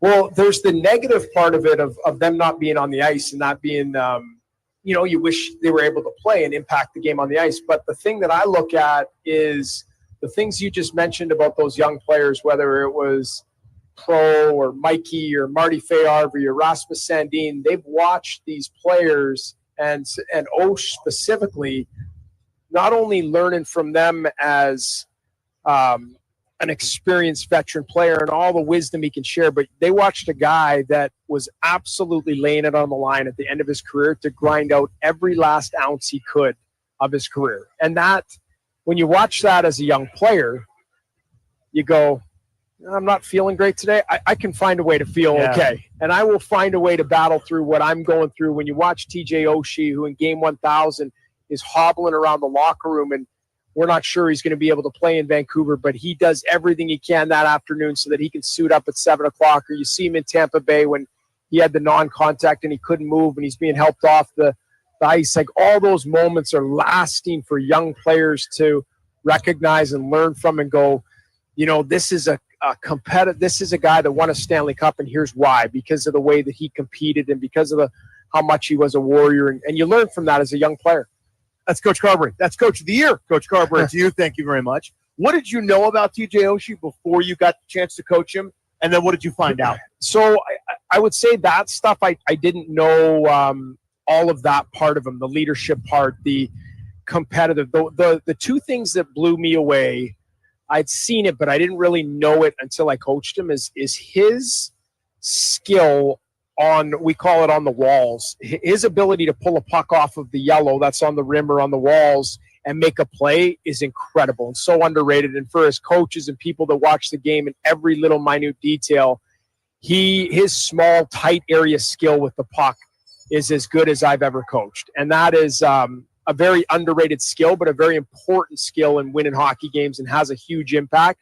So that was something that I was so impressed with, his small area skill of getting pucks off the yellow. And then the other thing I would say is a lot of people, Caps fans, have seen Oshie, we call it the bumper on the power play, right? He's made a living there, scored so many big goals in that spot.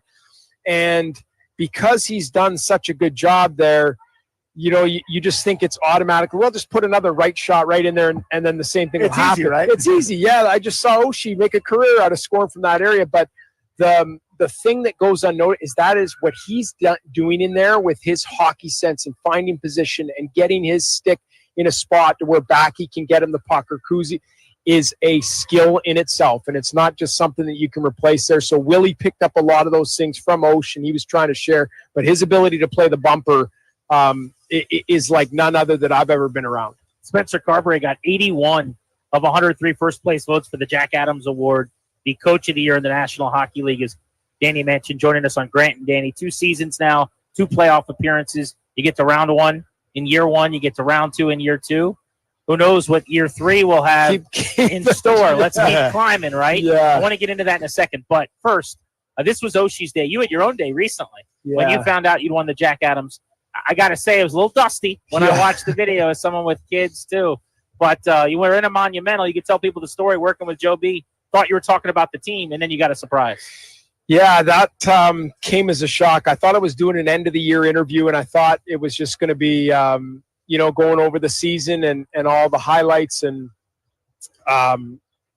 when he sort of spun me around and started – I thought it was going to be a video on the season. So I'm thinking OV goals, big moments of us winning games, and there was it was of me on the bench and coaching, and I'm going, what's going on here? This is not on the script. And then turning around and seeing my family come in, and then, my wife and my two little ones come in and with the Jack Adams trophy, and then my extended family. And that's what really blew me away, because these are people that live literally across this continent, thousands and thousands of miles. So I'm just going, how did everybody get here and come here for this moment? It was a moment my family and I will never forget.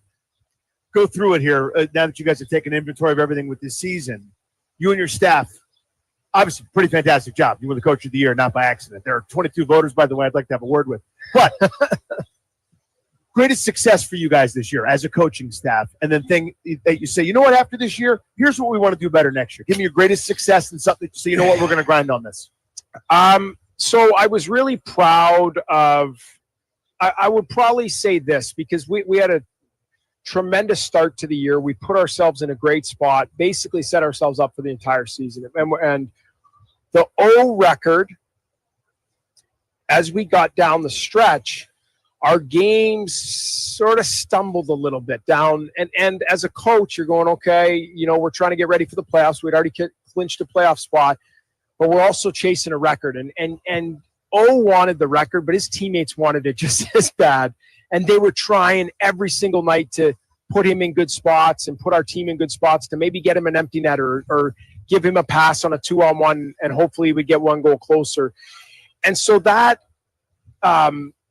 it was hard. It was hard for our team to navigate that the highs and lows of, we getting the record and then playing the next night and playing an important game where you want to play well, you want to get 2 points, and we would stumble. And what I would say that the highlight for me was us in the first round of playoffs, because I was a little bit nervous, and we had talked about it as a group, is are we going to be able to pick up that high level of play in the first round? And we did exactly that. Yes, yeah. And I was really proud of our group for that. And we obviously, the second round series didn't go the way we wanted, but I thought we took a lot of lessons out of that. No one wants lessons. You want to win games. You want to win the Stanley Cup and get to the finals. But a lot of our guys playing in the second round for the first time goes a little bit unnoticed. So there were some guys in end of the year meetings where that was new to me. That was foreign territory, playing in the second round. You get to the final 8. It's realistically the 8 teams that can win the Stanley Cup that all could make an argument. And I think we'll take a lot of valuable lessons from that second round series playing against Carolina. As successful as this year was, and as much acclaim as you've gotten now as Coach of the Year, that was not an easy job. You guys made a lot of changes in the offseason. There were a lot of pieces to assimilate. PLD, almost to a man, all of them. You got really good production out of. Looking at Beauvillier midstream at the trade deadline, Duhaime and Radish on the fourth line, Matt Roy defensively, LT in the cage. At every level of the ice, you guys are making these changes, and it all worked. I'm curious, Carbs, just about what that was like for you early in the year as you're getting all those pieces to come together. Yeah, that was a significant challenge, especially early. This is more going back to the summer and pre-camp of getting to know all the new faces. And that probably was what got us off to the start. What was our ability to bring these 6 new players in, and they fit in so seamlessly. Like, it wasn't 3 guys were playing at a high level and 3, it took a little while. Like, every single guy that we brought in, I felt like just hit the ground running and fit in so well with our group, from Brandon Duhaime to Pierre-Luc Dubois to Logan Thompson to Matt Roy. You just go down the list. Jacob Chikrin. All these guys just hit the ground running, and it just felt so comfortable right from training camp. Them in the locker room, them understanding our system, them being able to fit in on a line and have good chemistry. And so when that happened, and Protas, you could tell right away, took a real step in the summer and looked like a different player. Mikey, same thing. And even the guys that don't get a lot of credit, but Sandin raised his game. Marty Fay-Arby raised his game a touch. So I think that was probably why we got off to such a great start, is you couldn't have predicted that many players, that many new faces would fit in so seamlessly with our group, which they did right from the get-go. Part of our conversation with Spencer Carbury yesterday right here on Grant and Danny on the Fan. But it got us to thinking, as we had him on the show yesterday, about the current coaches in DC sports, of which we've got the 4 major head coaches, right? And how would maybe we rank those guys, or who would you most want to play for? Who's the best coach in DC sports? So we've actually made this our Metropolitan and Storage poll of the day. We do this each and every day. Local, long distance, residential, commercial, 3 decades of best in class service and experience. The Metropolitan Moving and Storage poll of the day is available right now on the 1067 The Fan Twitter account. But who do you think's the best coach in DC sports? Now, we did not put Brian Keefe on that poll, I don't think. With all due respect, sir. There's 3 guys, and then there's Brian Keefe. And maybe there's someone out there who would make the case that he is the best coach in DC sports. My lips are filling with smile. Again, I don't have anything against him. He's just a guy who happens to be the coach of a team that happens to be the Wizards, and they happen to play in the NBA, kind of, and happen to be based out of DC. But right now, the goal is let's lose a ton, and Brian Keefe is the man for the job. You wouldn't be able to tell, honestly. I mean, we're working on player development, and players are developing. So by that metric, successful, but there's no way to start putting him in a best coach in DC type conversation. But it's not fair. 3 coaches we can discuss here, and I want to open up the phones with you, Danny, at 800-636-1067. So here's the quick case for the 3 guys. Dan Quinn's been here a year and completely helped turn around the Commanders. Had plenty of help from Adam Peters, had a ton of help from Jaden Daniels, but DQ set the culture. He is beloved by players. They would run through a brick wall for him. There are guys, even from his Atlanta stay when he wasn't winning, see Logan Paulson, who would tell you, and who have on this show, he was the favorite coach they'd ever played for, even when things weren't going that well in Atlanta, that just the little things, the subtleties, the different things that he does that makes you feel like you're a part of a family, as he calls it, his brotherhood. That guys are just ride or die for Dan Quinn. And then, oh, by the way, you just look at his stay in D.C., and it was 112-win season. Washington hadn't won 11 games in 30 years almost. Got to go back to 1991 to find the last time that they had done that. So 30-plus years. He deserves credit. So Quinn is an option. Mm-hmm. You've got Carbury, who was just named the coach of the year. Quinn wasn't.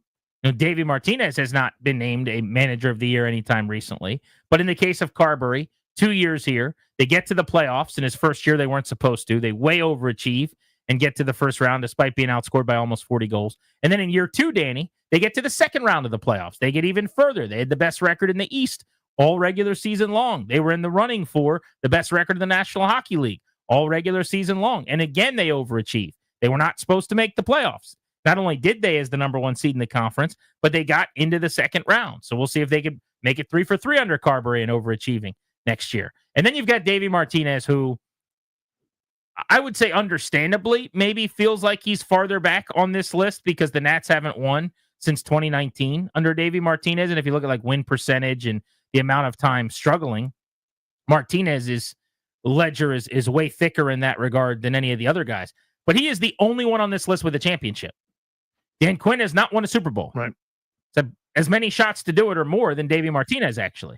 Spencer Carberry's only been around 2 years, but he hasn't sniffed a Stanley Cup. And Davey Martinez, in his second year, 2 years in, had already been a World Series champion.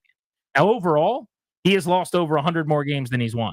But you've got one champion, you've got one coach of the year, and you've got one pretty popular Dan Quinn. Yeah, I think that's a pretty good summary from you. So, to me, this is, when I think of how good a coach is, I think of, and it's an impossible exercise because you don't know. You can't replay everything with different people involved. But if you gave the average coach or a different coach the same set of personnel, the same set of circumstances, how would they do? And I feel like Dan Quinn would, just for the football team, for example, did a better job than a lot of other guys that have been here, and did a better job than a lot of guys around the league would have with this group, keeping people on totally different pages together. Same thing with Spencer Carbury, most specifically.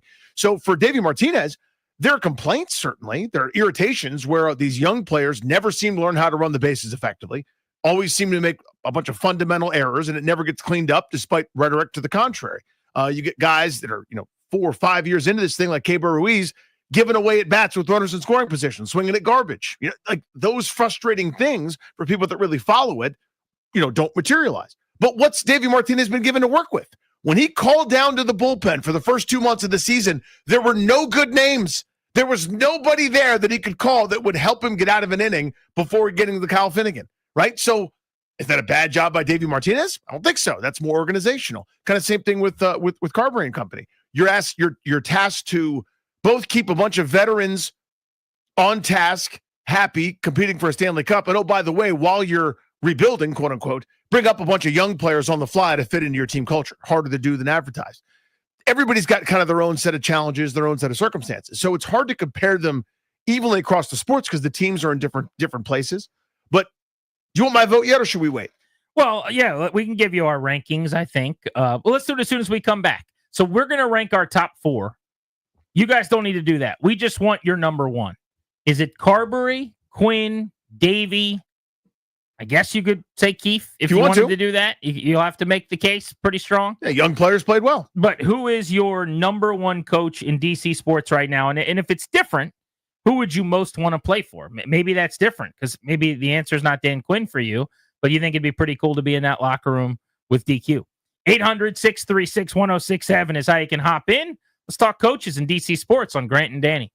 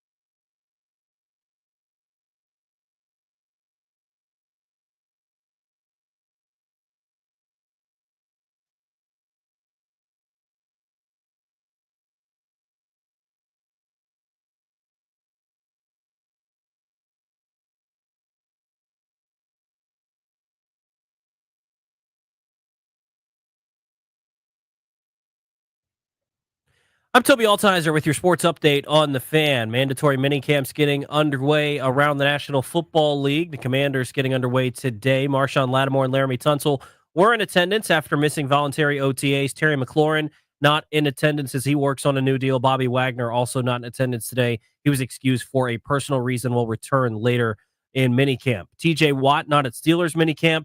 Trey Hendrickson not at Bengals minicamp. Also for the Bengals, Shamar Stewart, their first-round pick, is at minicamp, but not participating in the minicamp. MLB, the Nationals begin a 3-game series in New York against the Mets tonight. 7:10 first pitch. You can hear the game right here on the Fan. Lefty Mackenzie Gore takes the hill for the Nationals. He's 3-5 with a 2.87 ERA.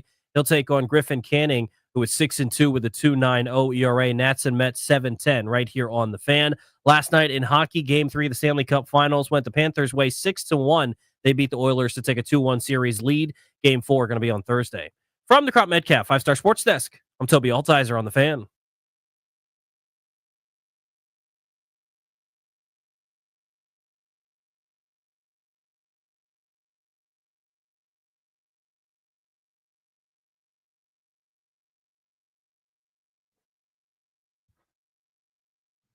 If you missed Spencer Carbury on the show last night, or a little re-rack of some of that interview we did for you earlier in the hour, make sure you podcast it when we're done at thefandc.com.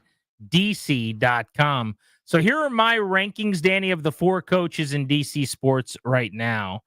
I have Brian Keefe 4th.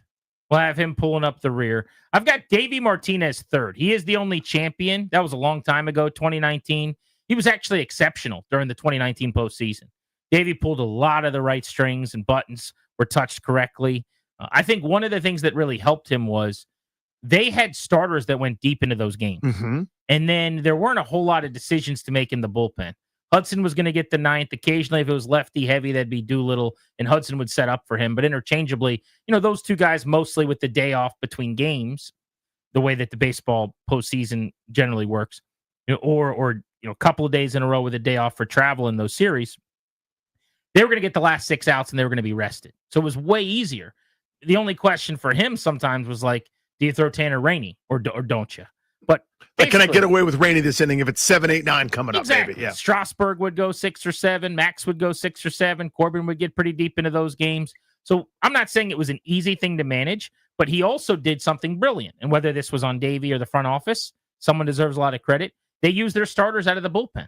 They used Scherzer in relief in that run. They used Strasburg in relief in that run. They used Corbin in relief, maybe to his own demise to some extent, extensively in that run. And Davey managed his butt off. He also made 2019 possible. He'll never get enough credit, in my opinion, for his positivity and the way he, almost cheesy way, to be honest with you, in a cynical world that we all live in as grown adults. Like, he, to me, would be a really, he manages almost like a high school coach does. It is very positive reinforcement, picking the guys up. There's cheesy quotes. He's putting posters on the wall, pictures on the wall that are going to... There's a couple guys that it sounds like, by the way, doesn't it? Yeah, with exactly. coaches in this town. Yeah, they're going to lift those things up, right? And players love that. On the outside, we look at that and we go, are you kidding me? You think these guys are 10? But players, they're not that different from when they were playing high school ball in terms of what they want out of their coach a lot of the time, right? Give me some discipline and motivate me a little bit. And it's okay if we're cheesy in this room. We're doing hip, hip, hooray cheers. Are you kidding me? What grown adults are doing that? Football players are doing that. So I'm going to put Davey 3rd because currently, from a in-game standpoint, he's just not one of the better guys in the league, which I think Carbury is. And the results, the proof's in the pudding. It's been years since they've won. That's not his fault. He's like Keefe in some way, being asked to manage a team that's going to lose a lot, but it is what it is. Number 2, I'll go Dan Quinn. Quinn did a great job last year. Make no bones about this. This was not the hire I wanted. So far, so good. He was outstanding. I still worry long-term about, defensive-minded guys, not going offensive, coordinators you run through, coach, play caller, quarterback relationship, all that stuff's not my favorite. Having said that, he did a wonderful job. Last year, to me, there's a few pieces to that puzzle. Peters is a big piece to that puzzle. Daniels is probably the biggest piece to the puzzle. And Quinn's a sizable piece as well, in this pizza, so to speak. So I'm going to put him 2 based on how much he's beloved. I can't tell you from a X's and O's standpoint how critical he was or how much they changed or, who do they elevate on defense. I just know that the guys in that locker room would take a, bullet in the shin for Dan Quinn. And there's something admirable about that, which means number one on my list is Spencer Carbury, the guy we just talked to.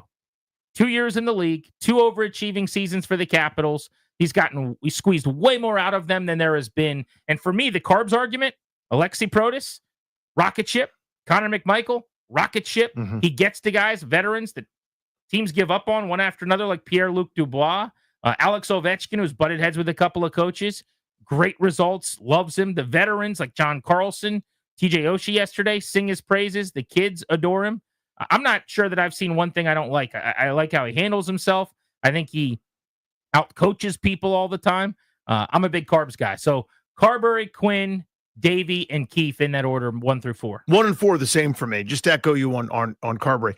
In years past, you'll see veterans. This guy's defaulting to veterans. Think of Laviolette, right? Where we're just talking about veterans, and there are kids that are like, "Hey, I know you guys are trying to compete for the playoffs, but I'd like to develop, or I need something," and they're quiet down. Veteran team here.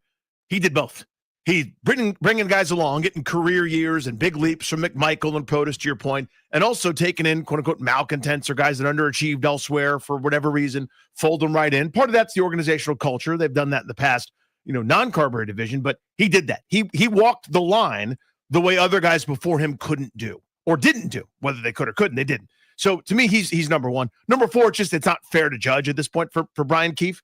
Again, the metrics for success for him were, hey, young players start to improve, show improvement. You got that. You got a couple all-rookie team type selections from guys. Bub Carrington, better player at the end of the year than he was at the start. Same for Sarr. Same for, potentially Koulibaly. I mean, it just depends on your perspective. But, yeah, again, I just don't think that's sort of a fair, apt comparison at this stage. So, to me, 2 and 3. I go Davey Martinez 2 and Dan Quinn 3. This was really tight for me, very narrow.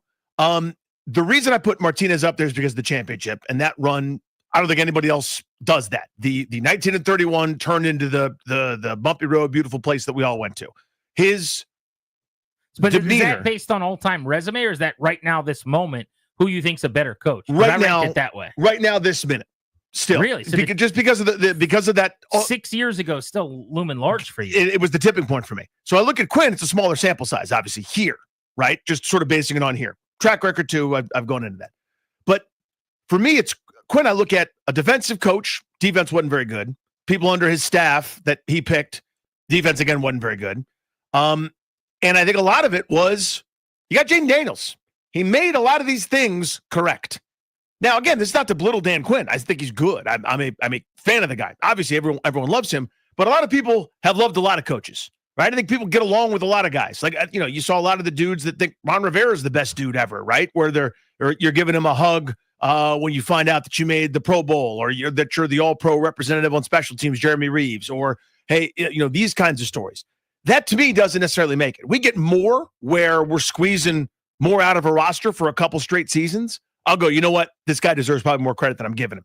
Now I'm defaulting slightly towards Davey Martinez because of the championship. But this one's very close. You could ask me tomorrow. I might have a different answer. So similar rankings then, yeah, with 2 and 3 swapped. I made the case that even though I would rather rank Carbury 1, I think he's the better coach. I think I'd rather play for Quinn maybe. Like, I love Carbs as a dude, but I don't get the sense. I mean, he is awesome after a win.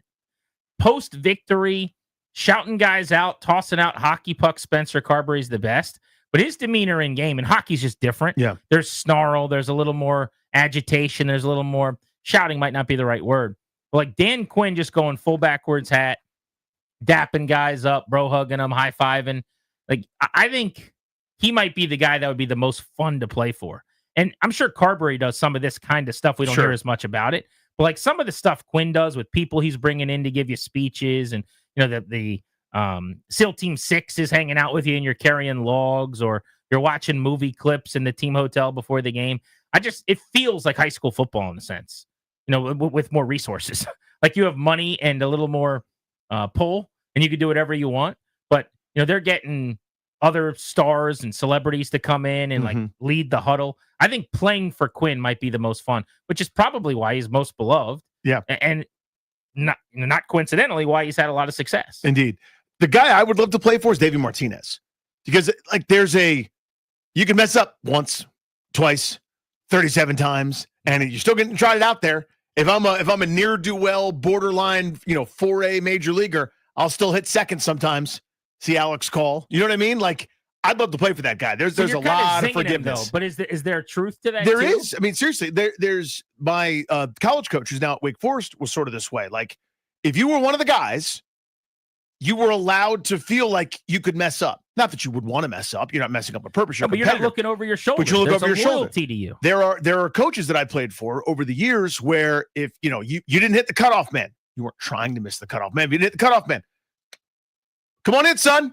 Now someone's running out to the outfield, and you're going, geez, that seems a little harsh. We'll work on it in practice, but just because they were so fed up because we worked on this. This is what we worked on, and you're not doing it. And those sorts of environments weren't great for players to thrive. So I think he would be a great guy to play for. All right, I've got a game for you, Danny. Mm-hmm. You're a little bit out of the loop on this one. The rest of us are well prepared for this game right now. Oh, no. We're going to play a round of Does Danny Hate It? And this is about something that's gone on in DC sports today. What? So here's what we're going to do. Darius, Toby, and Ryan, you can guess with me. We'll all go on the record for Does Danny Hate It? Yes or no? And then we will ask Danny how he feels about it. You guys know the story. I'm not going to bring it up just yet. All right, Danny can't know what we're talking about just yet. But the big developing story in DC sports today, does Danny hate the bit that is happening? I will go on record first. I will say he despises what is about to take place. Darius? I'm going to go. I feel like the easy answer is to say that he hates it. I'm going to go against the grain and say that he's going to not be all that bothered by it. Well, the only reason he would do that is to swerve, to just kind of make us look like we're wrong. Do you actually think he's going to say he's not bothered by it, or he's actually not bothered by it? I think he's going to say that he's not bothered by it. Yeah. Because he's not. Wait, all you guys know what the it is? Yes, we know what the it is. So you'll find out soon. Oh. I don't think he'll be bothered by it. Okay. Yeah. Ryan? I mean, I could play reverse psychology here, but if I know Danny Rouillet, he is going to hate this. Okay. He's going to hate it. I mean, by the way, he's a liar if he doesn't hate it. Yeah. He's never hated anything more than the press release I'm about to read. All right, Toby, you're up. He thinks it's unprofessional and absolutely hates it. So is it that he's going to hate the press release part, or is he going to hate the whole thing? The bit, the skit, the press release, the idea, the things involved. He's going to hate everybody and everything. I think he's going to realize that it's a part of sports. Like, this is a thing that happens in sports sometimes. Some teams do this. I can't wait to introduce you to the guy you've been working with for the last few years. All right, here's the press release. The Nationals are calling up top prospect Bruce the Bat Dog. Danny, thoughts? For what? The Washington Nationals have called up top minor league prospect Bruce the Bat Dog from AAA Rochester, the organization announced today. Bruce, 1 year, 9 months in, that's in people years, joins the Nationals for his first career major league assignment after posting a 1,000 receiving average in 3 appearances with the Red Wings this season. He will make his 4th start in Rochester on Friday, June 13th, going and getting the bats after at-bats, before traveling to Washington, where he will make his major league debut on Saturday, June 14th. Tickets for this highly anticipated event are available at nats.com/tickets. So there's a dog that is the Bat Boy, but it's a bat dog, their prospect, at AAA Rochester, who goes and gets the bats after at-bats that get left at home plate. This is going to happen in a Major League Baseball game? The Nats are calling him up to get the bats for the Nationals this weekend, Friday night, and they're telling fans they can get their tickets to see the highly anticipated event now at nats.com/tickets. Danny.com/out. Apologize. Everyone apologize. Stop. It's not too late to stop this. It's not too late to stop it. Is every 16 or under male vanished from the earth like a Thanos snap? Please allow the human being to do it. Do I get bite marks on the bat? Is he slobbering over the pine tar, the magic hit spray, or if I've got grip tape on, is that where he bites? What are we doing? Quote, our fans and front office are always excited to see our players get promoted to the Nationals, but Bruce's promotion is a historic call-up to the big leagues that he richly deserves, says Rochester Red Wings GM Dan Mason. Nobody makes people smile more than Bruce, and I'm sure he'll do a wolf-tastic job. Quote, everyone should be embarrassed, end quote. A wolf-tastic job for the Nats. I was actually sized that maybe Brady House would get called up on Friday before the Nelly concert. We don't need a call-up of Brady House. We are already moving some tickets. We're all set. There's a puppy. We got a prospect getting called up. Where is the shame? This is not rookie ball. It's not the Gulf Coast League. This isn't Bull Durham. Give it up for Grady, the bloodhound that gets the bats, said the amateur city that shouldn't be taken seriously. No. Stop it immediately. Human being bat boy. Human being bat boy. It is the thrill of a lifetime for some kid to trot out there next to his heroes and share the dugout space. Bruce also gets a thrill out of it. That's a dog that has no soul. Dog guy. Has no soul, by the way. Dogs don't have souls. Human beings do. Souls. I'm sure dogs don't have souls. Dog guy. Dogs don't. They're dogs. They live as long as they live, and it's sad when they go. That's a dog, man. That's a dog. Some people wonder if that's the human experience as well, Danny. Yeah, we get a little longer on this earth. We're a little higher form of evolution. A golden retriever. Does that change anything? Oh, okay. Bruce is the organization's leader in head pats. Is he? Hold on. Just let me get through the press release. He's the organization's leader in head pats, belly rubs, and good boys since making his Nathaniel Lowe is second? What are we talking about? What are we doing? His first professional appearance on September 5th, 2024. He currently leads the International League in... No, he doesn't. Admit that he doesn't. This one's tough. The one's coming up is tough? Yeah, this is the toughest one. He currently leads the International League in autographs and smiles, and is among the team's top performers in boosting dugout morale. Loved by players and fans alike, Bruce carries on the legacy of Milo, Rochester's previous bat dog, by giving back to the community and bringing people together. There's no quote from Mike Rizzo here. You know, I just imagine them bringing this to Rizzo and him being like, get the bleep out of my office. Right? Seriously. You guys do whatever you're going to do, but never talk to what's your name? My name is Frank. Never talk to me again, Frank. From now on, Frank can't come in here. Right, exactly. Idiots. Somebody in that office is Mike. I mean, Mike, it's not bad. He signs a lot of autographs. He's a top prospect. You guys love your prospects. What are we? Idiots. What an unbelievably ridiculous thing. Ridiculous. Garris, you were so close. Danny, seems like Danny kind of likes it. What do you guys think of the prospect getting called up? You feeling good about the Nats calling up the dog to get the bats? Grant and Danny on the Fan.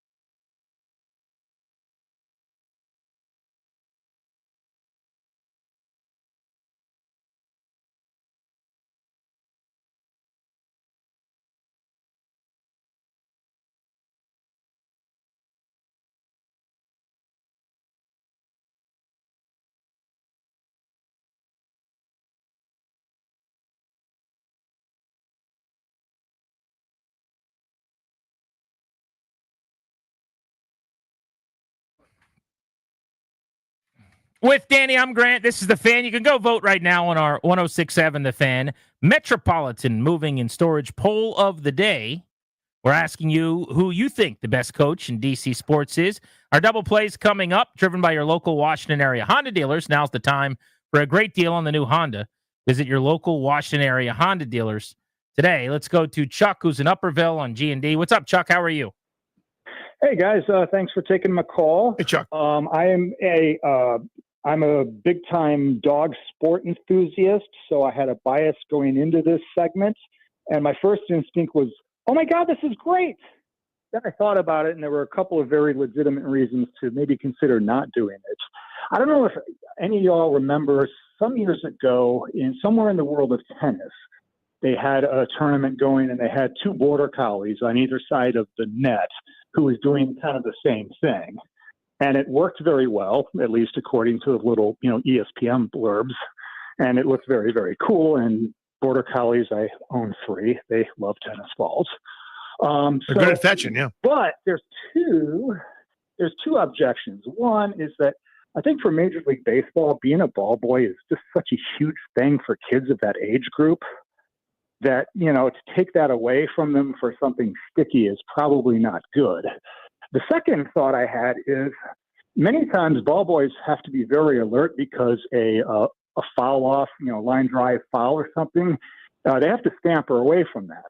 Now, a lot of dogs might be sniffing the grass at that Chuck, point. this is a professional. This is not some dog they're picking out of the crowd. I mean, this is a dog that's been doing this for 3 years. It knows where to sit. It's trained. It knows how to probably in the camera well. It's nowhere near. And it just goes up. They give it a cue, and it goes and gets the bat and comes back. I mean, there is occasionally the issue with the bat boy going up at the wrong time. Dusty Baker's son, yeah. Now in the Nat system, trying to get to the big leagues where he's got his first major league hit last year.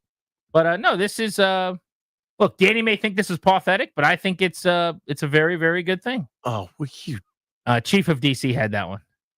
He said pathetic. It is. It is that. I think Darius is trying to go get a autograph on Friday night. This is so minor league. Toby, what are you more excited about? Seeing the bat dog go get the bats after ABs or Nelly for his post-game concert? I want a picture with a dog more than Nelly. So give me the dog.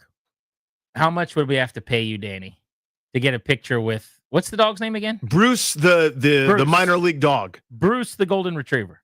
How much would we have to pay you to get a picture with Bruce? To get a picture with the dog? By the way, how pissed is Brady House right now? He can't get called up, but the dog can. The dog. Hey, gather around, y'all. Someone's getting a call up. The dog that poops outside the clubhouse in the grass. That's right. And who goes and picks up the bat after Brady House discards it after his latest home run. He just yakking on the bone. That guy gets called up. Beat him to the big leagues. Let's go to Chris in Hyattsville. What's up, Chris? Grant, you stole my thunder. I'm really upset that this dog's getting called up before House. I mean, does the dog have 12 home runs this season? Although, Danny, I heard that the dog has a much better sniff rate than CJ Abrams. Tip of the cap. What does he? I honestly haven't looked up Dog Savant. Does he have a really good sniff rate? According to StatCast, he has an excellent sniff rate, but he tends to chase a lot too. But because of the dog element, everyone's having a great old time. Here we go. Yeah, that's a win. Yep, that's a win for. Thank you. Big time chase rate. Because he's a dog. You think this guy was Josh Bell? Fred's in Newmarket. Here Fred, we go. You excited for the prospect getting the call?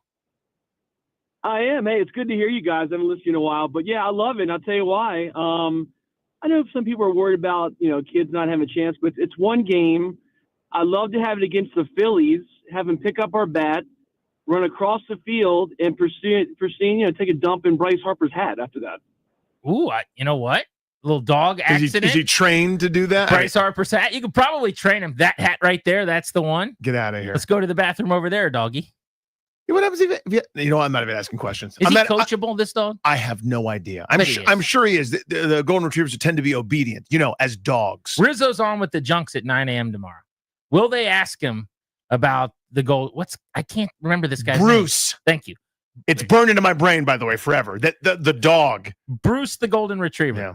And if, honest question, shtick aside, do we think Rizzo knows who Bruce, the golden retriever is? No. I don't think he does either. I think right now, this moment. Unless there's like a conversation where like his wife saw it and was like, look at this. And he's like, oh, wow, that's neat. I'm just trying to run the ball club, you know? But she's like, thinks it's really interesting. But if the Junks tomorrow morning, they're like, hey, what'd you think of the game last night? What are you doing about this lineup situation? CJ Abrams is scuffling. What did Davey Martinez mean when he said there's going to be lineup changes if the guys don't get the memo? Also, what'd you see? Here's how they should ask it. You have tough decisions all the time in deciding when to call players up and when not to. How do you know Bruce the Golden Retriever is ready and you're not going to have to send him back down and that he can deal with some of the struggles that may come in the big leagues? What are we, idiots? Like, is the idea that he blows the gasket and that's funny? Like, is that what we're hoping? Rizzo? Yeah. No, I think he'll play along. I think he'll just be like, oh, we love Bruce the whatever, the retriever. Bruce the dog. Yeah, he's a retriever. He is. I think he should do a good bit. Like, we got to work on his chase rate, but we like his pitch selection. He's performed well, down there, and we like to call guys up and keep them up here. So maybe. I mean, this is so amateur. It's so bush league. Is it one game or is it full time? Again, one instant is too many. One instant is too far. I just love the press release. What do you mean? Like, you actually love it? Or you love it because you know how ridiculous it sounds and how pissed off it makes me? I love that I get to read it to you and watch you get angry. He's like, it's coming. He's going to get a potograph. He's going to give him he's got a good signature. The potograph, everybody. He leaves little surprises around the dugout. Don't step there. That's Bruce for you. I'm just so happy. Oh, man. He's gnawing on the hickory. There he is, Bruce, the bat dog, everybody. I'm hoping for a perfect debut. I want him to get out there, scoop the bats, get back to the dugout, no issue. He once threw a perfect game. He did. It's a dog. It's a dog. The Beltway Blitz comes your way next. We'll get to some NFL minicamp burning questions at 4:30 on The Fan.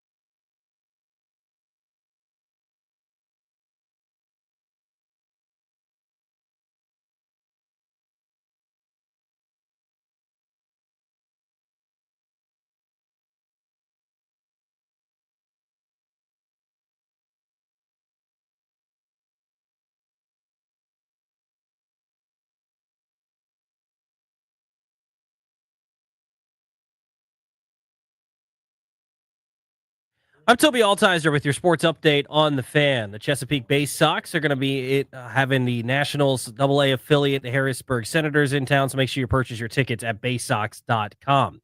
NBA Finals all for today. They'll be back in action tomorrow for Game 3 in Indiana. In the NFL, Commanders mandatory minicamp getting underway today. Marshawn Lattimore and Laramie Tunsil were in attendance after missing OTAs. Terry McLaurin still not in attendance. Bobby Wagner also not in attendance today, excused for a personal reason. Other NFL news, TJ Watt not at Steelers minicamp. For the Bengals, Trey Hendrickson was not at minicamp. Shamar Stewart was there, but still not participating. And the Broncos are signing running back J.K. Dobbins to a one-year deal worth $5.25 million. In baseball, the Nationals begin a 3-game series in New York against the Mets. 7:10 first pitch. You can hear the game right here on the Fan. Mackenzie Gore takes the hill for the Nationals. The lefty's 3-5 with a 2.87 ERA. Griffin Canning goes for the Mets. He's 6-2 with a 2.90 ERA. Also, the Nats calling up top prospect Bruce the Bat Dog for his debut on Saturday. In hockey, Stanley Cup Finals Game 3 last night. The Panthers beat the Oilers 6-1 to take a 2-1 series lead. Game 4 going to be on Thursday. And this update is brought to you by the Chesapeake Bay Sox. The Washington Nationals AA affiliate comes to town. Catch the Bay Sox as they take on the Harrisburg Senators June 14th for Star Wars Night plus fireworks, then celebrate Father's Day on June 15th with special deals. Closer to home, closer to the action, baysox.com. From the Crop Metcalf 5-Star Sports Desk, I'm Toby Altizer on the Fan.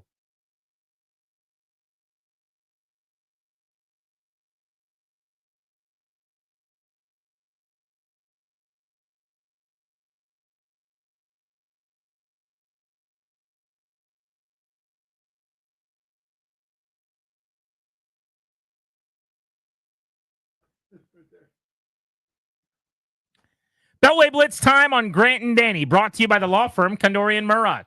They're going to help you draft your last will and testament, set up a living trust, or put together a medical power of attorney. Schedule a free consultation with their attorneys today at kmlawyers.com. Be sure to tell them we sent you. That's kmlawyers.com. Good buddies of ours and big supporters of the Grant and Danny radio program. They'll take good care of you. We love them guys. They make a hard thing easy. Got to do it. Got to be a grown-up. Got to write all those important things down, and they will get it done for you. Beltway Blitz. We're going to cover the Stanley Cup Finals, which are ongoing, plus some Caps news with TJ Oshie retiring yesterday. The Nationals and the Commanders all coming up this segment, so let's get after it.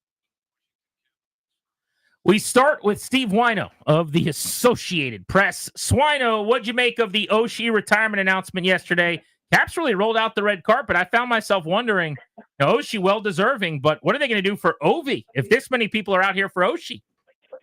Yeah, GPI. I mean, this guy's a fan favorite, and we know that, and just how beloved TJ Oshie is as a player for the Capitals for all those years. The chugging the beer through the jersey, the Stanley Cup rate in 2018, and just kind of what he's meant to this team. It was an expected announcement. I mean, I think we all knew this was coming, but it was nice to sort of see TJ Oshie have his day, to have his moment, and maybe Nick Backstrom will have that. Maybe he won't. Maybe these guys are all sort of different human beings, but it always felt like the right place, the right time, the right situation to sort of let TJ Oshie feel the love, because he didn't really get to say goodbye. He knew that it probably was his last game when the Capitals lost to the Rangers in Game 4 last year and got swept. He got the picture and all of that, but he didn't really have that sort of the standing ovation, all of that.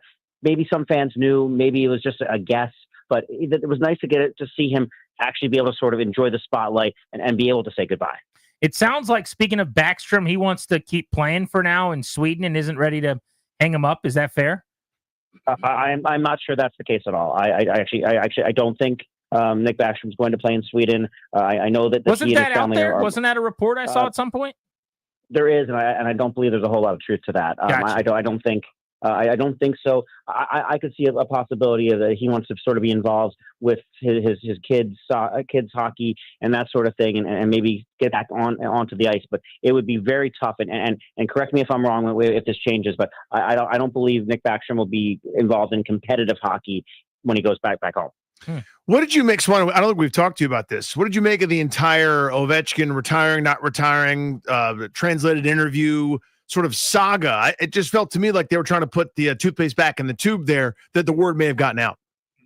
No, I think it's one of the dumbest storylines I can ever remember, because it feels like a lot of wasted energy for something that, no, it's not official. Yes, things can change, but we kind of all expect that because Alex Ovechkin's contract is up after next year, that it's going to be his final year. I think a lot of hubbub was made about the email that went out about Nastia's interview. It's one of those things where I think we all kind of know it's coming, but also like life changes. If what if the stock market crashes or goes the other way, and Alex Ovechkin and his family change their mind? A lot of things in the world can change. It feels more like one of those things where, unless Alex Ovechkin wants to come out and do the sort of farewell tour like Marc-Andre Fleury did, just let the guy play. Let him play next season. Enjoy it, expecting it to be his last season. But it feels like a whole lot of wasted energy when nothing's really happening.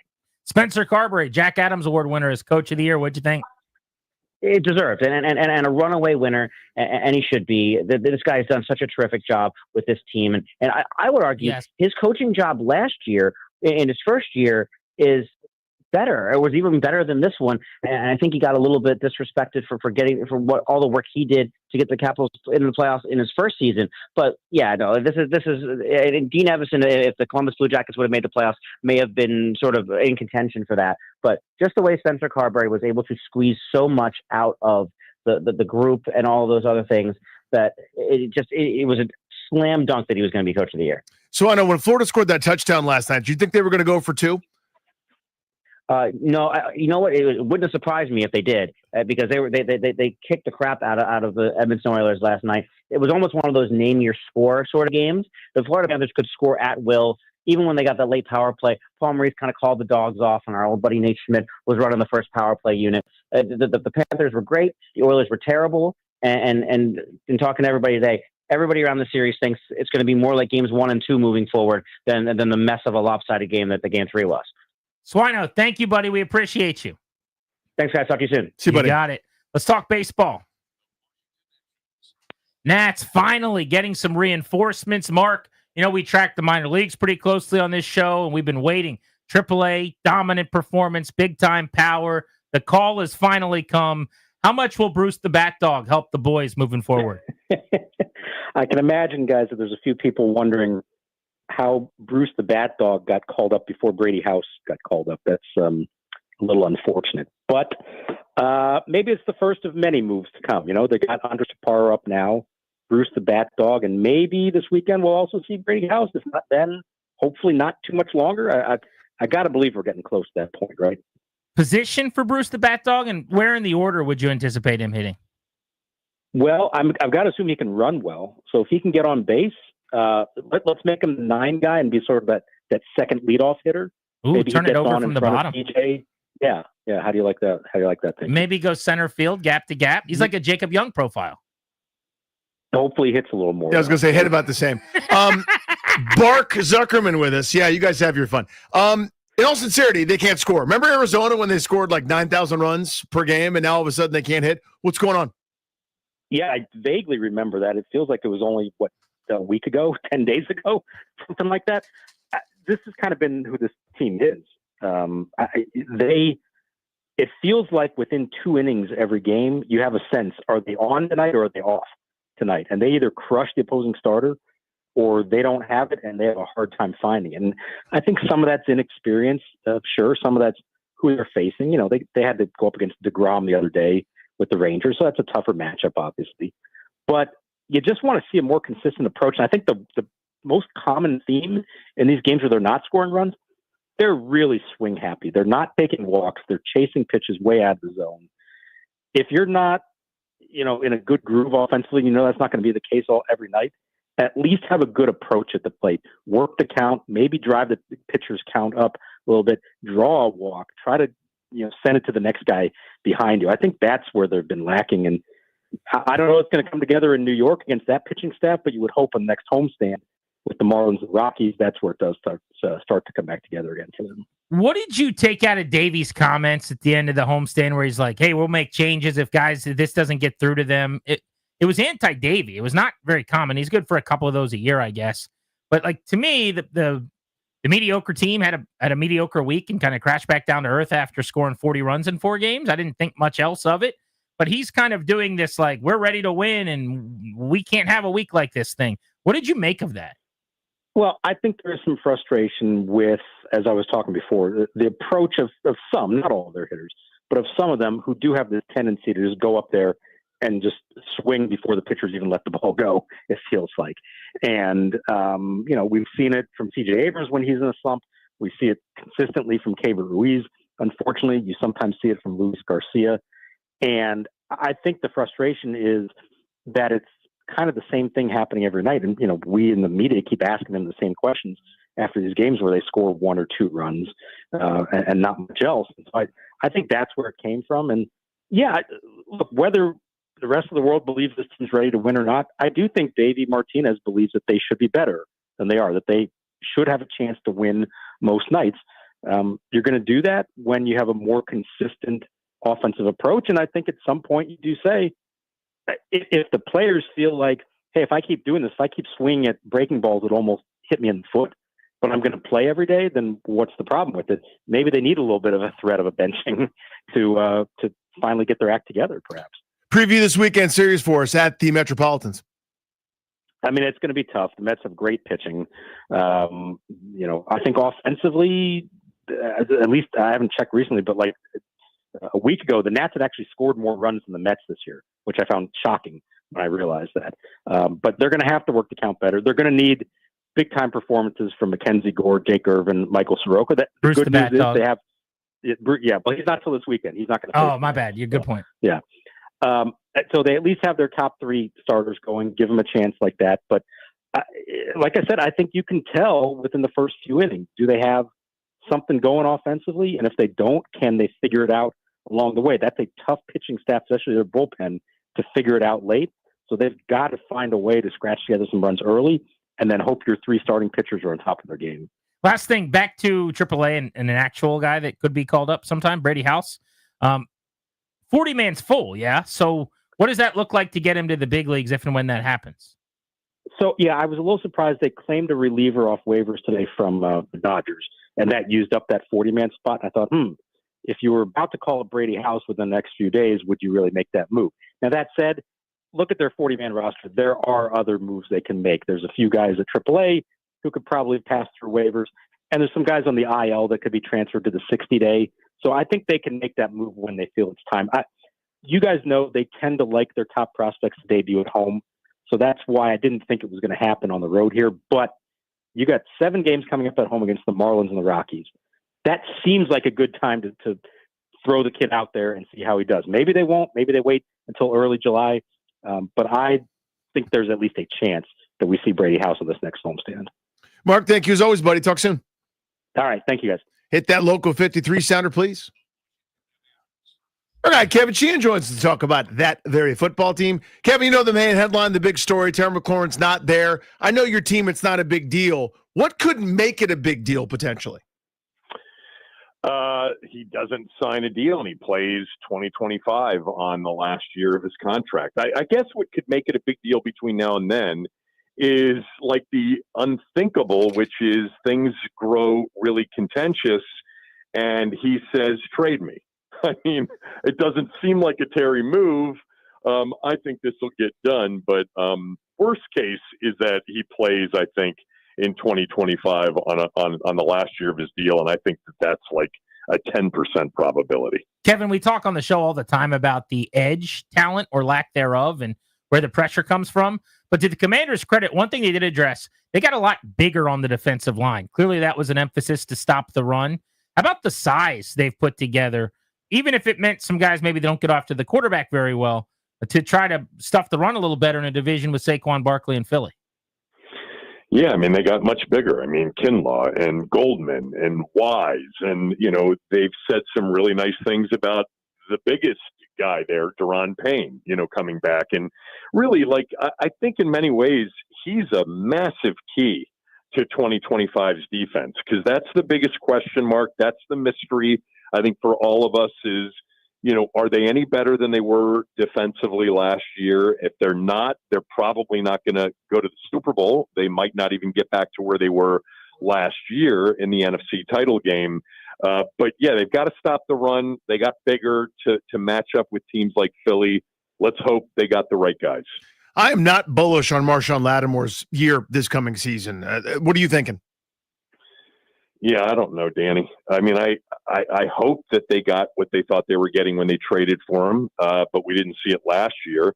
And I think when I was on with you guys last week, Grant was saying, and I tend to agree, it was a bit irritating that he didn't post for any of those days. I mean, he's new, he's unestablished here. He played poorly when he was even available. First and foremost, he's got to be healthy. Let's hope for that. And then, we'll see what we get. But I'm wondering what they're wondering. I'm wondering if they've gotten to the point where they are now wishing that it works out rather than expecting it to work out. What are you most curious about in terms of personnel groupings, positions where you're going to be monitoring things, whether it's mini camp or more importantly, training camp? Well, I think overall, just their ability to be better defensively, stopping the run. They're going to face another slew of unbelievable running backs based on their schedule. But I guess just one position group, I'm curious about the running backs. Like, can Brian Robinson Jr. bounce back? Can he be available? Can Eckler stay healthy?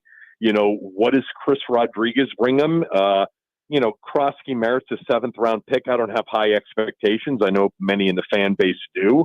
But 7th-rounders rarely amount to anything at that position. I'm curious as to whether or not they can be at that position, more dynamic and healthier than they were last year. I thought they were at their best when Eckler was healthy, but with their quarterback who is, in part dual threat, that's not everything Jaden is, but the backs should feast based on what the quarterback presents, and they didn't do that last year. Big picture, Jaden Daniels, any chance he steps back at all? Or like the CJ Stroud is kind of the cautionary tale, right? I was thinking of those PFF rankings, Kevin, which I'm sure you saw of quarterbacks. He was 6th, just behind Jalen Hurts. Is there a chance we don't think of him as a bona fide top 10 guy league-wide after this coming season? No chance if he's healthy. None. He's top 5 right now, in my opinion, and I didn't see anything that we'll end up watching this year and go, oh, he didn't fix that.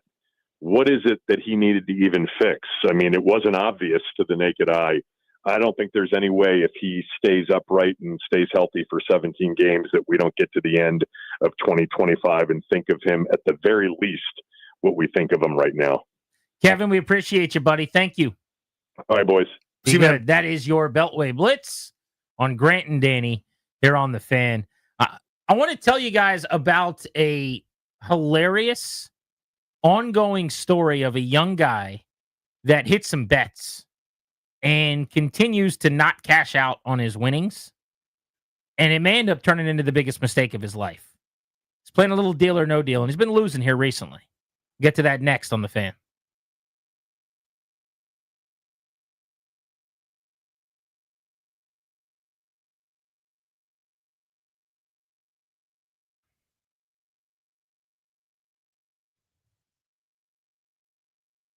Hey, it's Grant and Danny. Excited to let you know that in addition to myself and to Danny, CoPair has now helped over 10,000 local clients. They've helped the Washington, D.C. area lose over 470,000 pounds. That's pretty amazing. That's phenomenal. Those guys should feel really, really good about that. CoPair has over 700 reviews, average review of 4.9, and it's because it works and the results last. I just got my text this afternoon. I've got a little appointment over there on Friday morning. I will be over there Friday morning as well. Listen, I've done crash diets on my own. I've yo-yoed like everybody else has. There's a reason the weight always comes back. You don't have a long-term game plan. That's the beauty of CoPair. One of the great things about it anyway. When you graduate, you can visit CoPair for check-ins, advice, designed to help you keep the weight off forever for free. See that? It's not just a one-time thing. You fit into the bikini this summer, then you go back to what you were doing before. That's not healthy for you. You got to get healthy long-term. That's the point. Do what we've done and so many listeners have.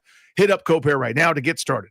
855-888-0180. That's 855-888-0180 or go to copairhealth.com.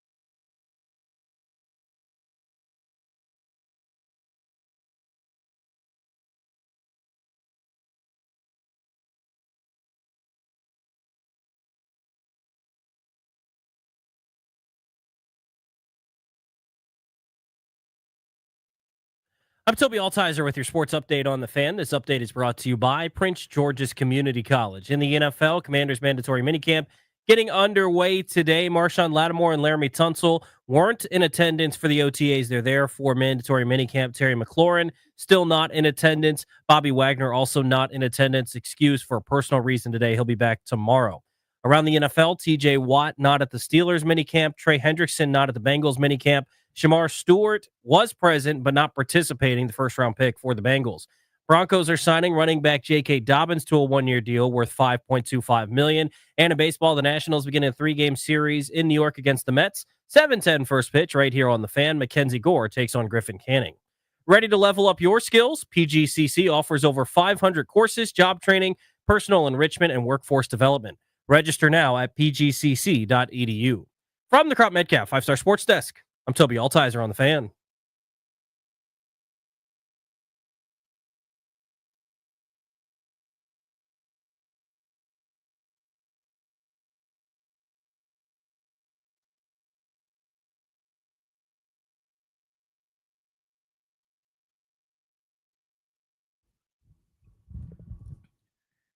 With Danny, I'm Grant. This is the Fan. Thank you for making the show part of your day. We know you got a lot of options. I've been following this story very closely. I'm going to plug you guys in on it now because I think it's a blast. Should be a good little discussion here. But is anybody familiar with, I think the internet name is Cash Out Bro. That's now the name. But this is a dude who appears to be about 22 years old. He is a recent college graduate. I think he went to Binghamton University. Okay. He's a dude. You have older kids than I do. My kids are younger. But you know how like most kids have the same haircut now where they want their hair to look like messy and floppy? Yes. You know what I'm talking I know about? exactly what you're talking about. It's like a big moppy hair. So he kind of looks like any guy that just got out of high school. He happened to have just gotten out of college. He made a $13 bet on a betting site, one of the apps like you would use, any of you would use. And he made a $13 bet, and he bet all championships in 5 major sports. So he went with the Eagles to win the Super Bowl. He went with the New York Liberty to win the WNBA title. He went with the LA Dodgers to take the World Series in October. And then he had, not yet finished, the NBA Finals this year, the Oklahoma City Thunder. And the Stanley Cup this year, the Edmonton Oilers. So $13, random number, right? But he got crazy odds, as you'd imagine. You guess right on one championship team, you're getting somewhere between, 10 to 1 to 100 to 1 odds, depending on how much of a long shot, right? So then you string together, if you go 5 for 5 picking the Super Bowl champion, the WNBA champion, the World Series winner, the NBA Finals winner, and the Stanley Cup champion, you're going to do pretty well for yourself.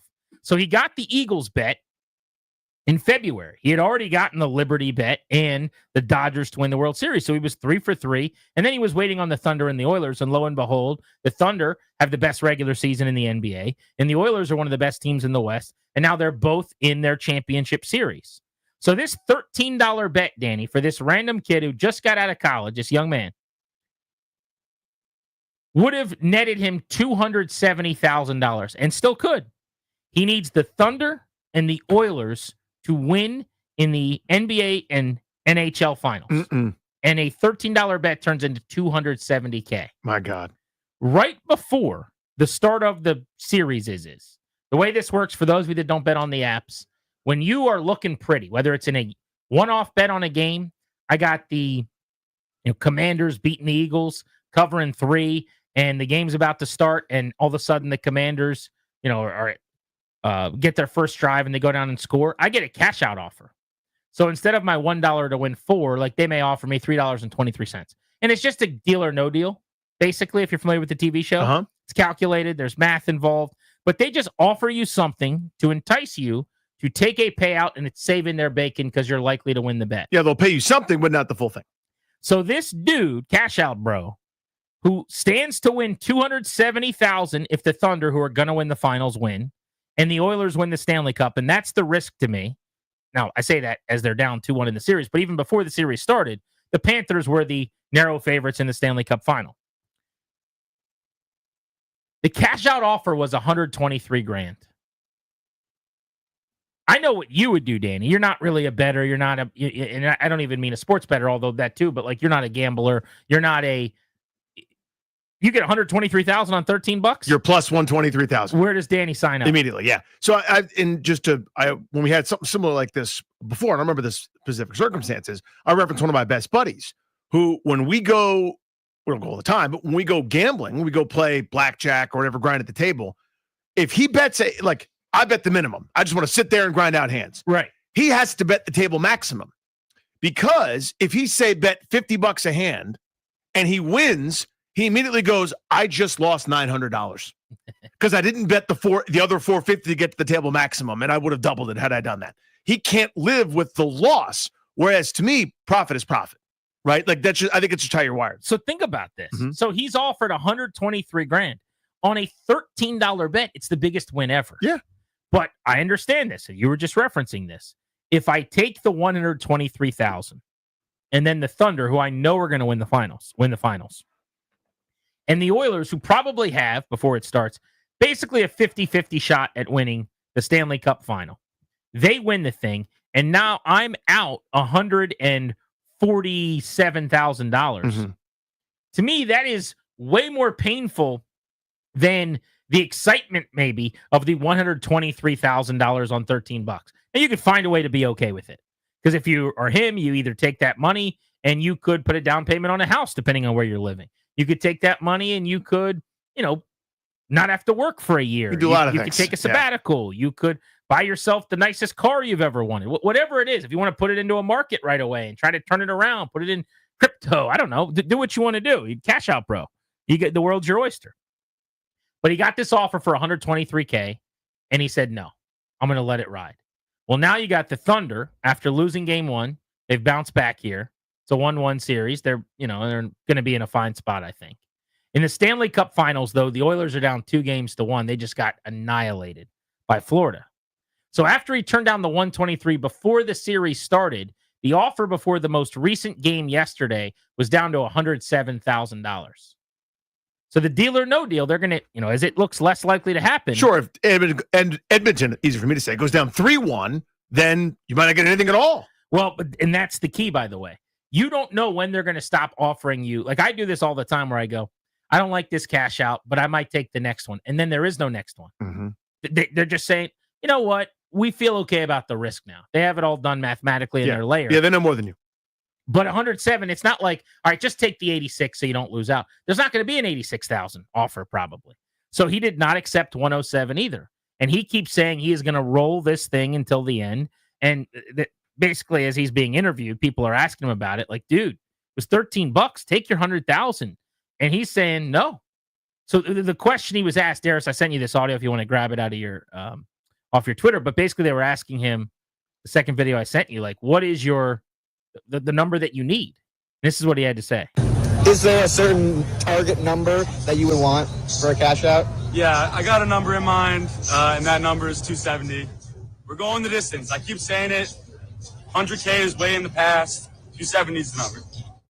So there's a very real possibility that the Thunder win, and then he's watching a Game 7 with $270,000 on the line. Now, I just don't think my heart could take that. My anxiety wouldn't allow that to work for me.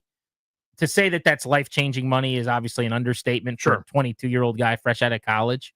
And he acknowledges, like, it's not like he comes from a ton of money or he's rich, I don't think. Like, this is money that will alter his life. But I'd imagine $123,000 would have too. That's the point. So what do you make of cash out, bro? Just sticking this thing out. He hit on the Eagles. He hit on the Liberty. Nailed the Dodgers. Now he's got Thunder Oilers. Yeah, I mean, you know my philosophy. I'm boring to be able to ask. I would try to assess how likely is it to happen, right? And before the series starts, I would go, you know what? This is a coin toss. So Oklahoma between Edmonton and Florida. Right. I would say if you give Oklahoma City based on the betting odds, because you could do just the math on that, 75% likely to happen. And then the Oilers is much, to your point, it's much more closer to like a 50-50. But let's say it's like a 46% for them and the Thunder's is 75%. Then the overall chance is what, upper 30s or something? Exactly. Which feels lower than it actually is when the Thunder are locked to do it. The way I'd view it is the Thunder is a yes, Edmonton's a maybe. So at worst, it's a 50-50 odds. But that's not how math actually works. Right. But it just sort of going with my own analysis, right? The hard part to get me to this threshold of over $100,000 on a $13 investment, I've done that. Like I've arrived at victory. Now it's just relative victory. Do you win by a touchdown or do you win by a record number of touchdowns? That's kind of the feeling I would have. So if I roll the dice for a game or 2 games and I see now, okay, Edmonton probably isn't as good a team as Florida, given the first couple games of the Stanley Cup. That gamble, that insurance to see if I have a great chance of winning, that was worth the risk of 16, 17, whatever the difference is between cash out offer number 1 and cash out offer number 2. That makes sense? Of course. It's like you're thinking about a player where it's like, we want to let you have one more great year before we pay you. If you have a great year, it's going to cost us more. But that was worth it to us to make sure before we signed you. That's kind of what you did here. Now, he's got a different attitude about it. He's going for the moonshot. God bless you. I'm not wired that way. But that's if I was to say, let me just see, knowing I won't get as much on the back end if Florida beats Edmonton in game 1, because that's the one I'm least sure about of the 2 remaining finals. If Florida wins, I'll go, okay, this is now a much more uphill climb. I'll take the cash. Have you seen the movie Uncut Gems? Yes. So it was Adam Sandler as a sports bettor, and it was beloved, and his performance got awards. I mean, he was, as a comedic actor who's never actually serious chops, had much drama in his game or in his file, like he showed well. And one of the things people loved about it was you could feel it, like the angst of him watching these games, and with each shot, he's pacing, he's ripping hair out of his head. I mean, it's excruciating. But in those scenes, like his life is flashing before his eyes because he's putting his house on the line, he's putting cars on the line, he's putting every dollar he has, and you're about to go into debt kind of situation. This kid doesn't really stand to actually lose anything that he started with, if that makes sense. Yep. It's $13 on the line. Right. But that's not how what it's like when you're watching these games. Seeing the videos of him in the arena, because like Bleacher Report's betting site is flying him around to these games now to watch. And his dad, actually, they interviewed him, and he's like, he's already won. I told him the other day, which is not the advice I would give my kid, by the way. But his dad's advice was, like, this site is flying you around and you're going to the Stanley Cup Finals. Like, you've already won, son. You did a great job. In a way. My advice would be, hey, that $270,000 would be really, really nice for you. That's the win. Let's make sure you get it. That's how you win. Yeah, this is 15 minutes with a couple of nice trips versus life-changing beginning to your adult life. Totally. But I do wonder if you're able to separate, like, the anxious, awful feelings while watching these games of, really, I'm losing $13. Because that's not how I view it. I view it as, in his case, you are losing $270,000. Mm-hmm. But if you've never had it, then you can't lose it. But your mind doesn't know that. They just, all you know, it's like, and I have bets like this sometimes. Now, I'm not a unit shamer here. We don't unit shame. We do not unit shame. My unit's a lot smaller than this guy's unit. Mm-hmm. Okay. So, like, for me, occasionally, I'm watching a game, and if something hits, I might be able to win a couple $100 on a parlay or whatever. And the fact that I only put 25 or $30 on it, I'm not thinking it. I've never once thought, damn, I'm going to be out $25. It's always $230 is on the line. So this is a few $100,000 to this kid. Version of that, yeah. Which to him, compared to a normal person, maybe it's like $1 million to somebody listening. Mm-hmm. I mean, you've got to kind of make that make sense for each person. Andrew's in Warrenton. What's up, Andrew? How are you? Hey, pretty good. This is classic Binghamton, Tony Kornheiser's alma mater. That's right. Behavior. So I would normally agree with Grant that he's not really out this if they hadn't given the cash out offer. You have now been given $107 or whatever $1,000, right, and you chose no. Well, you know so that what? means That's you have a good put point. 107 on. You know what, Andrew? You're right. They basically offered him $107,000. It actually first was $123,000. Right. He said no. Then $107,000. So your point is, you had a check handed to you that you tore up and handed back. So basically, you will have lost You let it ride. $123,000. You let it ride. Your blackjack. You decided in blackjack to take the bet. You won, and then you put all the money you just won into it again. You have had that money, and now it is back on the table. It's actually a really good point, because I say, well, it's $13. No, $123,000 was found and earned. Yes. That was offered to you. You had it. The dealer said, here it is. It's yours. The banker, I guess they call it on the TV show with Howie Mandel back in the day. The banker called and said, here's your money. If you keep going and you make less than that, that's on you, bro. So I'm curious, young people. So Ryan, I mean, this guy's a couple years younger than you, but I mean, he is just loving life. Like he's texting with his boys. He's being just a bro about it. He's at the game and he's just like literally right after the game, he's like, so he's reading tweets from people and they're like, dude, what are you doing? You turned down 123,000. He's like, I'm riding, bro. And I'm still riding. We're going all the way. Go Oil. Talking about the Oilers. This is just all fun and games to him. I just wonder if there's ever going to be a time in the future if he gets zero where he looks back and goes, I'm a jackass. Yeah. I mean, what I would do, I kind of go back and forth on this. I'd probably cash out because, again, it's just so many thousands that you're going to get and you're going to inherit. About 107 of them. Yeah, just a lot of thousands in there. I don't know, though. But then again, you could risk it and potentially win even more.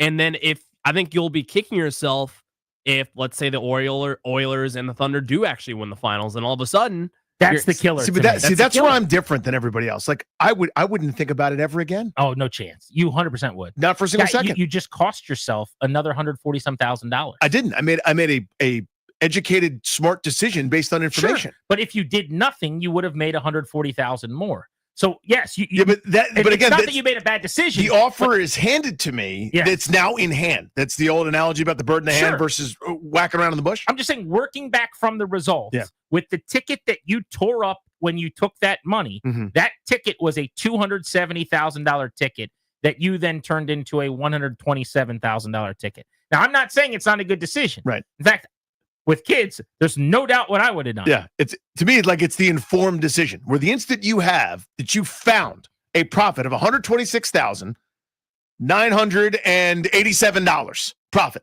The instant that happened, I have won. So spike the football, throw myself a party, and have all the money left over. Like instant win. Like that's a shame. Could have had more. Anyway, I made a smart decision. You know, I'll put my next bet in. I hope we're all lucky enough to get to make a decision like this one day. $13 bet, by the way. How did you decide on that, by the way? It's a random. I mean, I hadn't thought much about the number, but how did he pick all the champions? It's not even like he picked weird teams either. Right. That's what's interesting. He picked the Dodgers. That made sense. The Dodgers, the Eagles were one of the top. Every single team he picked was one of the best teams in the league. Top 2 or 3 in their sport. And they all won to this point with 2 to go. Grant and Danny on the Fan. We'll go around the NFL in minicamp. Storylines next.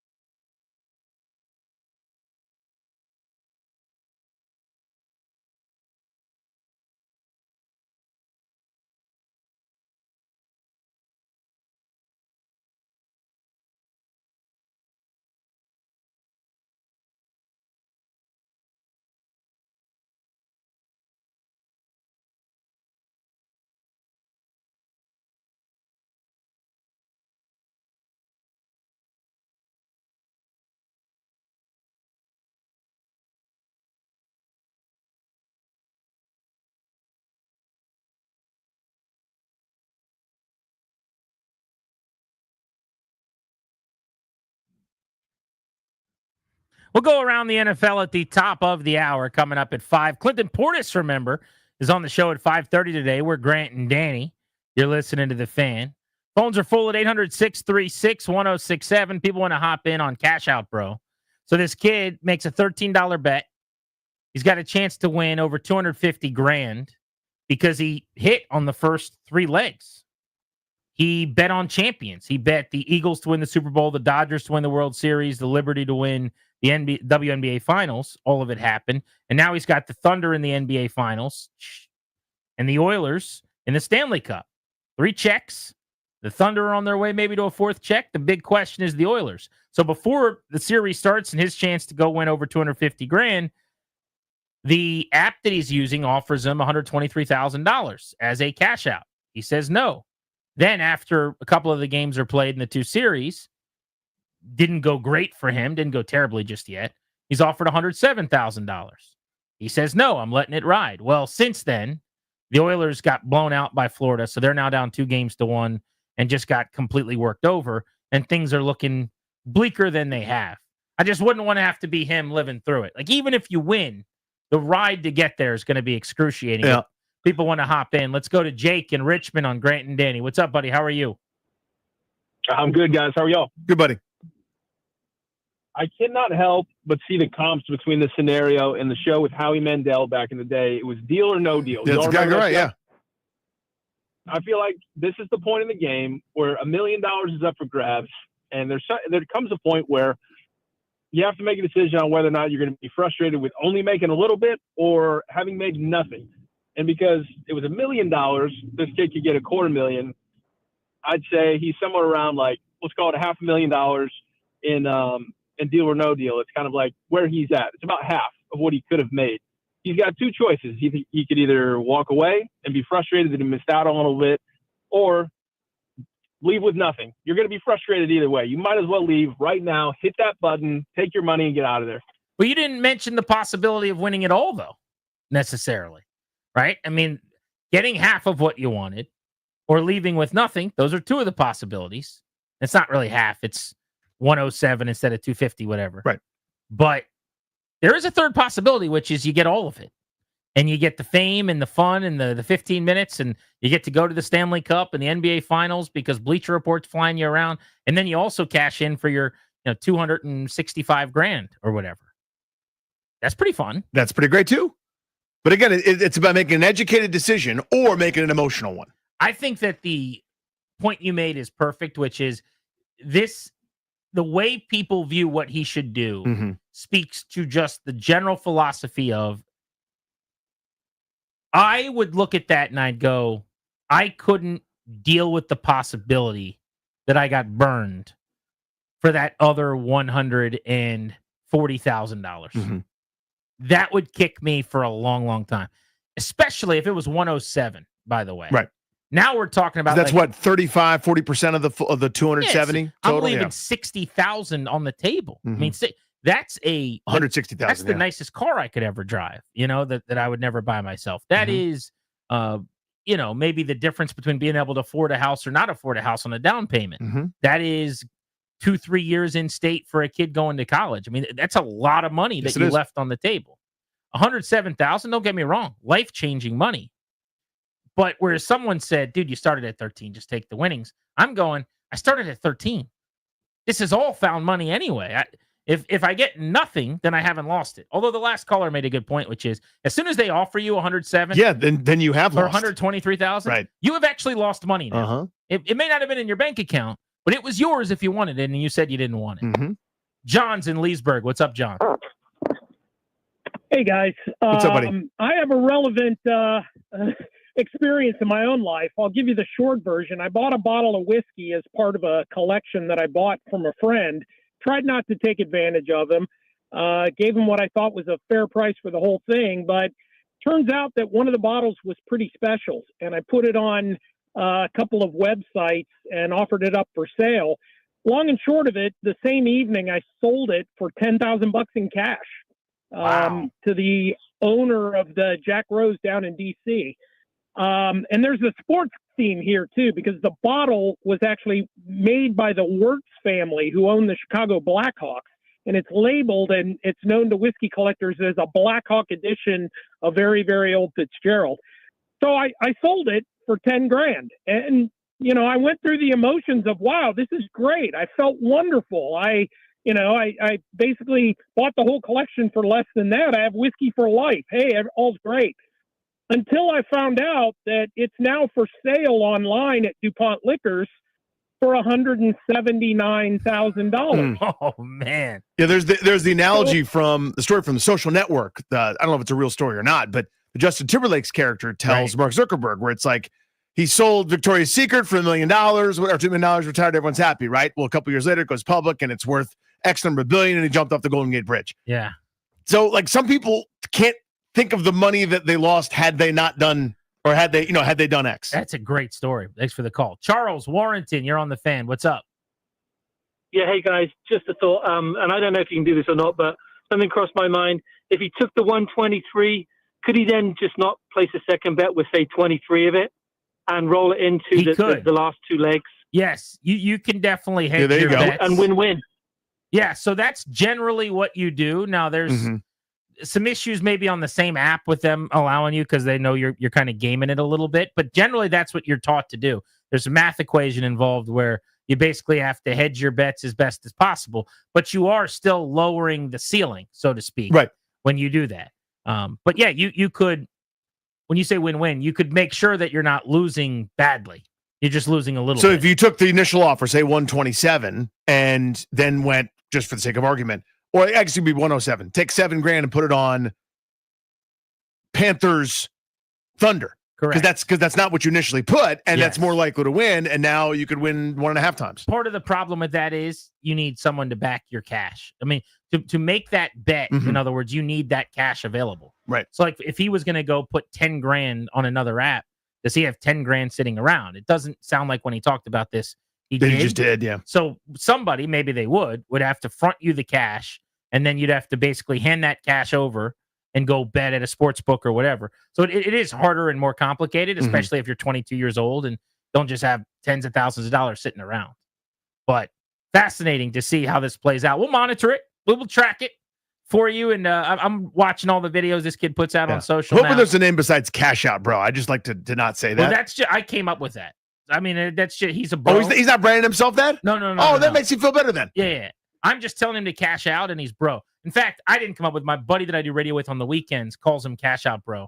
He's been following him for a week and told me all about it. I take it back, Cash Out Bro. I thought he was referring to himself as such, and I go, No. that's pretty reprehensible. No, this is just kind of He's what just a guy. He's being Gotcha. referred to on the internet. He's just a dude. I take it back. His name is, Noah or Jack or something.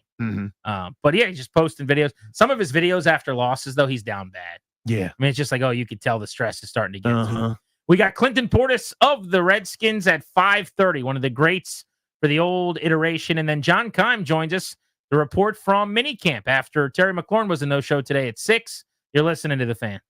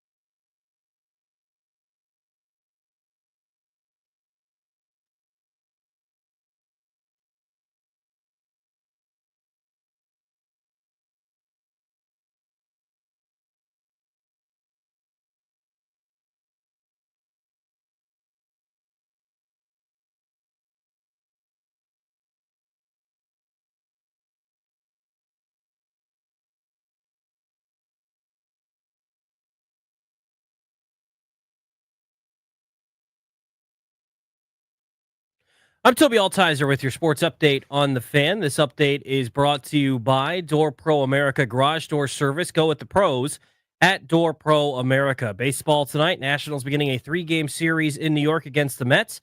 7:10 first pitch. You can hear the game right here on the Fan. Mackenzie Gore takes the hill for the Nationals. He's 3-5 on the season with a 2.87 ERA. He'll take on Griffin Canning for the Mets, who is 6-2 with a 2.90 ERA. Nationals and Mets, first of 3 in New York tonight, 7:10 right here on the Fan. In the NFL, Commanders getting their mandatory minicamp underway today. Marshawn Lattimore and Laramie Tunsil missed OTAs. They were in attendance today. Terry McLaurin still not in attendance as he works on a new deal with the team. Bobby Wagner also not in attendance. He was excused for personal reasons. He'll return tomorrow. Other NFL news for minicamps, TJ Watt was not at Steelers minicamp looking for a new deal. Trey Hendrickson not at Bengals minicamp, and Shamar Stewart, their first-round pick, was at minicamp but did not participate. Today, the Broncos signed running back J.K. Dobbins to a one-year deal worth $5.25 million. Hockey last night, Game 3 of the Stanley Cup Finals. The Panthers dominated the Oilers, winning 6-1. They take a 2-1 series lead. Game 4 going to be on Thursday. NBA Finals Game 3 going to be tomorrow night in Indiana. Go with the pros at Door Pro America. From spring repair or replacement or a brand new garage door to boost your home's curb appeal, call 877-DOOR-PRO today and ask how you can save $60 on a repair or $150 on a new garage door. Visit doorproamerica.com. From the Crop Medcalf 5-Star Sports Desk, I'm Toby Altizer on the Fan.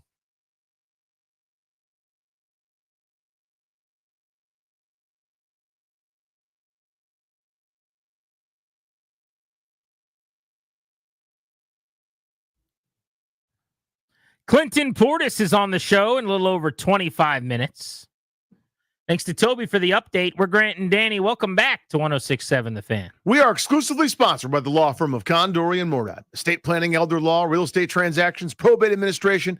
Their attorneys are always there to protect you and your family's assets. Schedule a free consultation with their team today by visiting kmlawyers.com and be sure to let them know that we sent you. That's kmlawyers.com. And let's get you around the NFL with some of the storylines from minicamp. We'll start right here in D.C. Marshawn Lattimore, Laramie Tunsil back at practice and organized team activities with the boys. Nothing to see here on either front. Big year for Marshawn Lattimore. I think most people feel like Tunsil's going to be the real deal. He has been for years. He's played at a fringe all-pro level. He's been one of the top 5 tackles in football for an extended period of time. Lattimore, after last season, though, is the big question because he really struggled. I mean, he started to be on their radar because they needed a corner because Benjamin St. Juste was problematic. And then he was every bit as bad as him or Michael Davis. Just the 2 starts at the end of last season and then the playoffs, so 9 games played overall. But Danny, he missed 8 games last year with injury. He missed another 7 games the year before that. He missed 10 the year before that. For all the talk about how last year was rough for him, basically it's 3 years in a row. 3 years, man. You got to go back to 2021 to find Pro Bowl level, really good football player, Marshawn Lattimore. That was 4 years ago. Yeah, it was a risk I was willing to take at the time. I was so desperate for corner help. So were they. They, spun the wheel, and it hasn't worked out so far. Maybe it will. Only thing real quick on Tunsil. There's a tiny splinter for me. 99% I'm a, what a move. I can't believe it. This is awesome. They've upgraded their line massively. I go, the one little 1% is going, why did Houston get rid of him? Does someone know something we don't? Because left tackles don't become available. Ones that are really, really good like he is. What do they know? That's my little tiny voice. 99% of it's going, shut up, little voice. We got a baller. Aaron Rodgers was on the field today with the Pittsburgh Steelers for the first time. It's going to take some getting used to. Him in the black and gold. He's wearing number 8. Rodgers saying today, it was here in Pittsburgh or not playing. So it sounds like the Vikings and some of these other teams that were linked to him, at least in his mind, he ultimately decided, maybe that was because they said no thank you, but he's saying it was Pittsburgh or I was not going to play football. By the way, I don't know how many people have been talking about this, and it's kind of a weird thing because it's his own business. Anybody notice that he got married? Like there was never a single word mentioned about Aaron Rodgers' relationship, what's going on. He's got a wedding ring on as he's out on the practice field today and as he was doing his press conference. So just kind of a thing. He's kind of a quirky guy as it is. Like he didn't go full Rouye where you just have a baby and we find out 2 days after that you had a baby and you didn't tell anyone. but it's kind of like that. It's close to that. He's just married now, and he's a Pittsburgh Steeler, and his life is changing before our eyes. He's got DK Metcalf to throw the football to with Calvin Austin, among other receivers. Robert Woods is a little long in the tooth, been there for a couple of minutes now. They brought him over this offseason. But running back situation, Jalen Warren, remember, their starter the last few years is gone.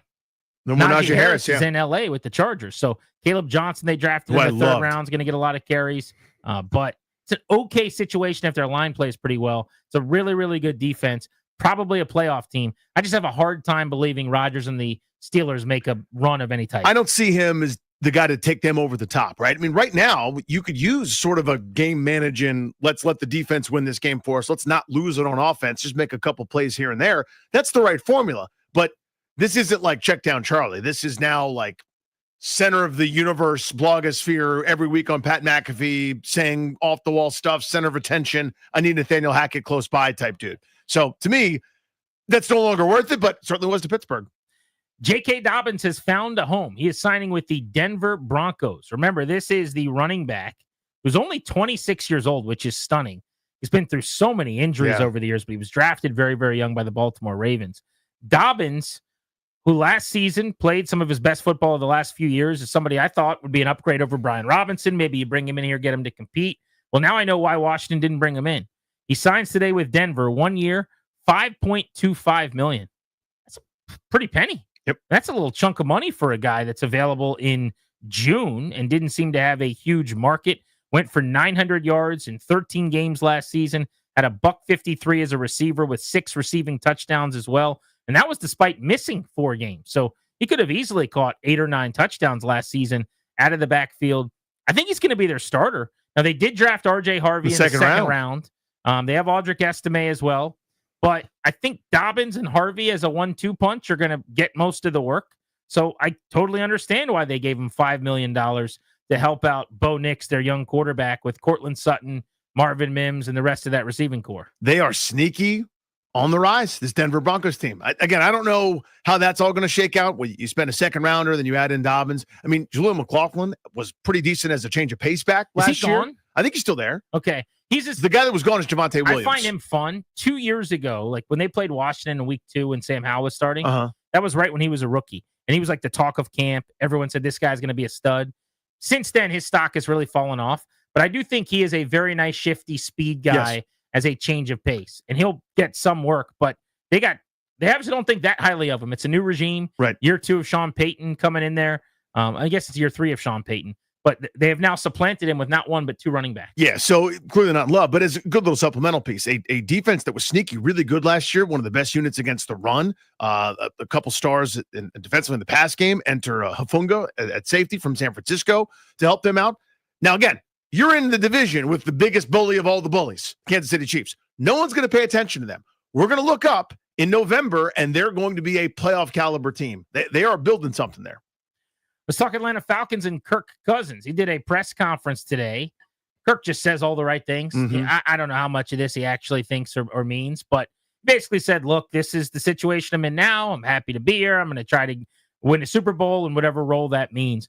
But at this point, you're just a very well-paid hostage. The best paid backup there's ever been. And you don't want to be there. They don't necessarily want you there. It's a really awkward situation for everybody because there's no real precedent for this. Like a guy that gets paid $100 million and told you're going to be the starter for a couple of years. And then to Michael Penix's credit, they draft him. He's pretty good. Cousins doesn't play at a high level for a stretch. He's hurt. They go to Michael Penix. Nobody did anything wrong necessarily, unless if they told him that wasn't going to be the case. And it sounds like, at least behind the scenes, that may be what happened. But Cousins saying you'd love to play. That's not the situation I'm in. Saying he's going to help Michael Penix as best he can.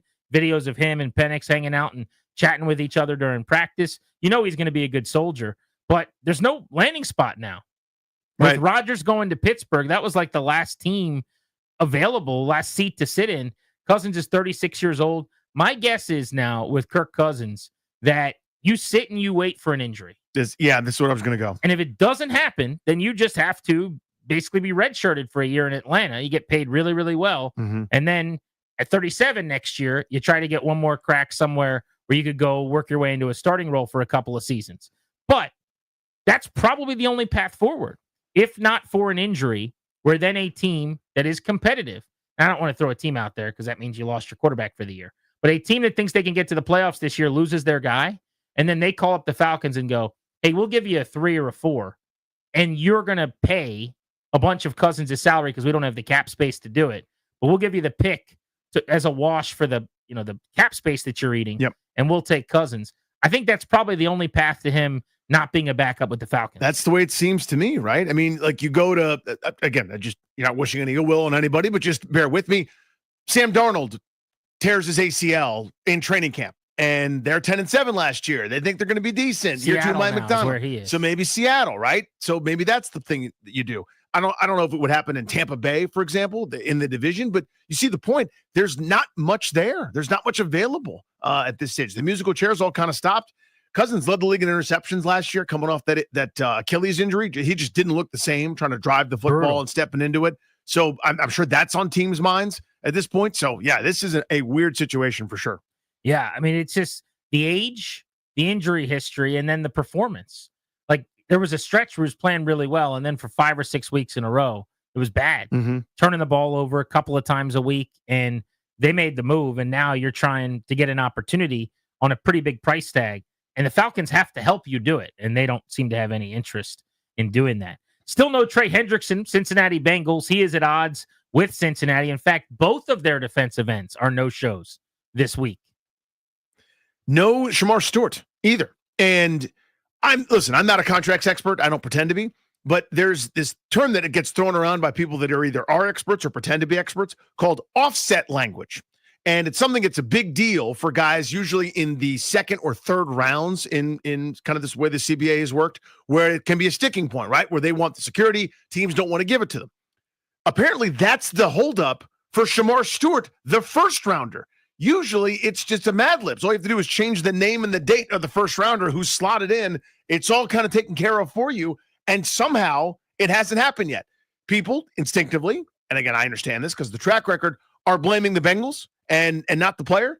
I'm inclined to do that too. I don't know all the information, but it's bizarre that their first round pick isn't practicing with them yet because of a contract. This is not 2005 where, Matthew Stafford's getting $100 million before he's ever taken a snap. This is a different time, man. This is so weird. Very odd. I don't really get it because there's not a whole lot of wiggle room. And I understand you could be at odds over language. Number one, it's the least surprising thing in the world that the Bengals are involved.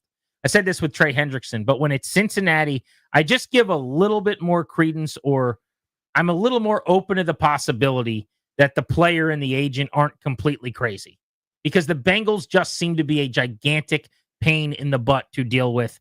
Nothing seems easy with them, ever. Any kind of negotiations, extensions, even the guys they love, right? The Burrows, the Chases, the Higgins. There's going to be a point where everybody hates each other until it gets done. Speaking of which, Trey Hendrickson, man.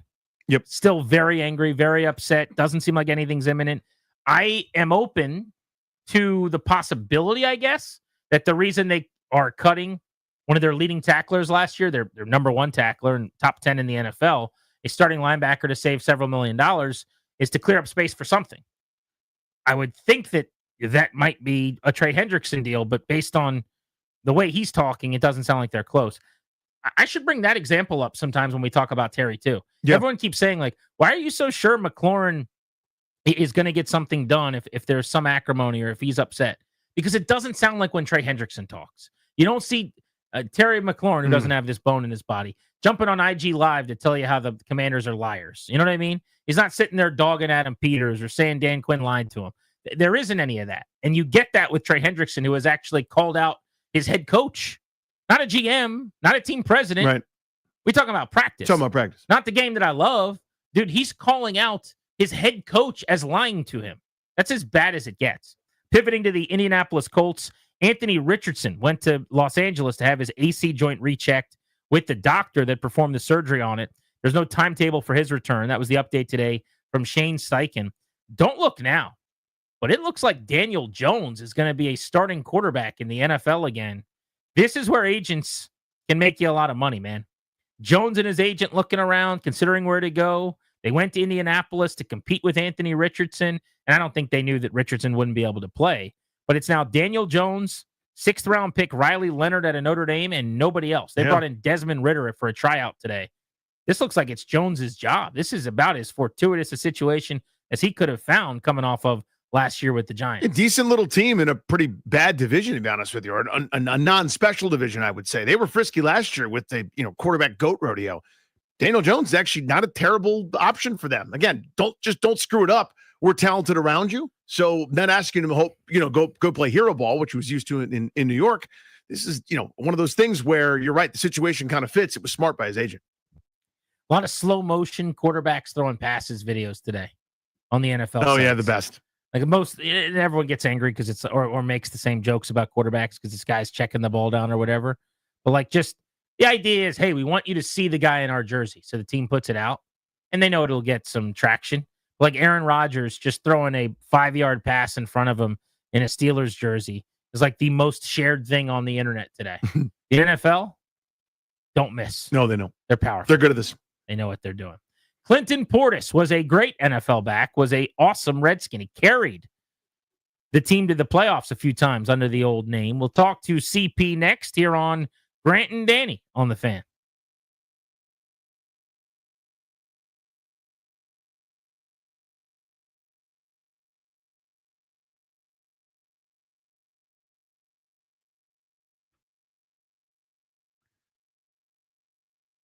Guys, it's Grant. FanDuel is giving you even more reasons to love home runs every Tuesday. That's today during the Major League Baseball season. That's right now.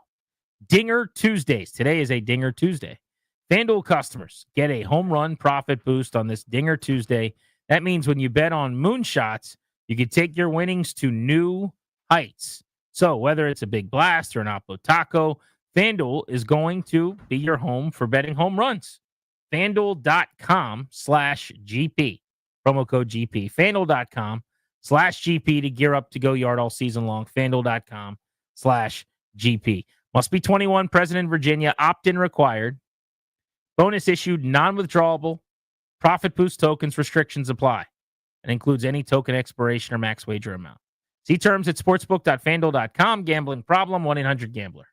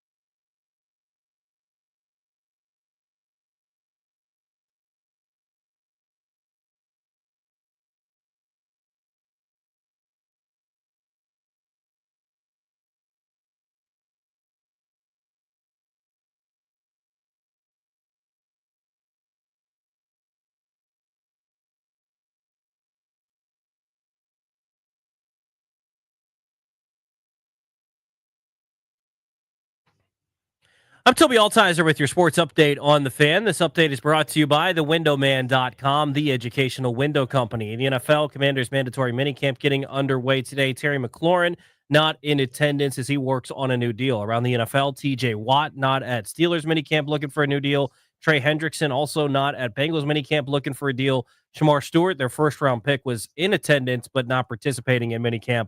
Today, the Broncos signed running back J.K. Dobbins to a one-year deal worth $5.25 million. Baseball, Nationals beginning a 3-game series in New York against the Mets. 7:10 first pitch. You can hear the game right here on The Fan. Mackenzie Gore takes the hill for the Nationals. Griffin Canning gets the ball for the Mets. Stanley Cup Finals, Game 3 last night. The Panthers dominated the Oilers, winning 6-1 to take a 2-1 series lead. Summer heat is on the way. Replace those inefficient vinyl windows now. TheWindowMan.com's fiberglass windows offer maximum comfort and are now $200 off every window. Visit TheWindowMan.com for your free consultation. $200 savings per Infinity replacement window only. Minimums and installation apply. From the Crop Metcalf 5-Star Sports Desk, I'm Toby Altizer on The Fan.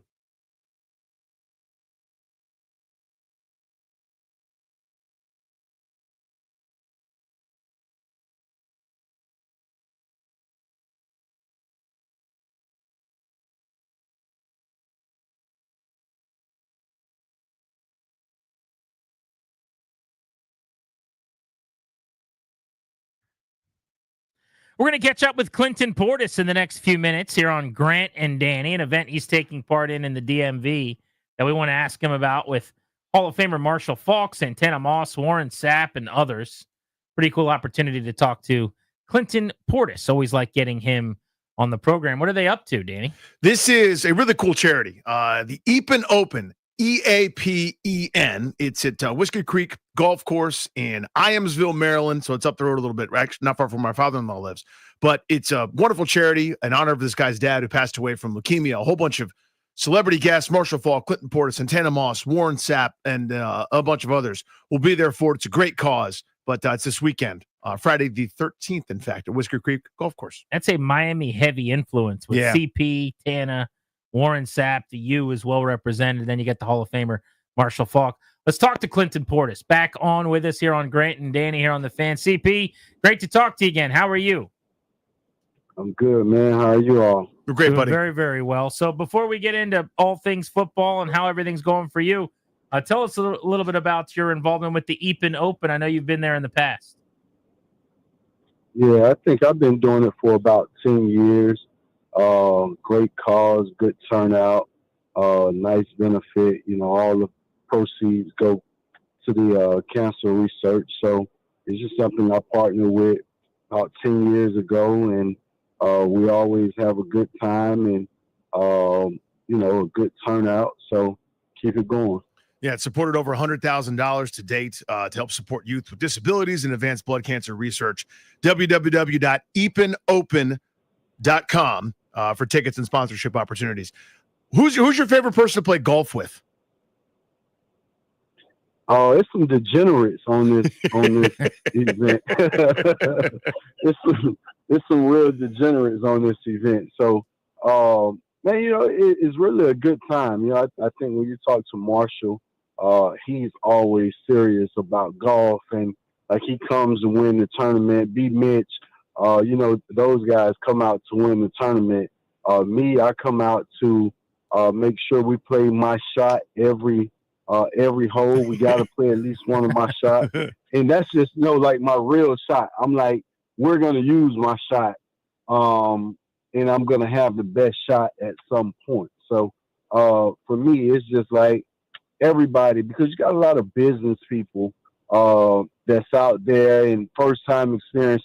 So you're trying to make it good for them and make it fun for them, and they like, you know, this hole over here is serious. Want everybody quiet. These people over here, like running down the golf course with their shirts off. These people over here doing this. So it's just a good time, man. You know, I think everybody come out, and after all the work is done and after you raise what you raise, it's like that finale of, okay, all the work is done.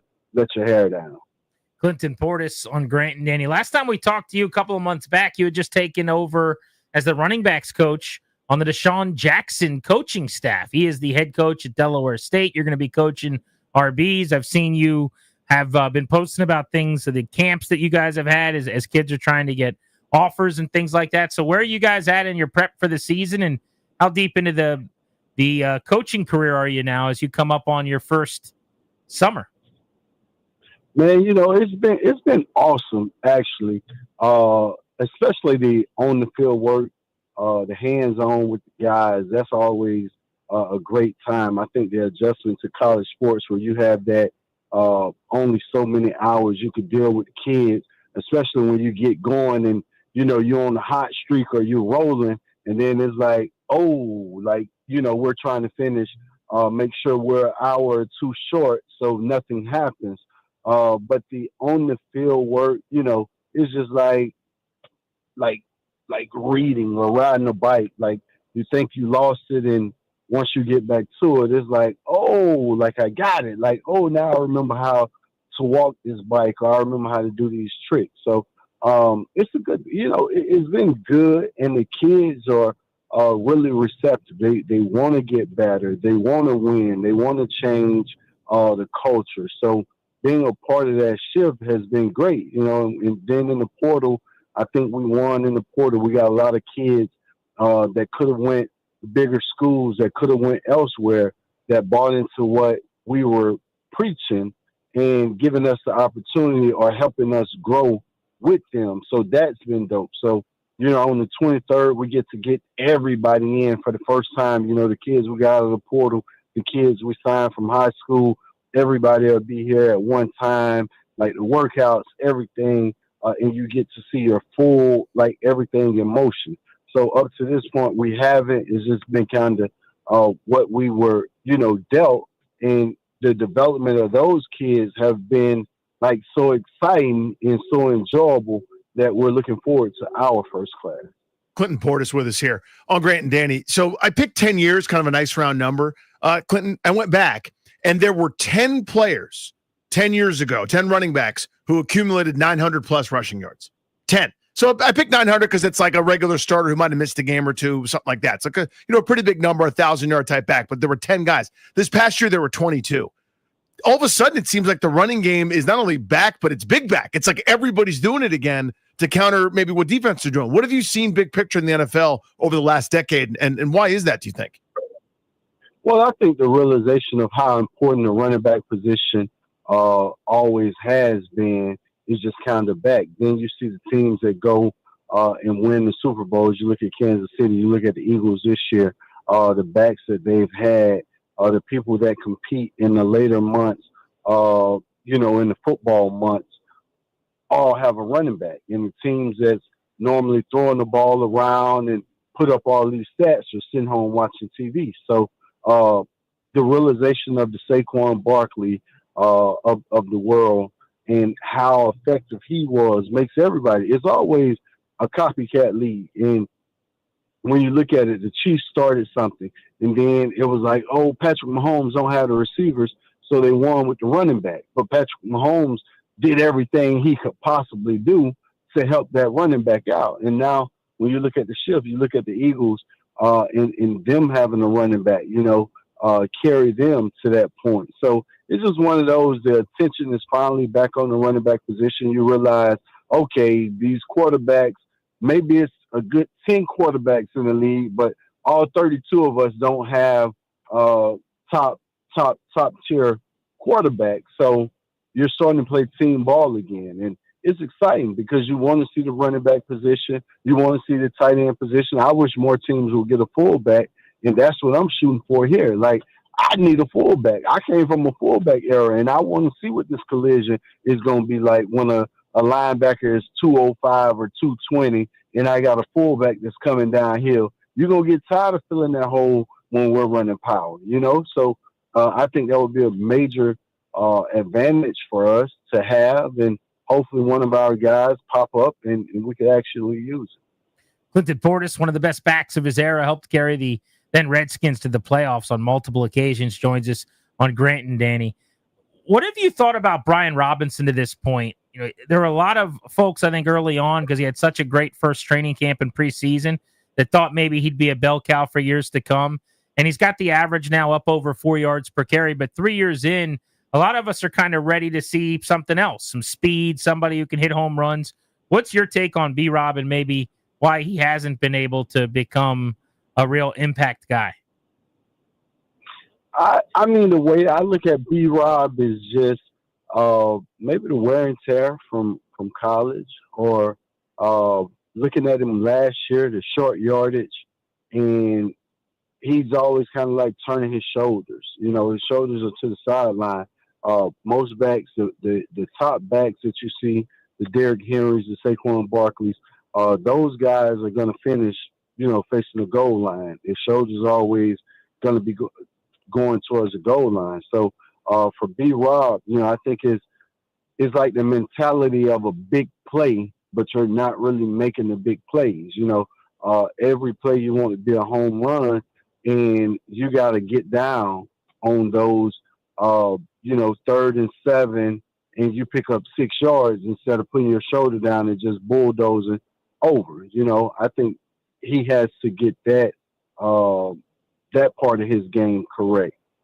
I'm kind of thinking he was banged up last year, and it just haven't been said, or it wasn't a complaint, or I'm not sure if he had a off-season surgery or something. But to me, it just kind of seemed like he dodged a lot of contact or didn't come through with the emphasis on his runs, like finishing his runs. But it's always a league where you're going to bring in people and your replacement could already be on the team. You know, everybody behind you is just waiting on that opportunity to have a breakout game or waiting on you to get hurt. And you got to kind of be on point. You know, you got to be ready, come in and compete. You know, it's the off season. Get yourself together and don't worry about what happened last year. Come in, focus. I think they're building a good nucleus of players, and you have a leader in 5, and you know, hopefully everything get worked out with Terry. So you have 2 leaders over there, Ertz, you know. So you got players. It's just a matter of you coming in and getting your stuff together and making sure you contribute. Clinton, if you were to design a running back kind of in a lab to fit with Jaden Daniels and this Cliff Kingsbury offense, like what kind of player should it be? And do they have that kind of player on the roster? Nah, I would be looking to see if Saquon want to lead the Philly at this That'd be point. nice. Or drive right up the street. You know what I actually said earlier was, you know, going to get Cleveland running back, going to get Nick Chubb. You know, I thought bringing in Nick Chubb would be huge because if he can return to form, you got to steal. You know, it's kind of like how teams were with Derrick Henry, and you're like, oh, okay, maybe he's done, maybe he's not, and he showed you like he's nowhere close to being done. So I thought that would have been huge for us to go out and get Henry, especially with some of the moves they had already made in the offseason. It would have been a great addition to the team, but coming off of those knee surgeries, it's hard to say like he's going to return to form. But to go out and find a back, you know, looking at a guy like James Cook or Saquon or Aaron Jones, you know, those guys that can kind of do everything, that's getting it done and making plays, you want them. I see J.K. Dobbins just went to the Broncos. You know, if you could keep him healthy, especially when you're in a 2-back system, you know, you're looking for guys like that like has the potential to be special, but maybe haven't took it over the top yet. Clinton Portis on Grant and Danny with us here on The Fan. Terry McLaurin wasn't at minicamp today. He's working out a contract still and at odds with the team over the numbers. I don't even remember from when I was covering you when I was still on the beat. Did you ever miss minicamps over contract stuff? And what's your general philosophy on that part of the business? No, I didn't. The time that, you know, it could have been possible that I didn't even know the business of football when they asked me about mini camp and coming to camp and being around for the off season, I ended up getting traded for Champ Bailey. So other than that, I was never in the position to be at, you know, a holdout or upset with my contract. So I never had to miss mini camp, and it was kind of like always looking forward because that's where you start to get back in shape. You know, the emphasis of off season kind of started with us. It wasn't as demanding. I mean, it wasn't as prominent as it is now.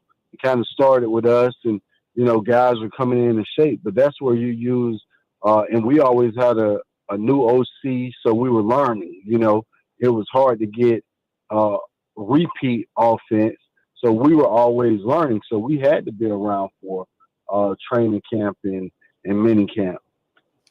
Clinton, this is a real pleasure, man. Enjoy the weekend. It's eapenopen.com. That's EAPEN open.com for tickets, sponsorship opportunities. It's a great cause. Celebrity guests, Marshall Falk, Clinton Portis, Santana Moss, Warren Sapp, and others. A Whisker Creek Golf Course this Friday in Iamsville, Maryland. Really appreciate the time, buddy. Hey, man, I'm still waiting on y'all to walk in Taco Chinos. I've been looking for y'all. It's happening. It's going to happen. It's only a I've been matter of looking time. for y'all. I'm just saying, I've been looking for y'all. That's why I'm going to give you your gear, all right? Hey, so let me know when y'all I was going to say, I'm going to walk in there when I get my Delaware State Hornets hat. Hey, that's why I'm going to deliver. It's going to be a fair exchange. Okay. Love it. This is like some movie. Like I'll blink my lights twice and then get out, and you got to bring the duffel Middle bag. of the desert, casino style. Yeah, exactly. Exactly. Blow the horn twice. Let me know it's you outside. Love it. All right, I'll text you. There's Clinton See you, buddy. Portis with us on Grant and Danny here on The Fan. Always fun. Always good to have him on the show. I do think their gear is fire. They've got like the red Hornet hat. Are you familiar with the Delaware State? I looked when the announcement was made. We had him on. Yeah. Let me see. I think I would look good in that hat. But I guess we got to go. If he's going to give it to us there, we got to make it happen. John Kimes on the show in 20 minutes. We'll get the latest from minicamp. He was out there today. What did Dan Quinn have to say? We'll get to that next. Plus, the Nats getting ready to play Juan Soto and the Mets. Davey made some odd comments going into this series. The leadoff is next.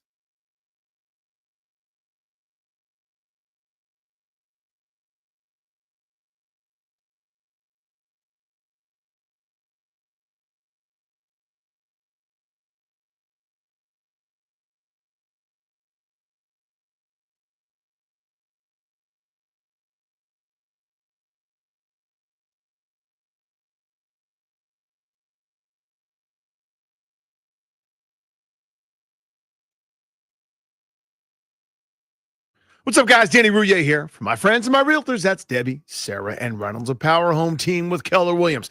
Listen to this. Their client, Beth, was able to sell her home for well over asking price and in just 6 days. How? How is that possible, you might be asking? Well, there's a difference between selling a home and selling it right. Beth hired Debbie, Sarah, and Reynolds, a power home team, because they know how to sell homes right. Their buyers and waiting program led to Beth getting multiple offers. More offers. Take your time. What does it mean? It means more money for you. Let them use their database of well-qualified buyers to get your home sold. Reynolds, a power home team, is so confident they will get your home sold for the most money that if your home doesn't sell for some reason, Debbie and Sarah will buy it. That is their guarantee. Call the only ones you should trust. I trusted them. They sold my place. The only ones you should trust to sell your home, that's Debbie, Sarah, and Reynolds, a power home team. Call them now at 844-654-SOLD. That's 844-654-SOLD, or just go to the website. That's DebbieHasTheBuyers.com.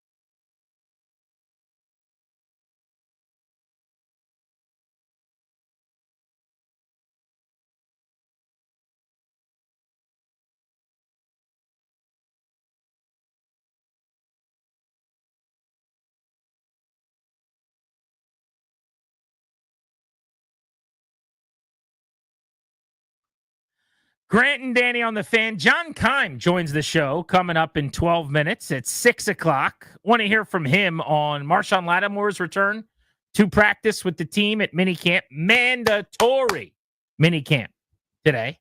And we'll talk about Laramie Tunsil as well. What are the expectations for him this year? No Terry McLaurin.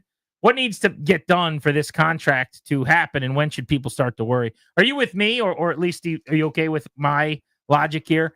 Until he's a no-show at training camp, that's the first time that I think anybody should really lose any sleep over this thing. I smell what you're cooking there. Again, it's just a different way to think about it. We've got an old drainage system in our house. And what happens every once in a while is if something backs up, something else backs up, something else backs up, then you get this weird sort of flood gurgle thing out of our like master drain downstairs in the laundry room.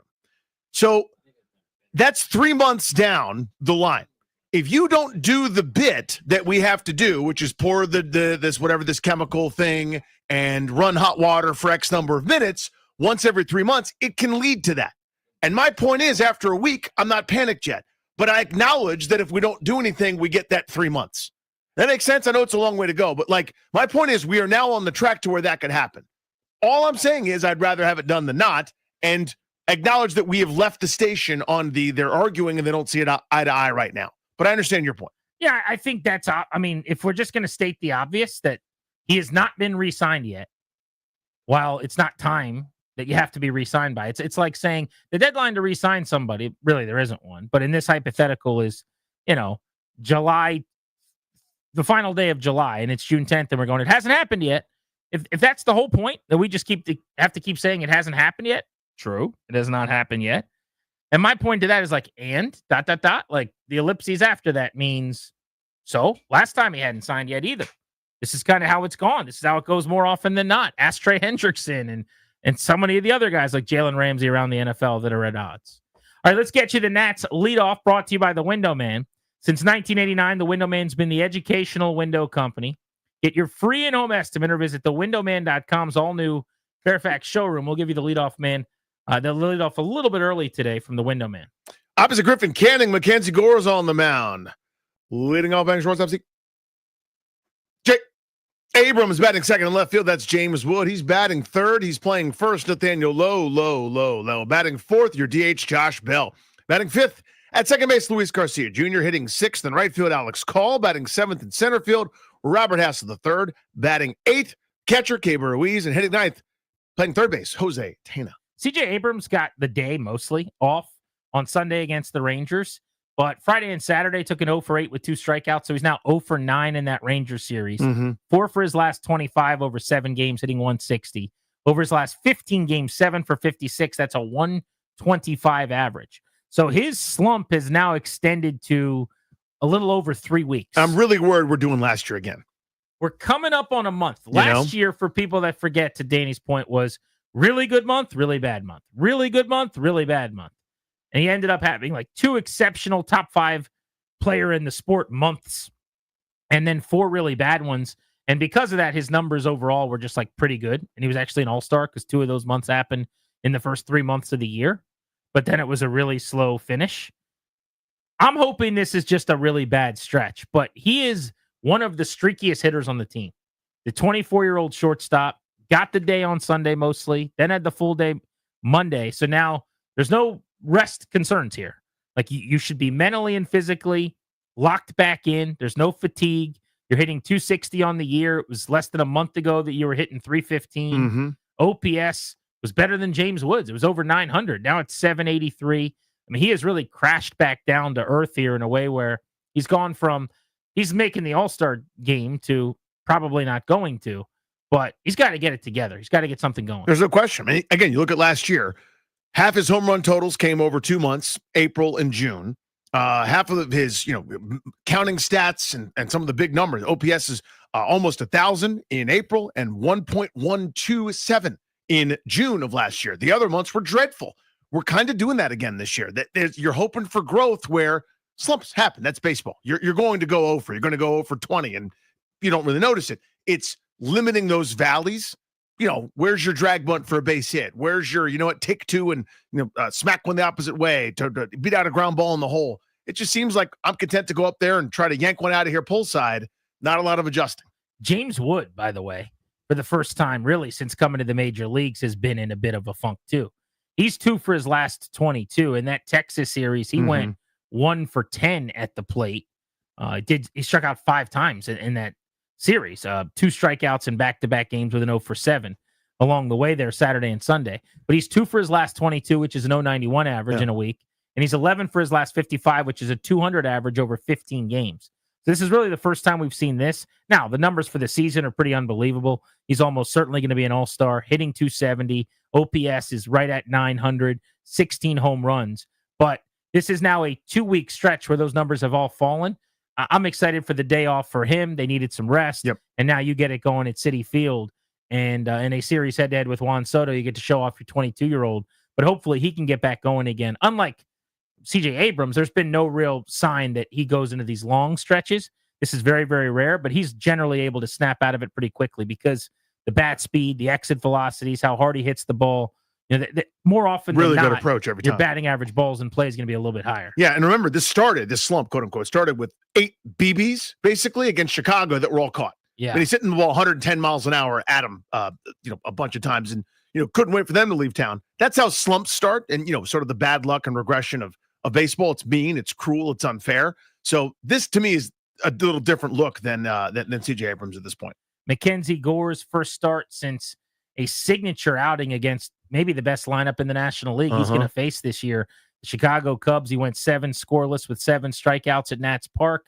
He now goes up against a very good Mets team that actually is the best team in the National League right now.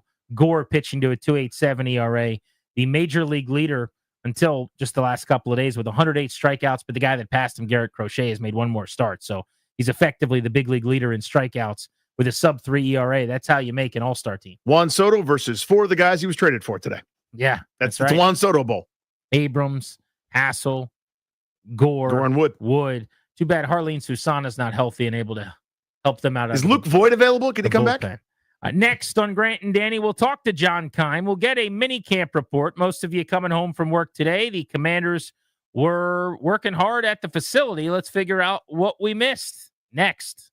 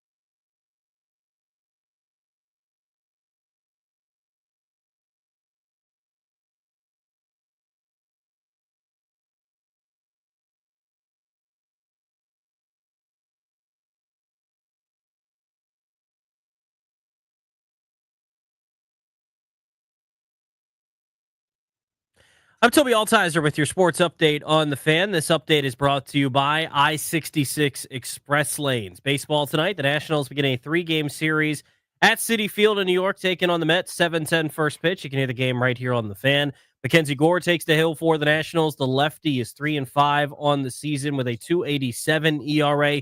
Griffin Canning gets the ball for the Mets. He's 6-2 on the season with a 2.90 ERA. In the NFL, mandatory mini camps getting underway around the NFL for the Commanders. Marshawn Lattimore and Laramie Tunsil missed OTAs, but are in attendance for mandatory mini camp. Terry McLaurin still not in attendance as he works on a new deal. Around the NFL, TJ Watt wasn't at Steelers mini camp. Trey Hendrickson wasn't at Bengals mini camp. Their first-round pick, Shamar Stewart, was at minicamp but not participating. A signing today in the running back room for the Broncos as they signed J.K. Dobbins to a one-year deal worth $5.25 million. NBA Finals off once again tonight. Game 3 going to be tomorrow. Thunder and Pacers in Indiana for Game 3. Last night, Stanley Cup Finals Game 3. The Panthers beat the Oilers 6-1. Take a 2-1 series lead. Game 4, that series going to be on Thursday night. What's the road to a reliable commute in Virginia? That's easy. The 66 Express outside the Beltway is the answer you've been looking for. Get the inside track to express travel on I-66 outside the Beltway at ride66express.com. Guess less, no more. From the Crop Metcalf 5-Star Sports Desk, I'm Toby Altizer on the Fan.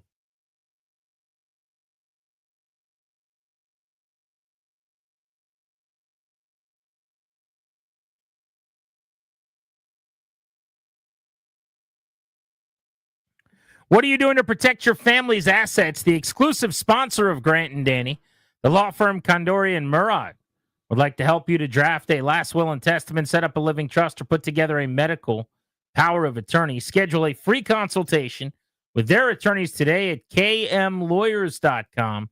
Be sure to tell them we sent you to get a discount. That's kmlawyers.com. Right now on the Rude Guest Hotline, Rude, the most reliable heating and air conditioning products in the DMV. We find John Keim, covers the Commanders for ESPN, and he's stopping by to give us the latest from minicamp today. John, thanks so much. I know you're out in the sun today watching the Commanders. We appreciate a few minutes. Why don't we start with the guys that did show back up?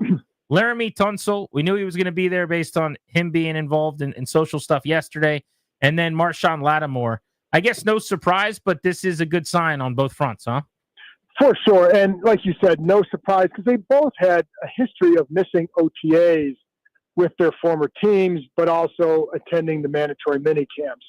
And so, yeah, I was expecting them. And Tunsil did some work during individual drills, couple reps here and there, nothing when they would do some 11-on-11 work during practice.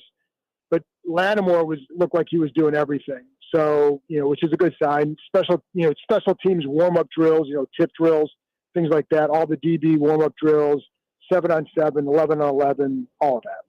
So, John, for me, I always, I'm one of those old school annoying hardliners. I just think everyone should be there. But put that aside for a second. My Trent Williams corollary always was, he doesn't go, but God, that dude's awesome, right? So as long as you're awesome, it's like, what are people like me going to say? Right. In the past, Marshawn Lattimore was awesome. It's been a few years, right, man. Kind of like the way you do it isn't the most awesome way anymore. I'd be looking for new options or new thoughts, new approaches if I was him. Just your reaction to that.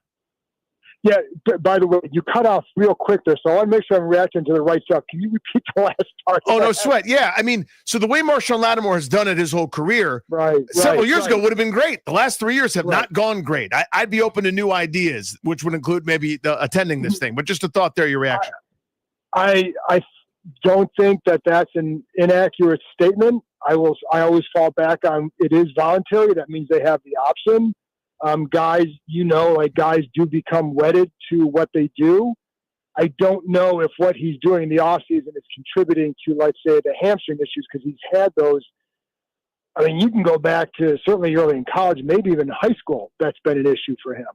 So I don't know if he were here, is that going to change for him? I don't know. As far as his play goes, how much of that is related to the injuries? So, yeah, listen, when Deshaun Jackson was here, nobody ever fretted about him missing the stuff because he did the same thing every year. 50 touchdowns, 50 catches, 8 to 10 touchdowns, whatever, a lot of big plays. and you know the offense. Terry McLaurin, you can't worry about him being here because you know when he gets here, he knows the offense. You know what he's going to be working on. He's done this every year, plays every game, whatever. But yeah, I think I don't think it's inaccurate to say you would like Marshawn to be here. And it's funny because I had a coach tell me last week, like, oh, he can't wait to get here. He's hungry to get here. I'm like, well, he could have been here earlier if he'd wanted to. He was that hungry, but it is voluntary. And I think even if he had been here, the question we all would have is, can he stay healthy during the season, and what does it look like? So, we'll see. That question would remain even if he had been here. Right. The health is a huge factor. There's no doubt. Right. And it's part of the performance. But the performance when he was quote unquote healthy was also bad. So here's my question on this. A little bit long-winded, but last year we had Adam Peters on during training camp. And I remember we were talking about the roster as it was built. And I said, the one spot on the team that I just can't really see working out is cornerback. And I basically asked him to make the case for why corner would work. And he went on this big rant about how much they loved Emmanuel Forbes and how they thought he was going to bounce back and, yada, yada, yada. Now, after the call, I said to Danny, I don't know if he actually believes that or if he's just a GM saying the nice thing about the player that he's trying to empower. But you fast forward a couple weeks, he'd been benched. A couple weeks after that, he'd been cut. When they're talking so nicely about Lattimore, do they actually believe that he's still a stud, or are they just empowering him? I guess the fact that they rolled the dice when they could have gotten out of the deal tells you that they really do believe he's still a baller. Well, I think they believe that he can get to a certain level. And the question, I think, that for them, what you would hear is, how much did the injury take out of his play last year? And other corners would say this too. It's one thing. I'm going to say a couple things here. So the first part from their perspective is, okay, he missed all that time with the hamstring injury.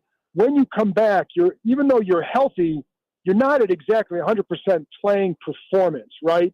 So he's getting thrust back in there, and in a couple of weeks, you're facing A.J. Brown, you're facing Mike Evans, A.J. Brown again. You know what I mean? So those were tough assignments for a guy coming off an injury, or even whether or not he was off an injury, it's still a tough assignment. But coming off that, how much did that impact his play?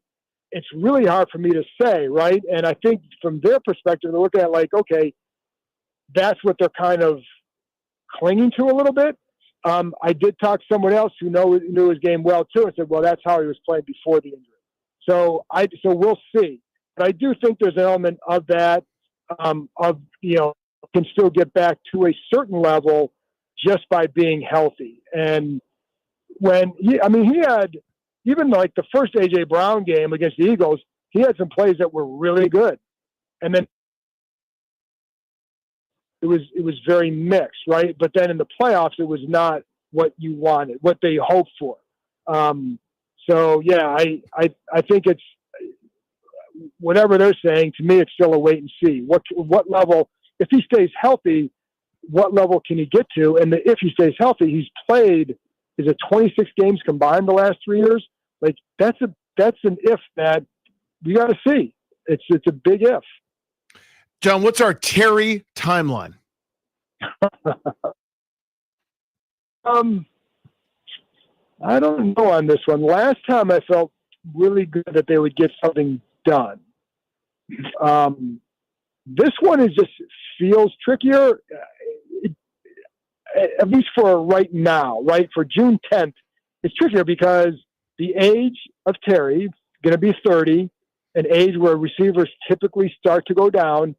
He does not seem to be going down. Right? He's coming off, career year? Best year, yeah. Right. And it's not like it was just because of Jane. He was productive before this, but you have a quarterback who trusts you because of how you are, and then you have a quarterback who can get you the ball because you trust him, right? It's a really good situation for both. So I think because of that, you have to say, these guys know how important he is and what he means.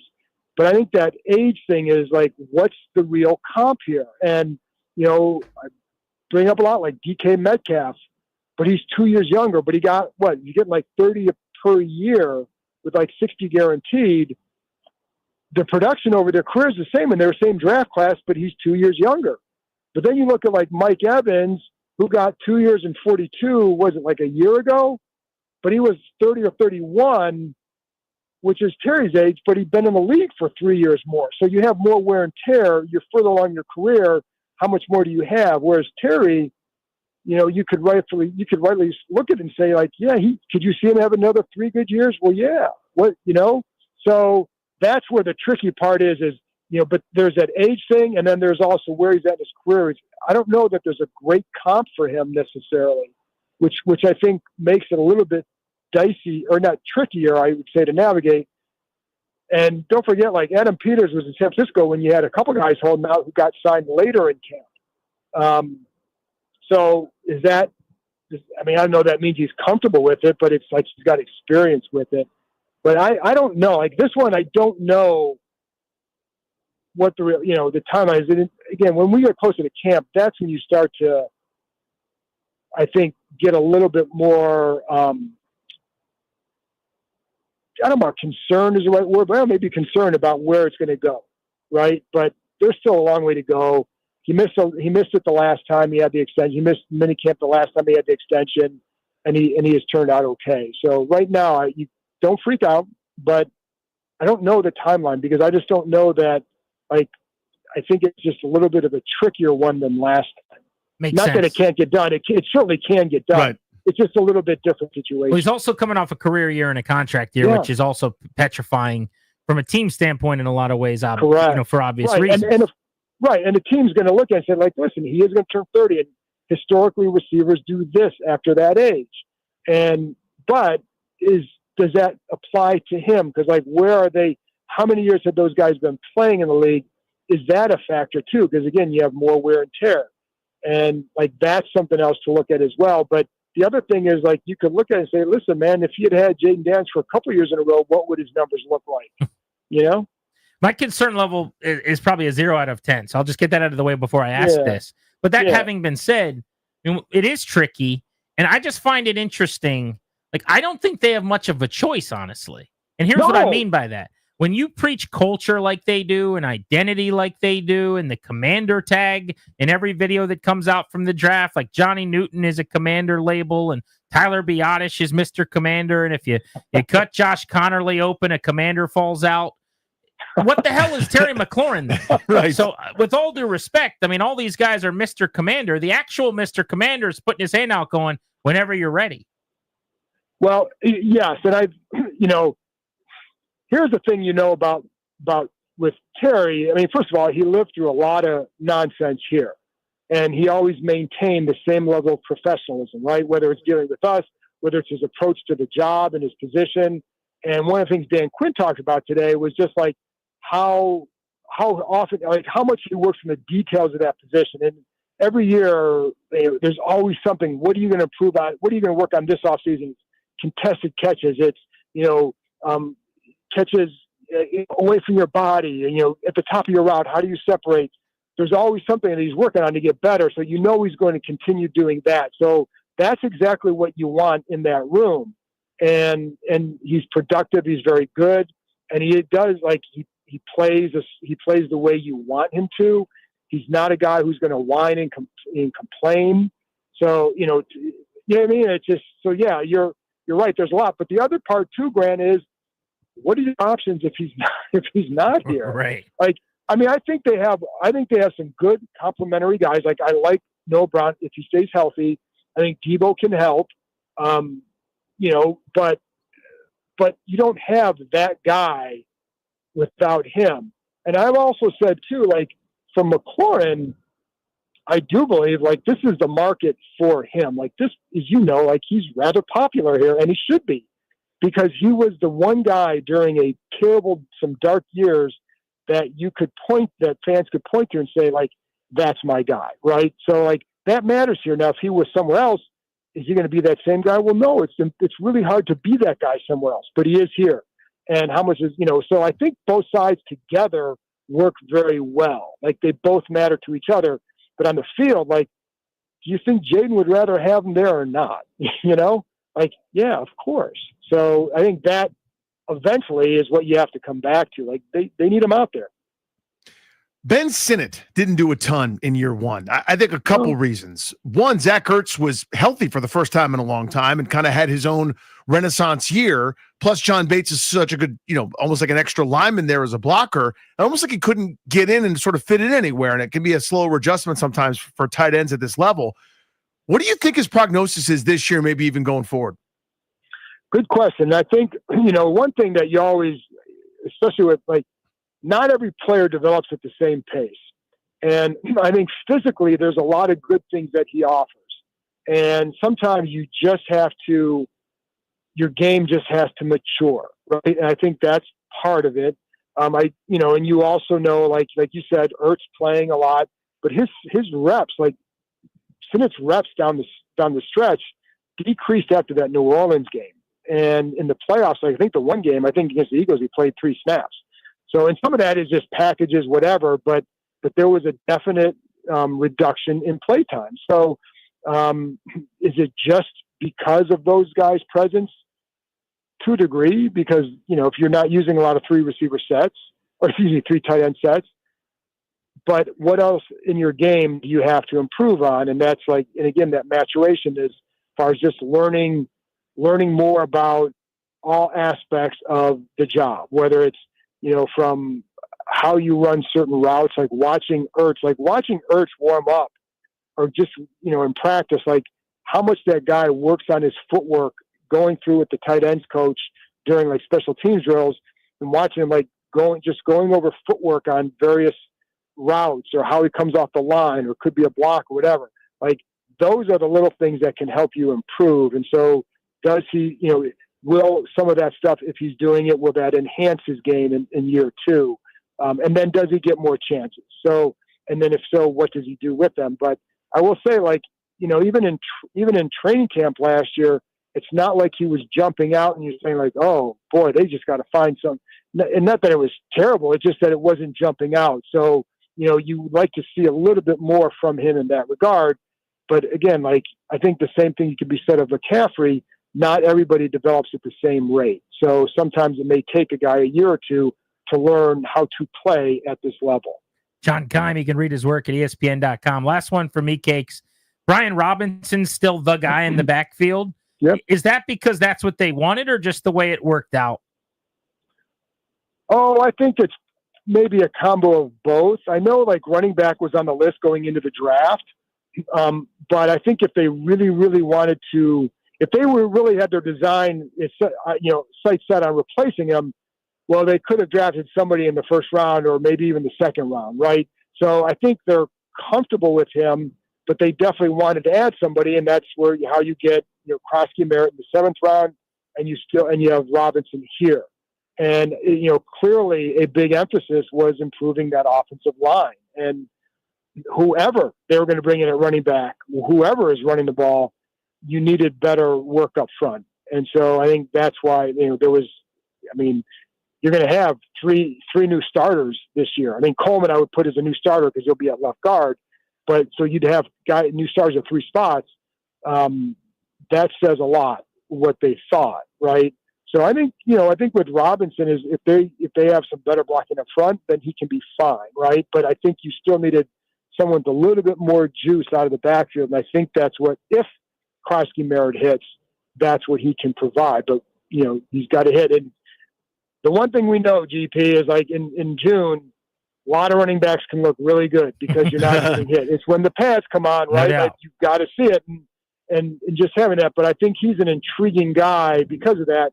But Robinson, that one game he played, by the way, the game. But there was there was a couple nasty runs in that game. Dude, he runs there was the year before he had a game against when he was at New Mexico. I want to say, I can't remember, it was Utah State or somebody like that, where the violence that he ran with late in the game, I think it was multiple overtimes, and just how he was running late was just there's something there. So did they get a big time gem? I think he's, like I said, to me, he's very intriguing because you saw some signs, and where would he have gone had he played all year? But the other part too, it was a running back rich draft, so that was going to push down a guy who didn't play last year. So, I'm intrigued by him, but like I said, until you get the pads on with them. But the things that you see on film, like he's always getting extra yards because he's always leaning forward at contact, and he runs angry. John, really appreciate it, man. Thanks for joining us. Good update. Thanks, guys. Yeah, enjoy the rest of minicamp. There's John Keim, ESPN.com. You can read his work from Ashburn. Another day tomorrow. We'll get the latest, everything going on out there. Dan Quinn will speak again. I'm sure the coordinators will step up to the mics as well, because Quinn had a lot to say today about who was there, who wasn't. Yeah, the Krosky Merritt situation is fascinating. Like, can you imagine? Like, I remember it was amazing when the Texans found Arion Foster, who was a backup running back for a lot of his time at Tennessee. He had 1 year as like the primary starter, and he turned into this star in the league.